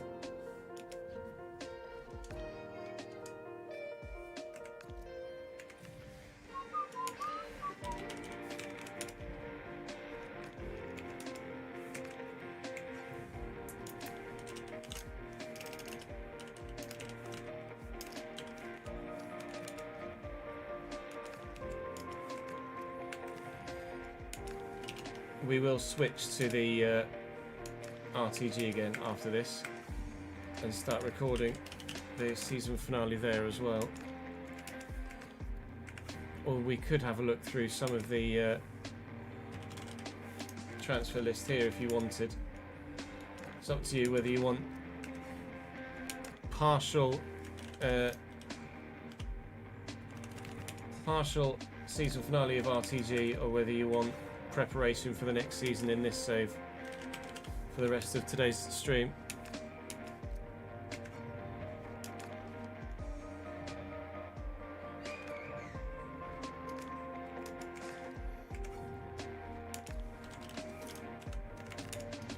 I don't mind, it's up to you.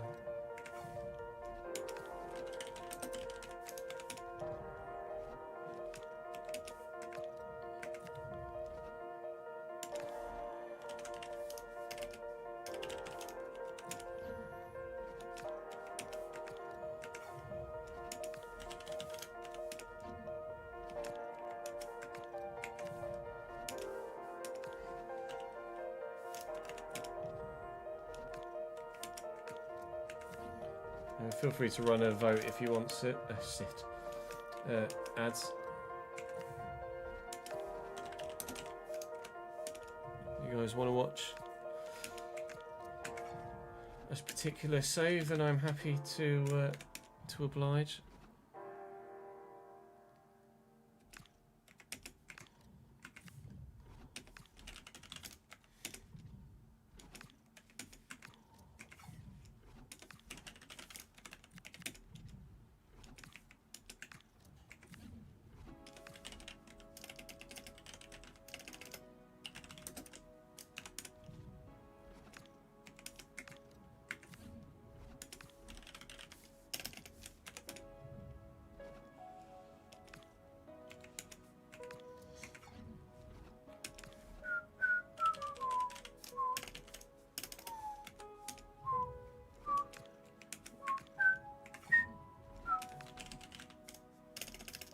I can't add Nick. Well, actually, I can't add him to my shortlist now, can I? Because he's actually my player.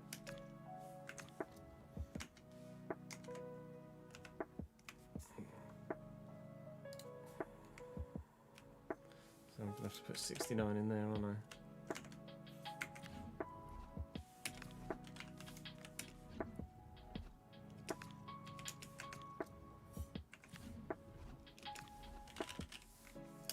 Violin is also going to be on my shortlist, or on my in my squad hub. Daniel is 68 rated.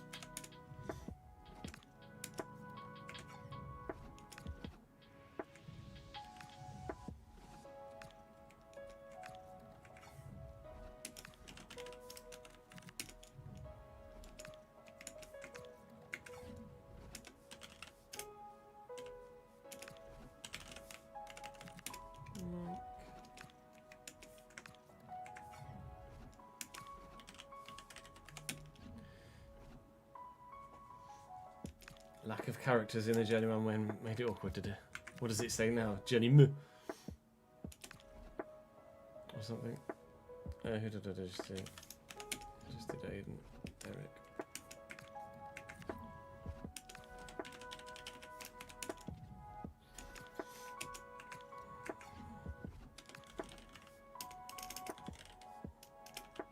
Shit.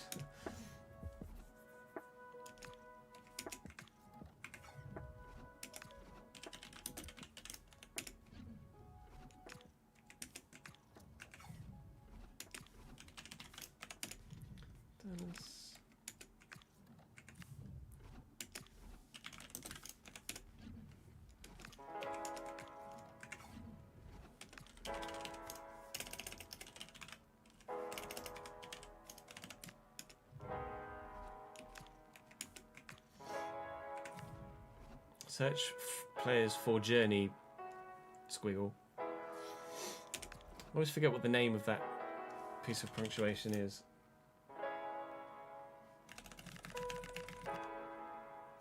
Green can.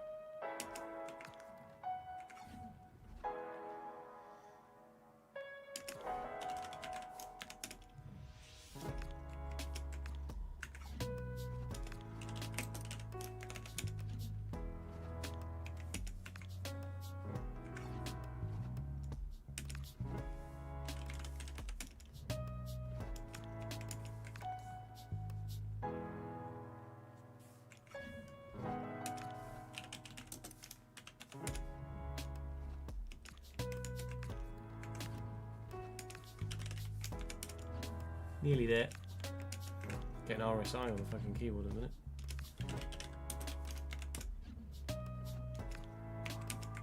The lurkers spoke volumes there, oh really?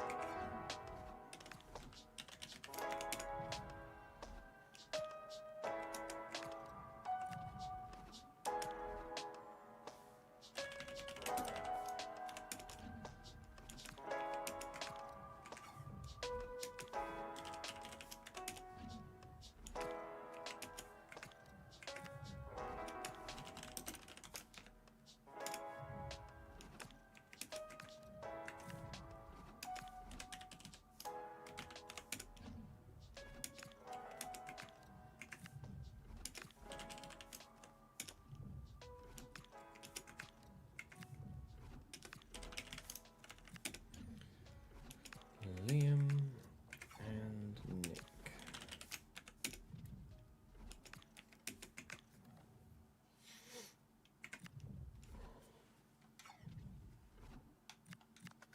Now we need to just put in their ratings.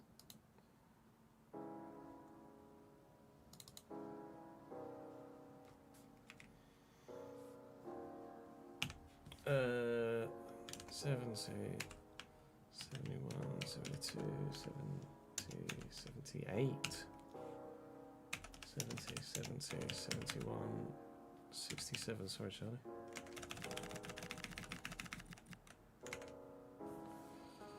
Uh, 68, 68, 67, 68, 68, 67, 68, 67. 68, 71, 70, 72, 60, oh, Daniel 68.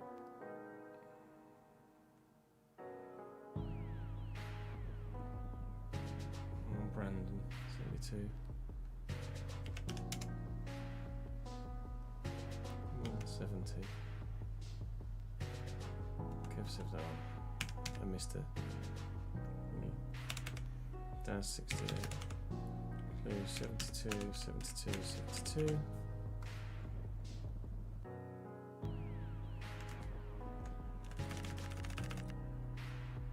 That's Steve, right?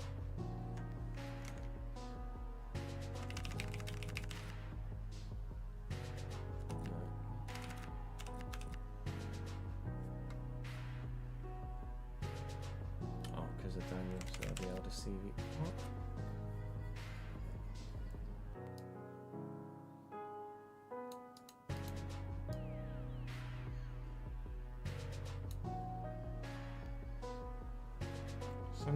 Santa Clara, Elder Seavey. Who's that Elder Seavey? Joe. Oh, fucking miss Joe. You're a fucking idiot, Tez.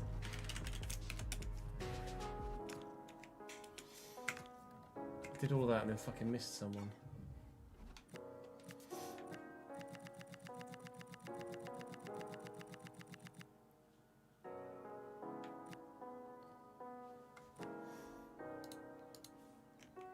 Cut.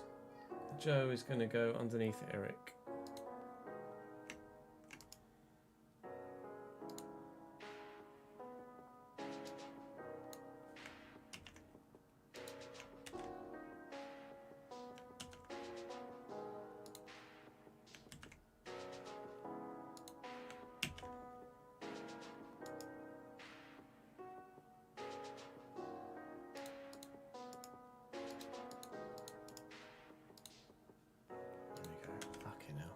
Harder than it need be, wasn't he, fucking dickhead?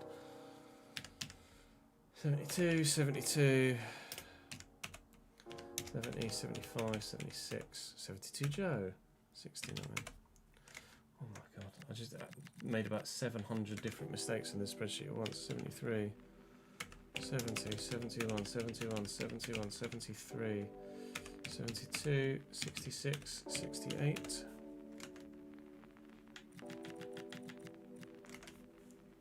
74, 72, 67, 70, 69, 74, 71, 73. 74, 70, 73, 75, 74, 74, 73, 72.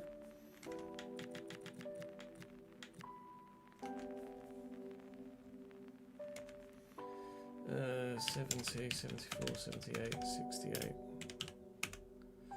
70, 72, 68. And well, that can go now because we're not going to get to the transfer deadline here, are we?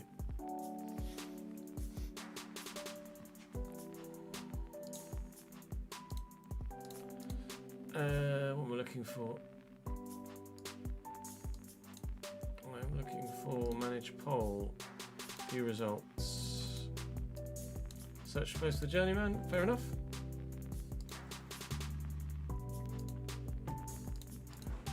We'll stay on this save.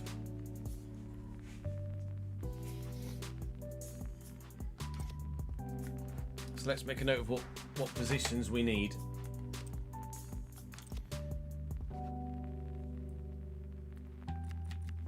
I need to know what everyone's fucking potential is, don't I? Really?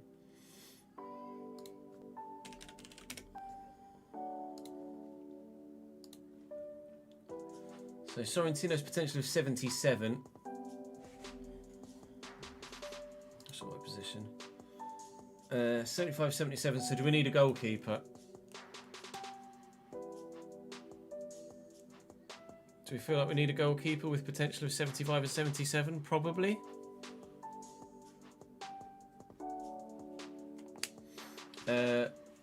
Right back wise, I have Dedic and that's it. So I'm going to want a right back too, aren't I? Centre back wise, we have Ngoy and Riedel, who does have room to grow. Bashir Humphries can play centre back. So I could play Humphries and Riedel at centre back and then play Backer at left back.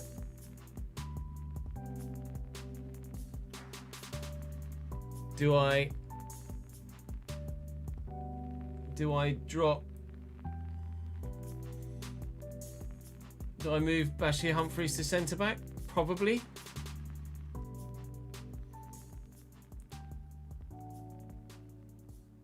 Okay, let's move Bashir Humphries to centre back. Then I've got three big centre backs with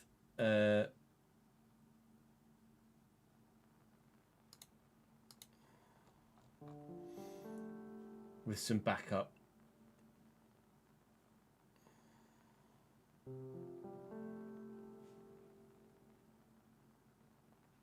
And Backer at left back. We're going to need a full back, just basically a backup full back, aren't I? I'll put right back / left back. Centre mid wise, gonna have Raghuber 77, potential 78. Miramon peaked at 76.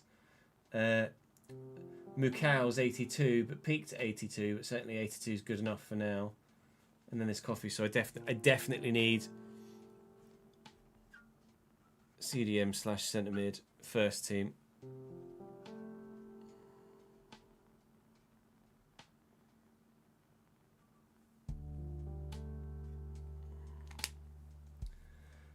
Cam wise, we've got Haraldson, and that's kind of it. And striker wise, I've got Viper, and that's it.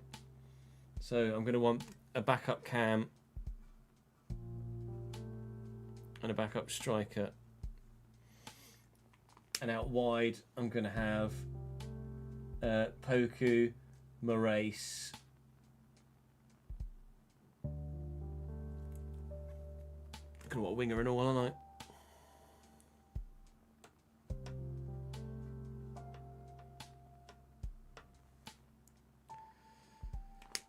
Christ, we need a lot of men. We need a lot of bodies, don't we? Fucking hell.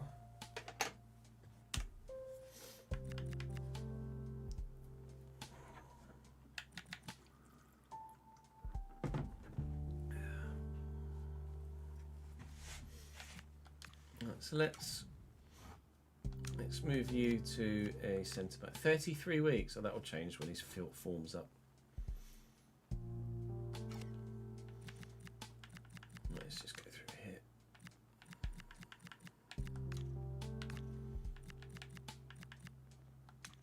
I only got 70 positioning, Sorrentino, especially for centre back.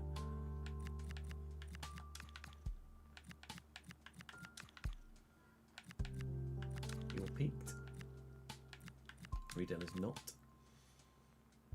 Torre actually doesn't look that bad.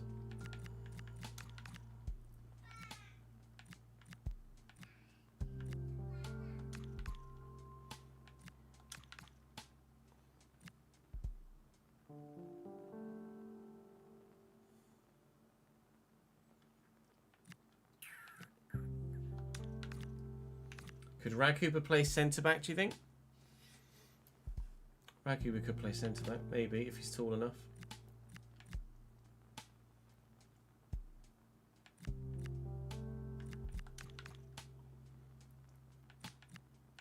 Mikhail's peaked. Can get him up one more though.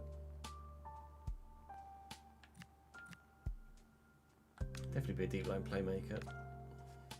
So I'm going to want a box crasher centre mid. Which 5'11" is he? I don't think there's any point loaning out Sorrentino. He doesn't have massive potential, does he?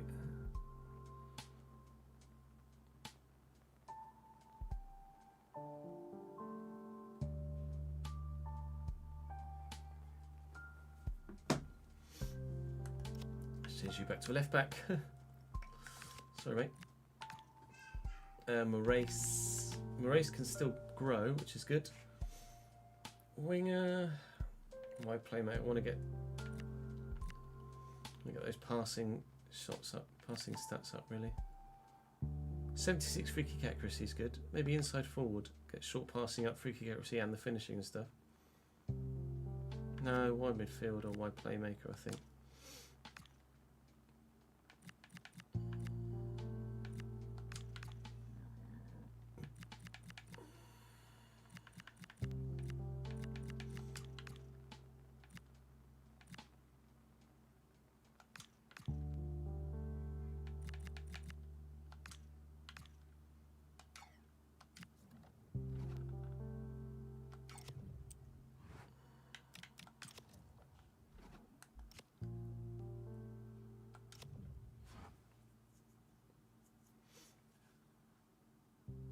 Yeah, no, that's all right, isn't it?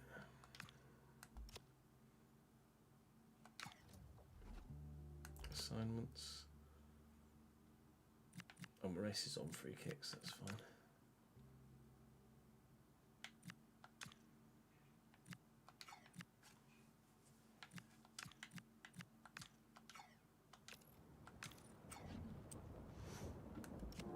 Right, well, let's have a look and see what's available organically in the save.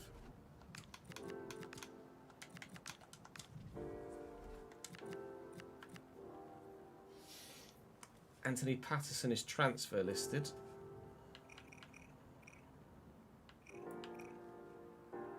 Worth looking at or nah?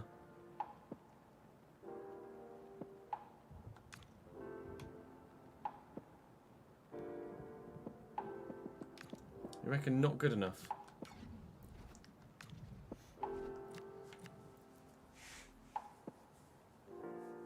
They've gone out on loan, Toby. Forrest, thank you for the follow, mate.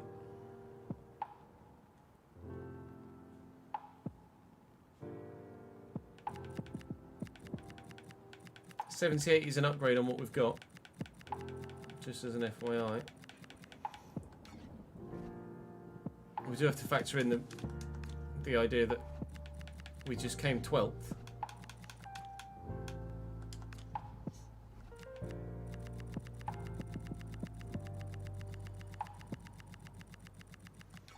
We need to look for fucking pre-gens as well, don't we?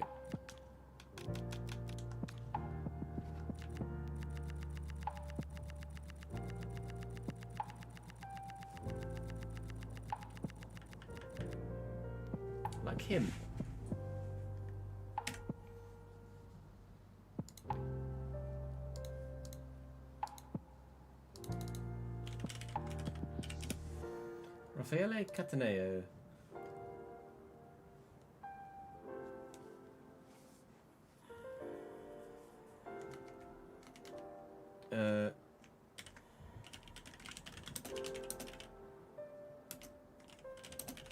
Football was born on 10th November.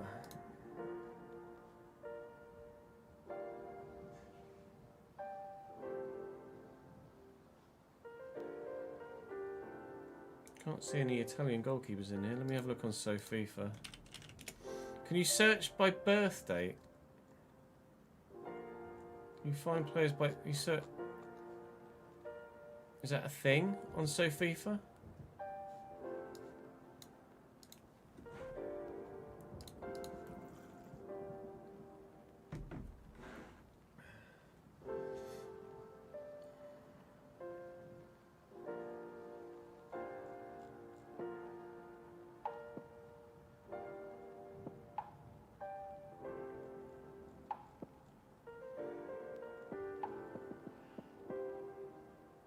Our birthday, here we go. What was it? 10th of November.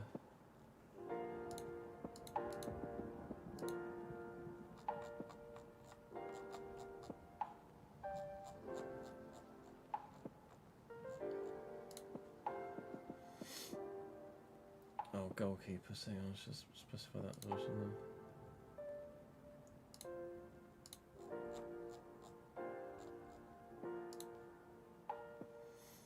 Perrin! Mattia Perrin pre-gent.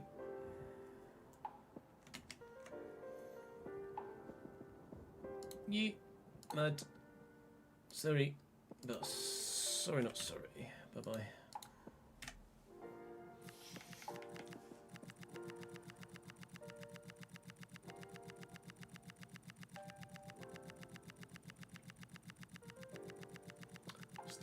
Stood out like a bit of a sore thumb there, didn't he? Whilst I think of it.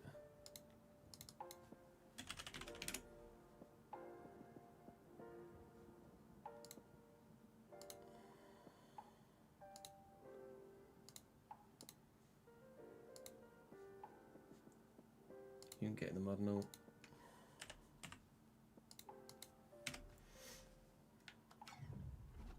Let's just do pre-gens first.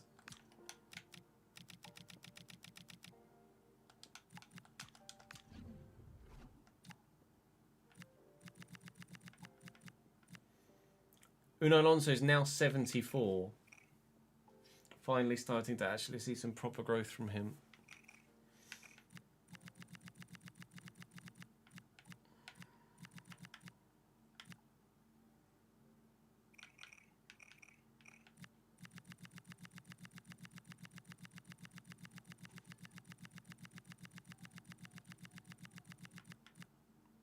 Hi, Tom.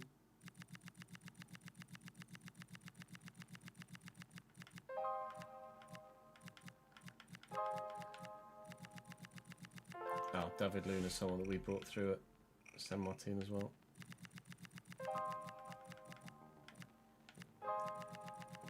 I'm becoming less strict the deeper we get with regular players. It's just kind of pre-gens I want to get rid of, really. There's players that spawn in at fucking 90 rated or whatever.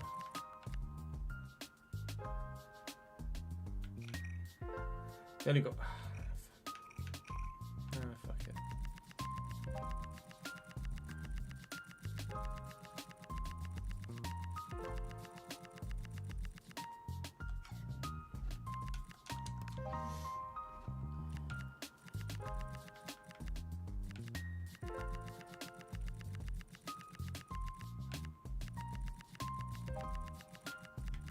That was Liam, wasn't it?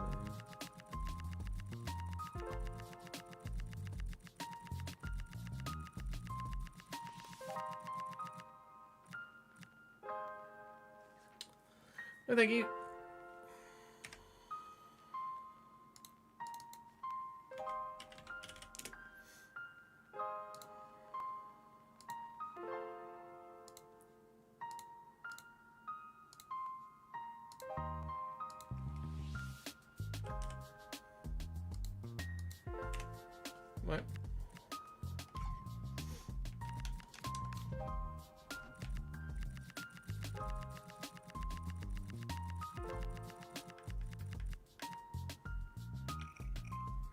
cat's just not good.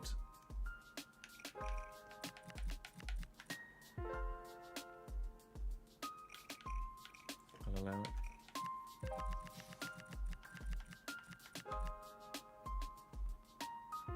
Hi Bruno.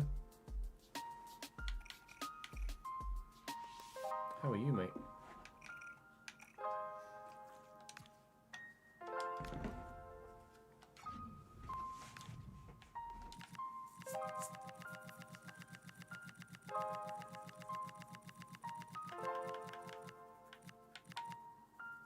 Oh, the phone was Bruno, you idiot.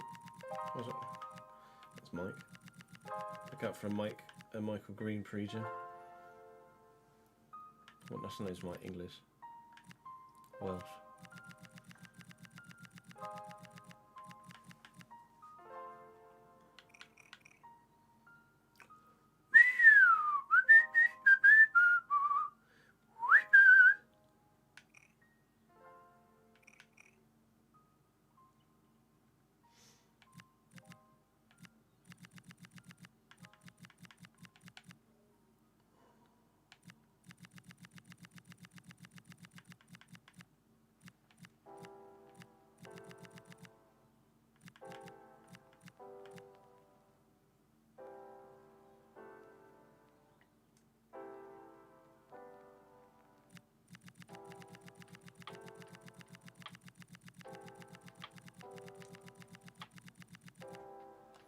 Reckon Daredov looks RTG ready, maybe.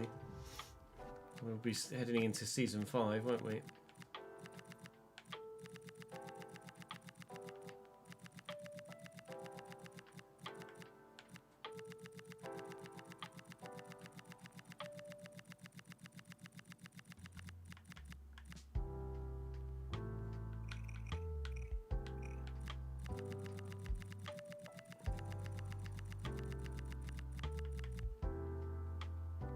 Hi. Where's Miranda?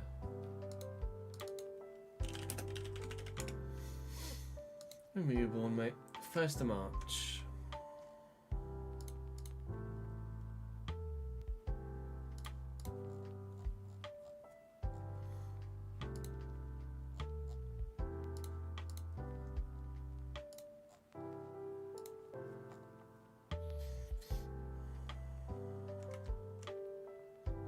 Right back, left back.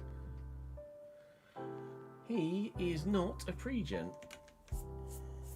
He's just that fucking good. Alright, suit yourself.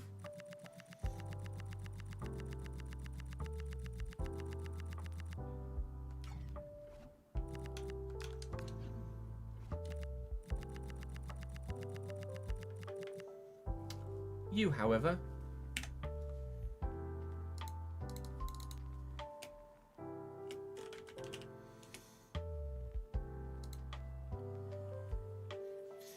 uh, 29th of Feb.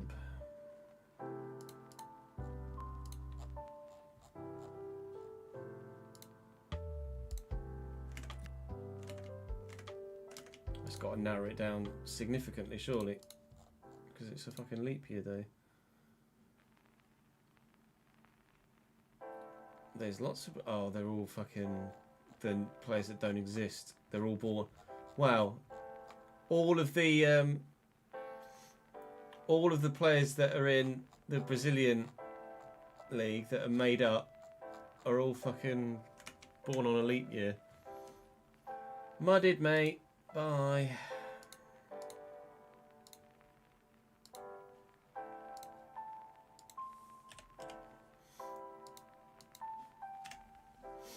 Three.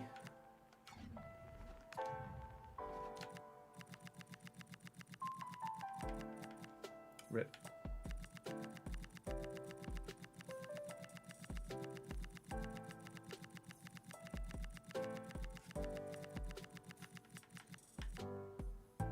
I'll allow it.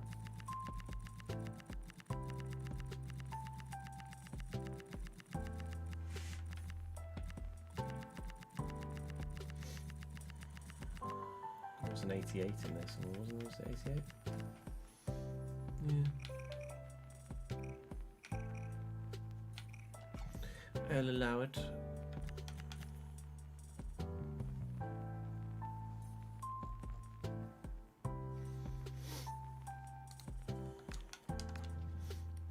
Board has jumped in and stopped you selling a player. Felt like releasing him out of spite. Why did they give a reason as to why they don't want you to sell him?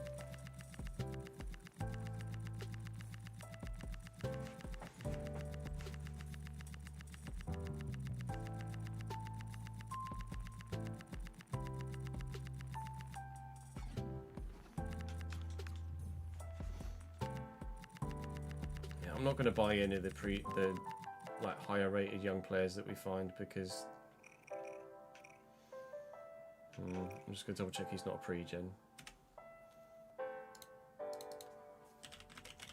because I would never be left mid, left wing cam.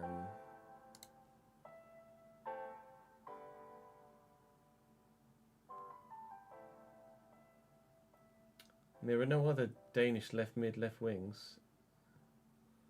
So I actually think he might be just a genuine one. 26th of the 11th.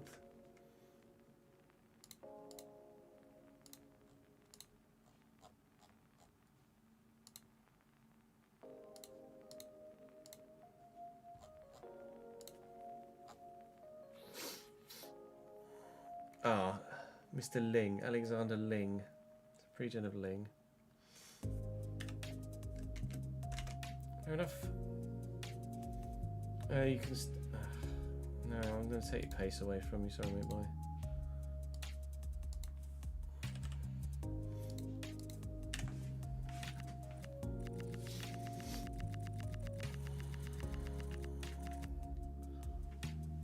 bye. Hiya!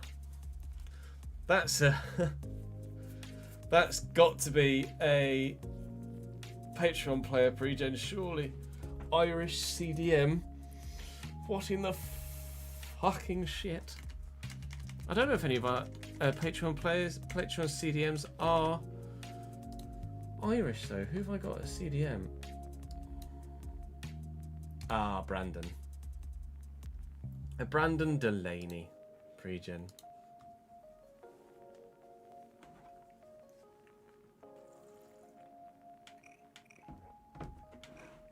Fucking Nora.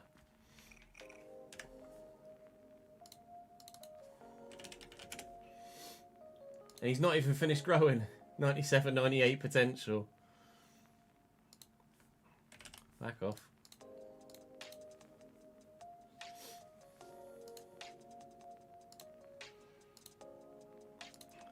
Get muddied. Get muddied. Sorry, Josh. Sorry, not sorry.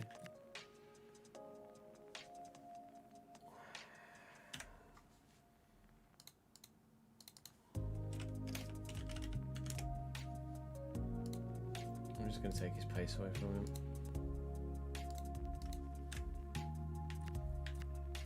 Alright.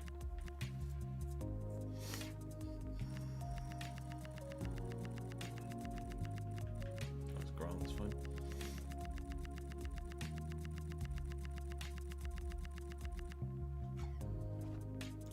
To the Shadow Realm with you.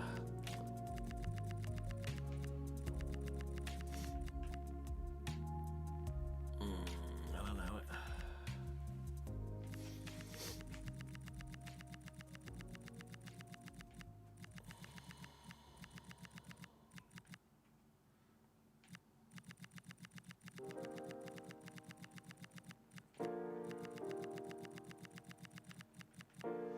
That's Juliet.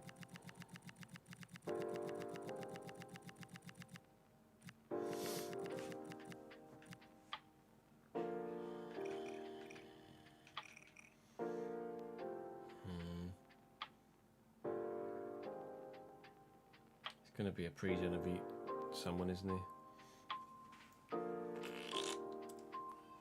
I'll leave it.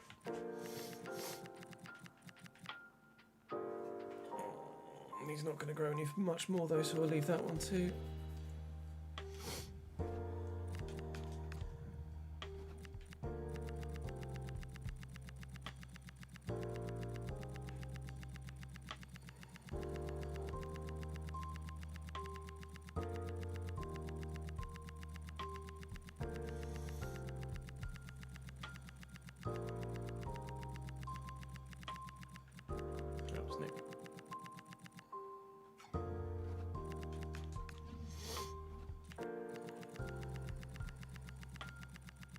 74 in League 2. Who the fuck's that? And he's a Cambridge player. Go on, Luke Bishop, lad. Let's fucking go.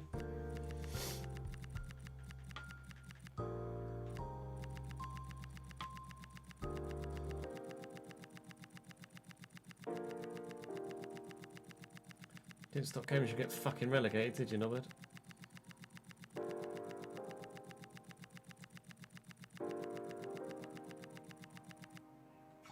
Popula. What's their name? Unlucky, mate.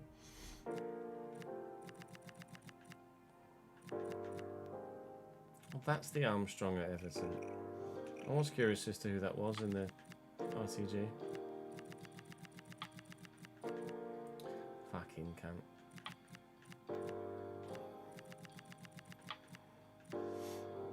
Logan Bryce, Scottish left back.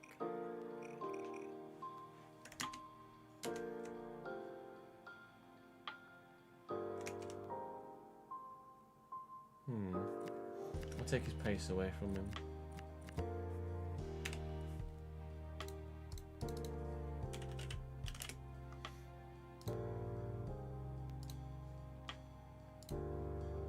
Still quick, but not.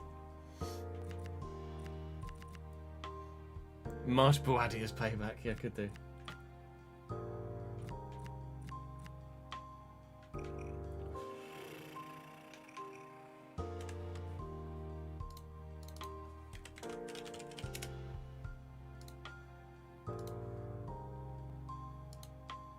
You can have everything else, but that pace is just fucking stupid.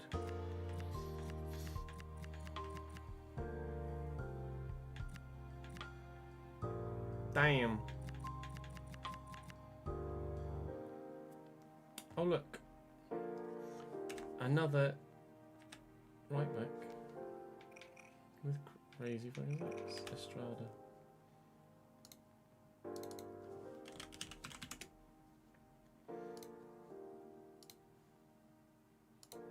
Don't mind you having the potential, just don't start fucking as the best player in the world.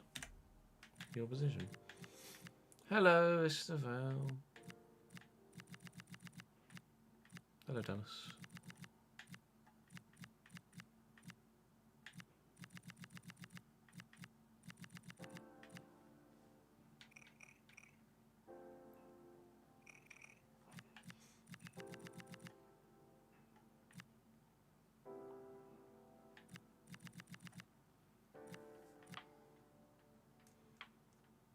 I'll allow that one. This one, absolutely not.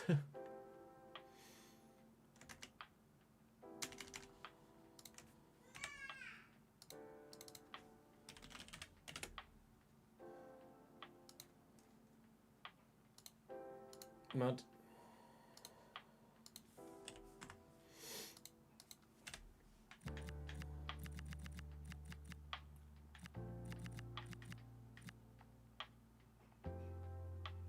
Hungarian Cam. I wonder who that could be at Liverpool.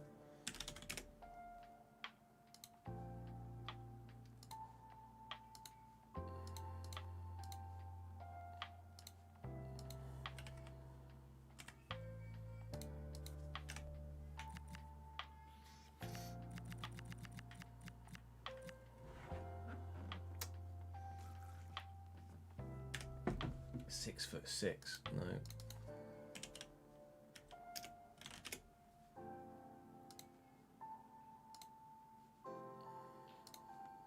Have the potential, but don't start there.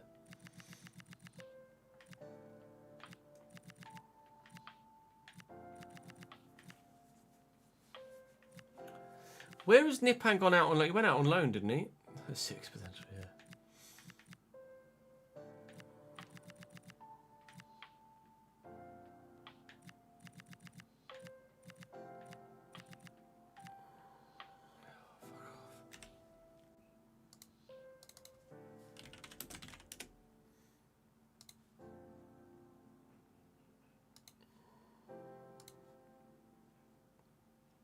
Oh, at Middlesbrough.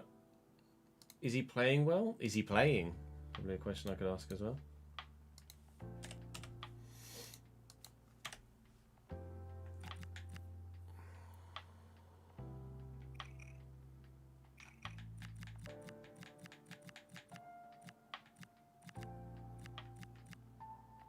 Whenever I see Stepanov's picture, I always think he looks female. Don't know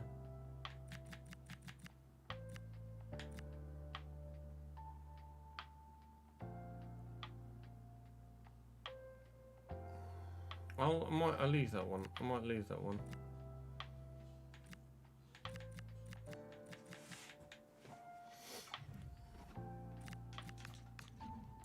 It's not that they're... It's not just that they're pacey, it's that they're all Usain Bolt. Oh yes, Monsieur Blanchard.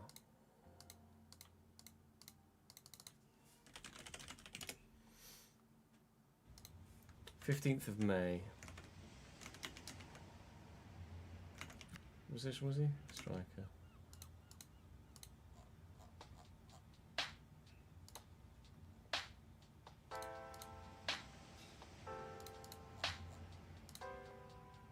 Hello.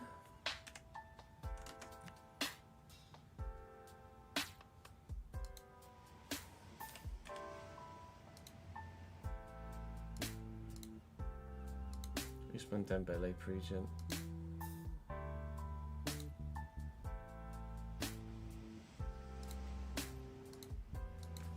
Mad.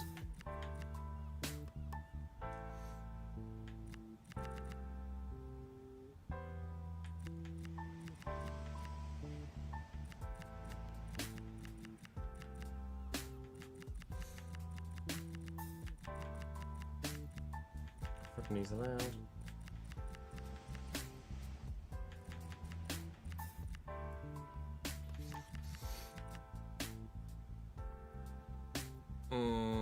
That feels like he's probably the... We'll allow it for now. Junho's allowed because he's a veteran player.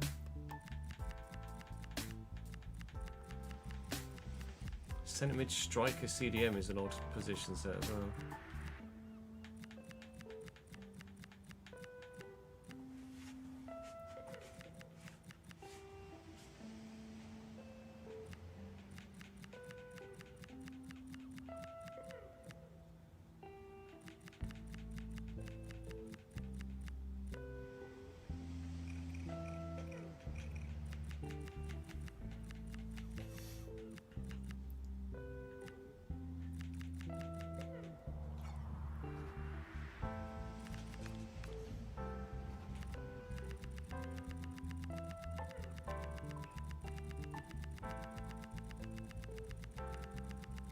Jordan, wasn't it?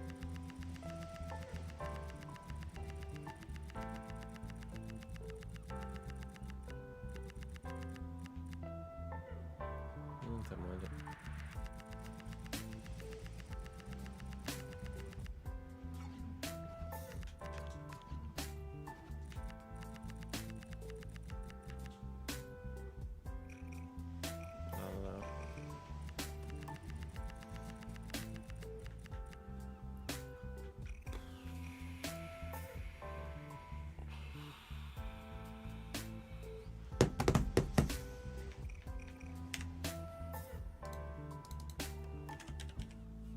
Was it with an H?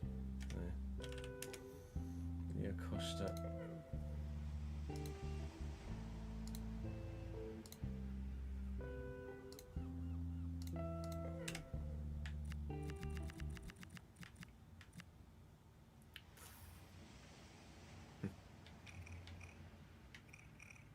Vlahovic, anyone?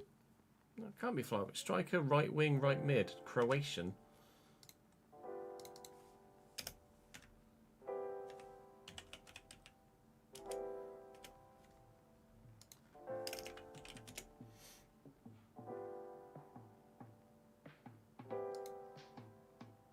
I mean, he's peaked, to be fair. 28th of Feb.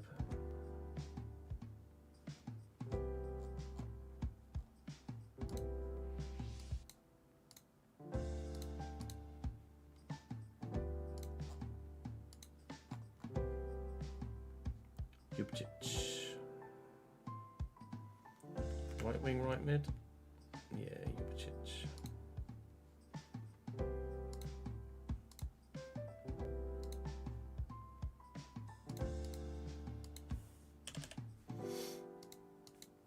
3.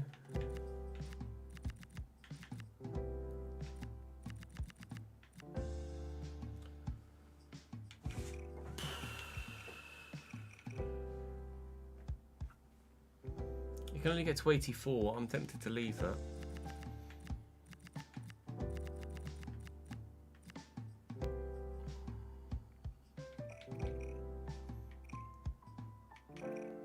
That's going to be what's his face, isn't it?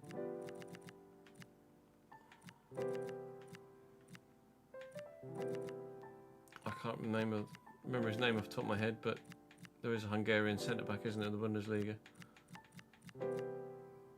Oof.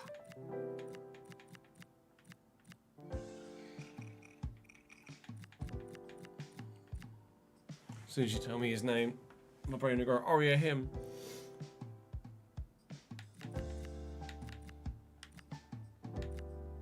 Orban, that's it, Willie Orban.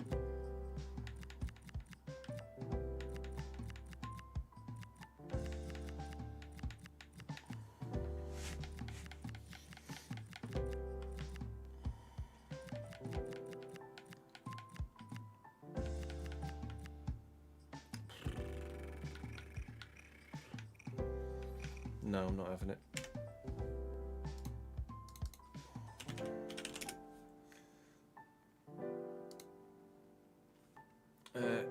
Centre back, 12th of Jan.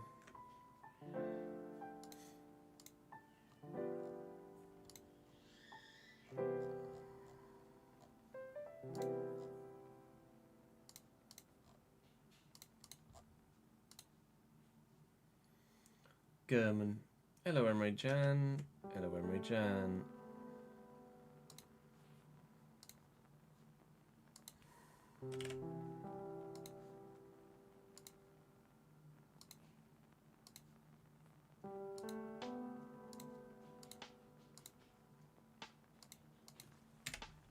Goodbye, Emre Can.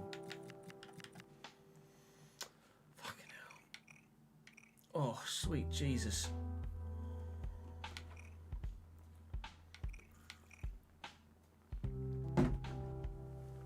Danish centre mid CDM Bundesliga.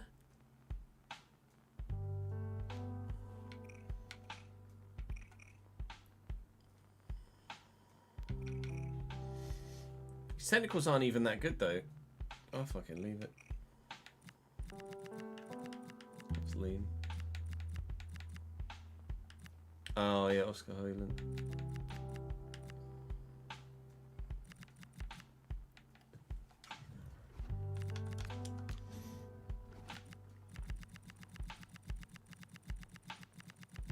Was a Patreon player. Can tell by the beard.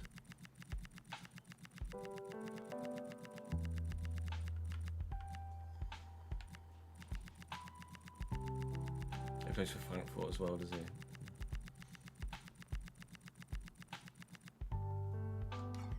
Who was that Patreon player? Ben. I just saw the beard in passing. I was like, there's no way a real life player has that beard. That's Jack at Osnabrück.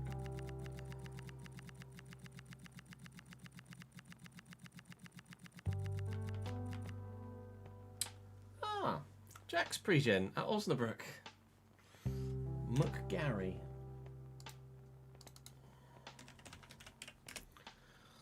Gary.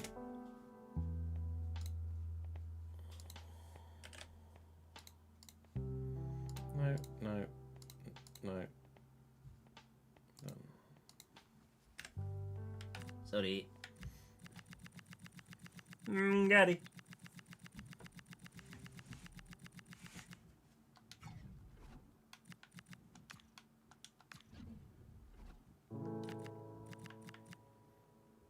Oh no, that's Zwolle, isn't it? That's fine. Anyone at Zwolle is my fault. 80 now, Marcos, sorry. Fuck me, he just grew, didn't he? Or had he got to like 79? I thought it was like 76. Escobar.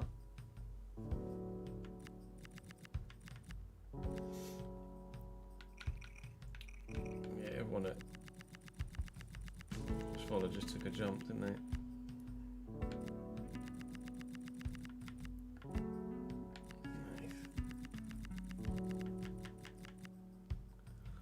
Luke Cock.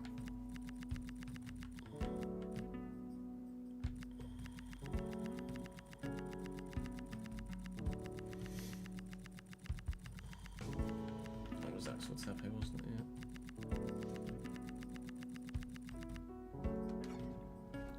Pablito was a box crasher.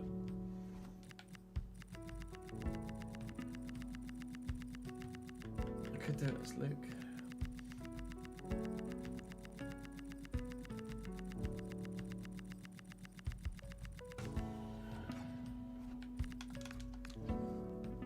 Do I take them with me though? Would it not get a bit boring if you're just seeing the same names again and again?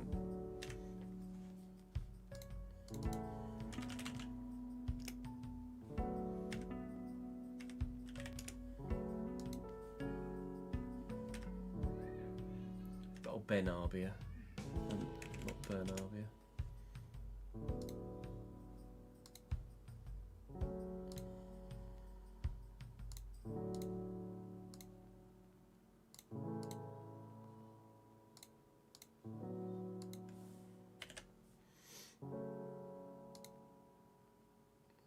Yeah, that's what I thought. If I take them from club to club to club to club to club, then I'm gonna end up with the same fucking team everywhere, aren't I? Maybe every now and again we skip a club and let them grow.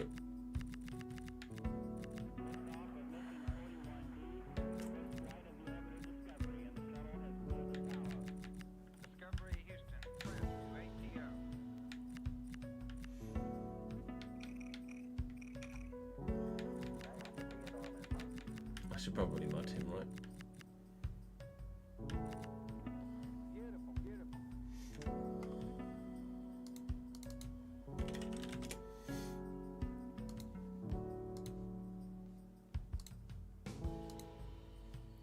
I'll do this and just be straight back up next season anyway.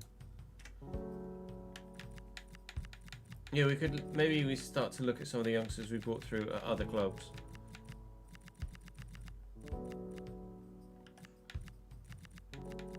Like Arnon or Luna from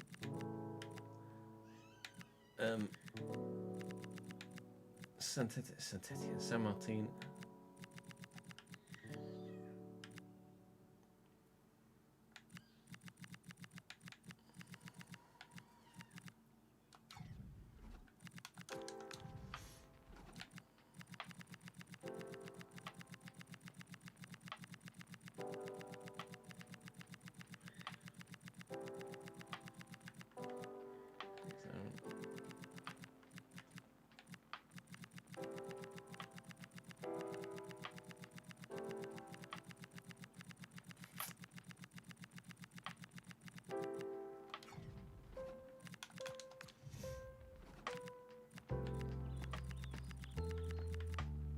Shane and Kev both in. Shane, Kev, and Yella all in South Korea. Have any of you got pre-gens yet? Doesn't look like it. No, not yet.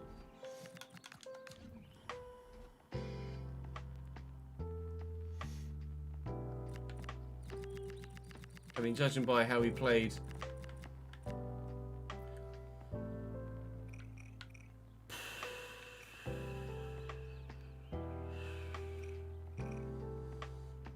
considering it's at V-Ball, I'll actually allow that one.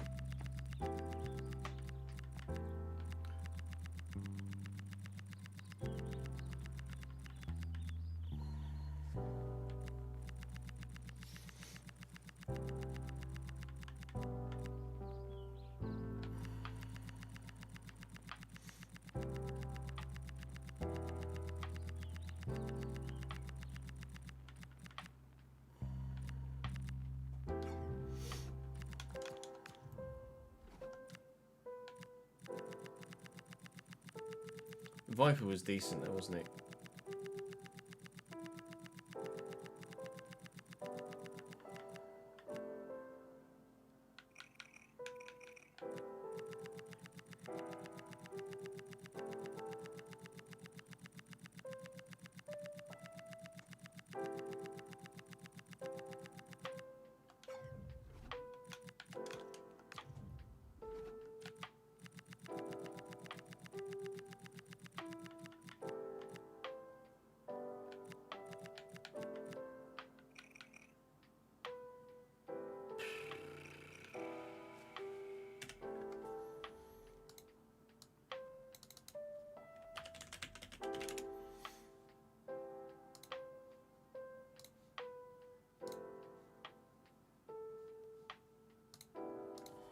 just don't be so quick all the fucking time.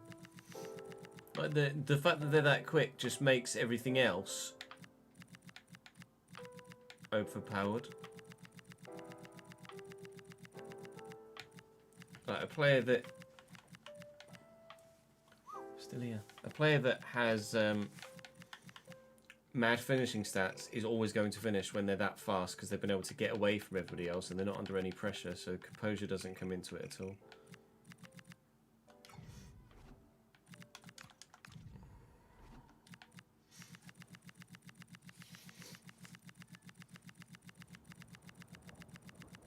There might be wild Irishmen, but I don't imagine there will be. Someone was 75 though. Catal O'Sullivan. Probably horribly mispronouncing his first name in Irish, but... Forry!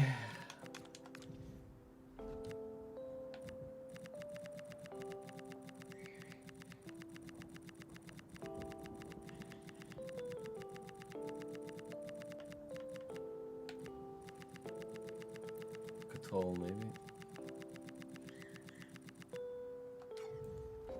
You just booked a trip to Belfast, nice. I've never been to Northern Ireland. So. Lots of youngsters come through in Romania, don't they, Christ?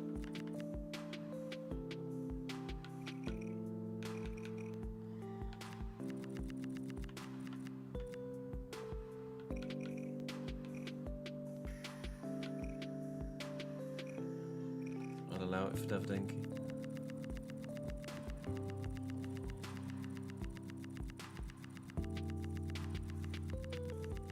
What was ads? Yeah. It's ads as pre-gen. Or was it? Send it back. Is that just pre-gen? He's getting mudded regardless. If it wasn't ads as pre-gen. No, it's just a centre back. It's not as his pre-gen. This has not got all the positions.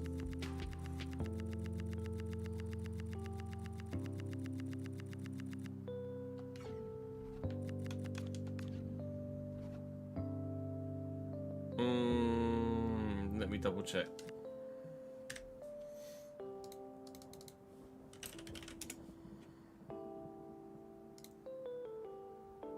First to the 11th. Nope, not Answers pre-gen. Didn't think so.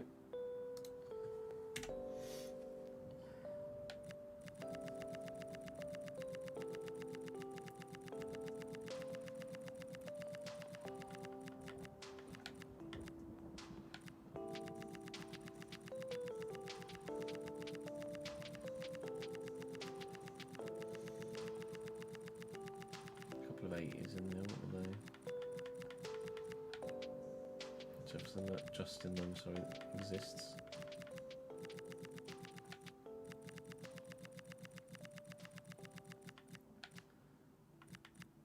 Oh, Danny Lambert. Fair enough. Permission to exist granted.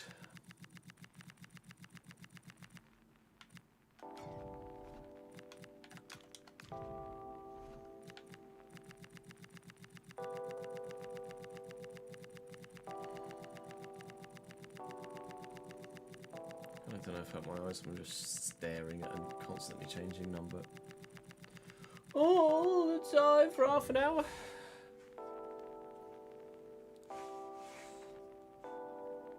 Cahal or Carhol. Cahal. Thank you, Dan.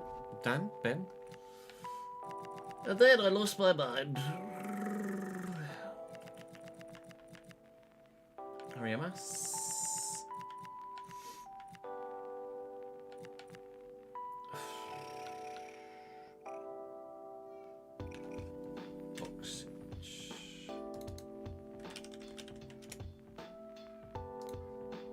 Have the potential, just don't be so good, so young.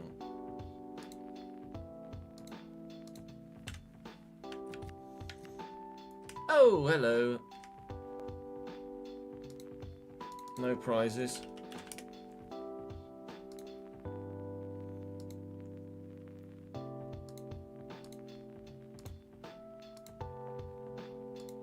Hello, Vinny.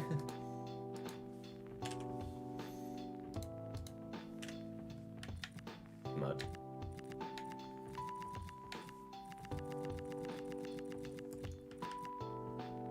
Saeed El Mala. Who, chat?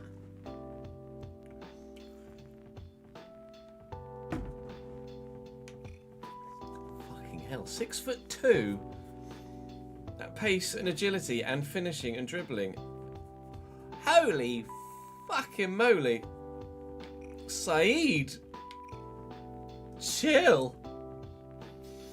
He's a Köln player in real life, is he? I wonder what he's like at camp. 83 winger, or 84 winger, 82, 83 cam. Oh, absolutely RTG potential. God damn. God damn. Okay.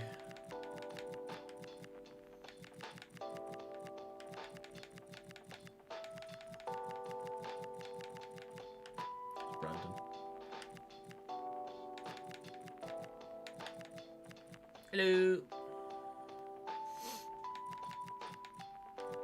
Think we ever sign someone like Yamal or Bellingham or something in an RTG? Do you think it ever happens?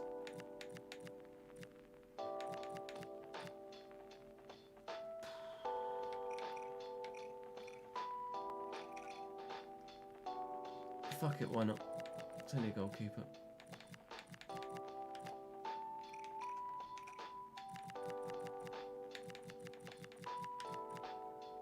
Oh no, no, Christ. You don't think it happens? You started nerfing Yamal. Why?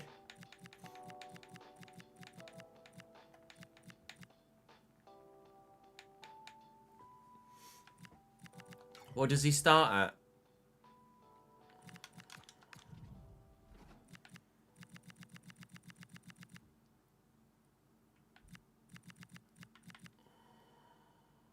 $89.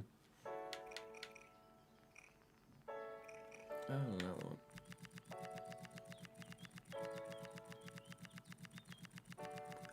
Ads has a hot Yamal take.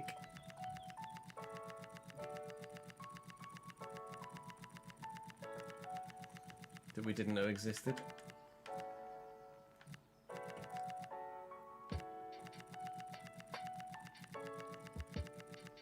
I don't know if I've ever played with him in game.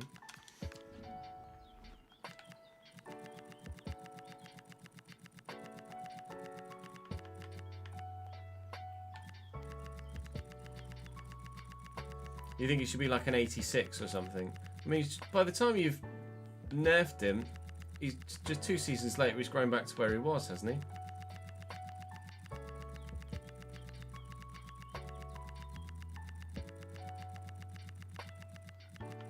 That's Aiden.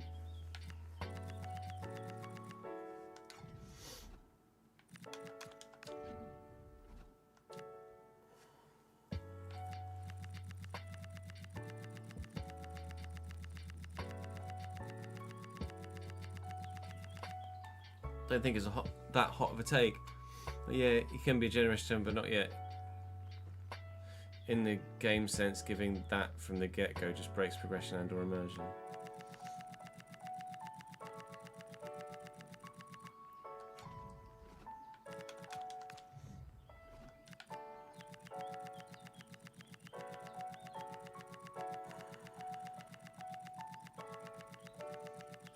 Isn't he him in real life though?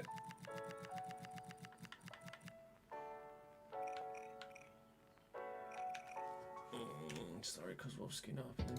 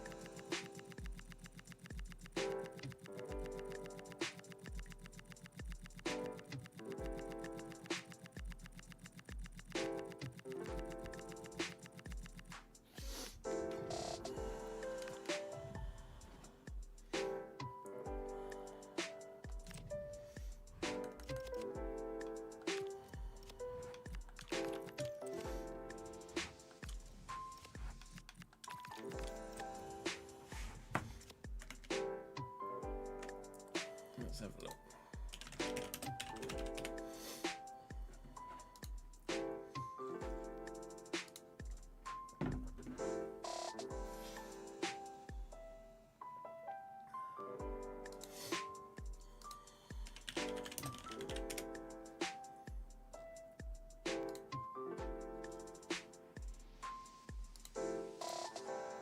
Mali's 18. I want to compare Yamal's stats at 18 to Messi's.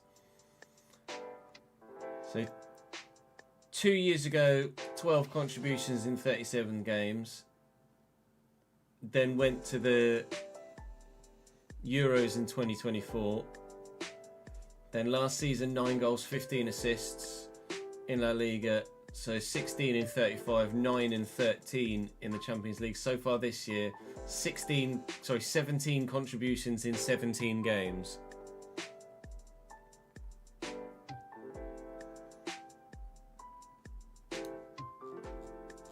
What year was Messi 18?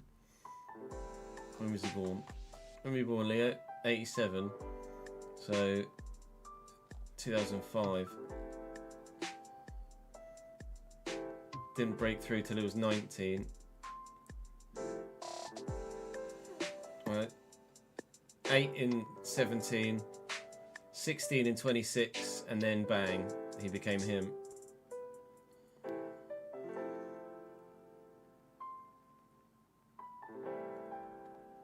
(23 in 31), and then 9-10 onwards, he just was Messi. 34 in 35, 31 in 33, 50 in 37, 46 in 32, 43 in 38, 28 in 31, 26 in 33, 37 in 34. Fucking Jesus.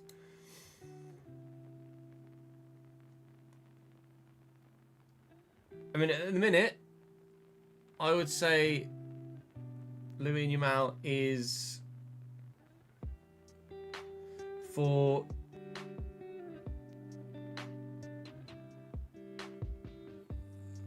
$18 months, maybe 2 years, for 2 years has been at that level.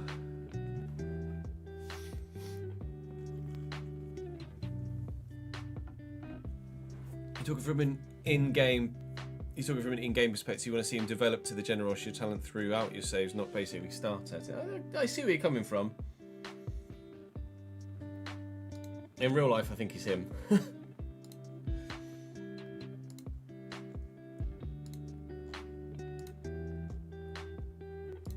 We were going to test that bug as well, or the bug we thought was a bug, weren't we?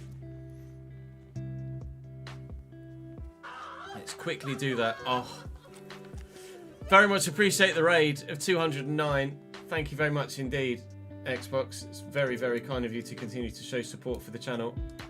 I appreciate it very much. We are just testing a bug and then going offline ourselves in a couple of moments, but we will pass the love on. So those of you that come across from Xbox, don't go anywhere yet, because we will send on the love in fact, I'll do it now, and I'll just test this bug off camera, because it would be harsh for whoever we pass that on to lose the love that's just arrived.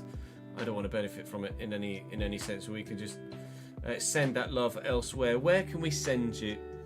Let's send you somewhere where it's actually going to make a difference, shall we? Let's see. Oh, I'm the only one streaming with career mode as a tag. I'm the only one streaming with... Oh, jeeps.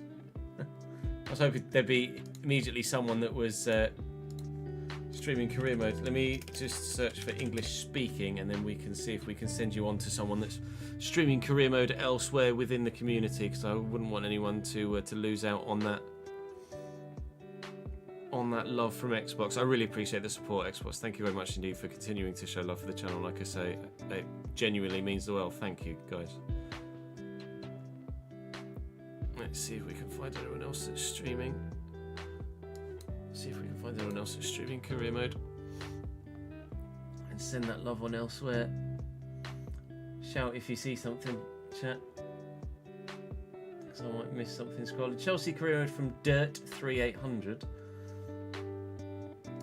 And the thing is that you don't necessarily know who you're sending people to. I don't necessarily want to give someone that isn't particularly on brand from Xbox's raid the highlight, if you know what I mean. I tell you what, let's send you to. I saw Haber was there earlier on. Let's send you to Haber. Where'd you go, Haber? It's Haber. There he is. Let's send. I'm going to send you guys to Haber. Thank you very much for watching me today. Head on over and join Haber. Very much deserves your love. Long-term content creator, and been in the community for a long time. Head on over and show Haber the same love that you would have shown me had you come across from that Xbox raid. I appreciate it very much. Thank you, guys. We shall see you on Wednesday for season finale of the Realistic RTG and transfer windows in both this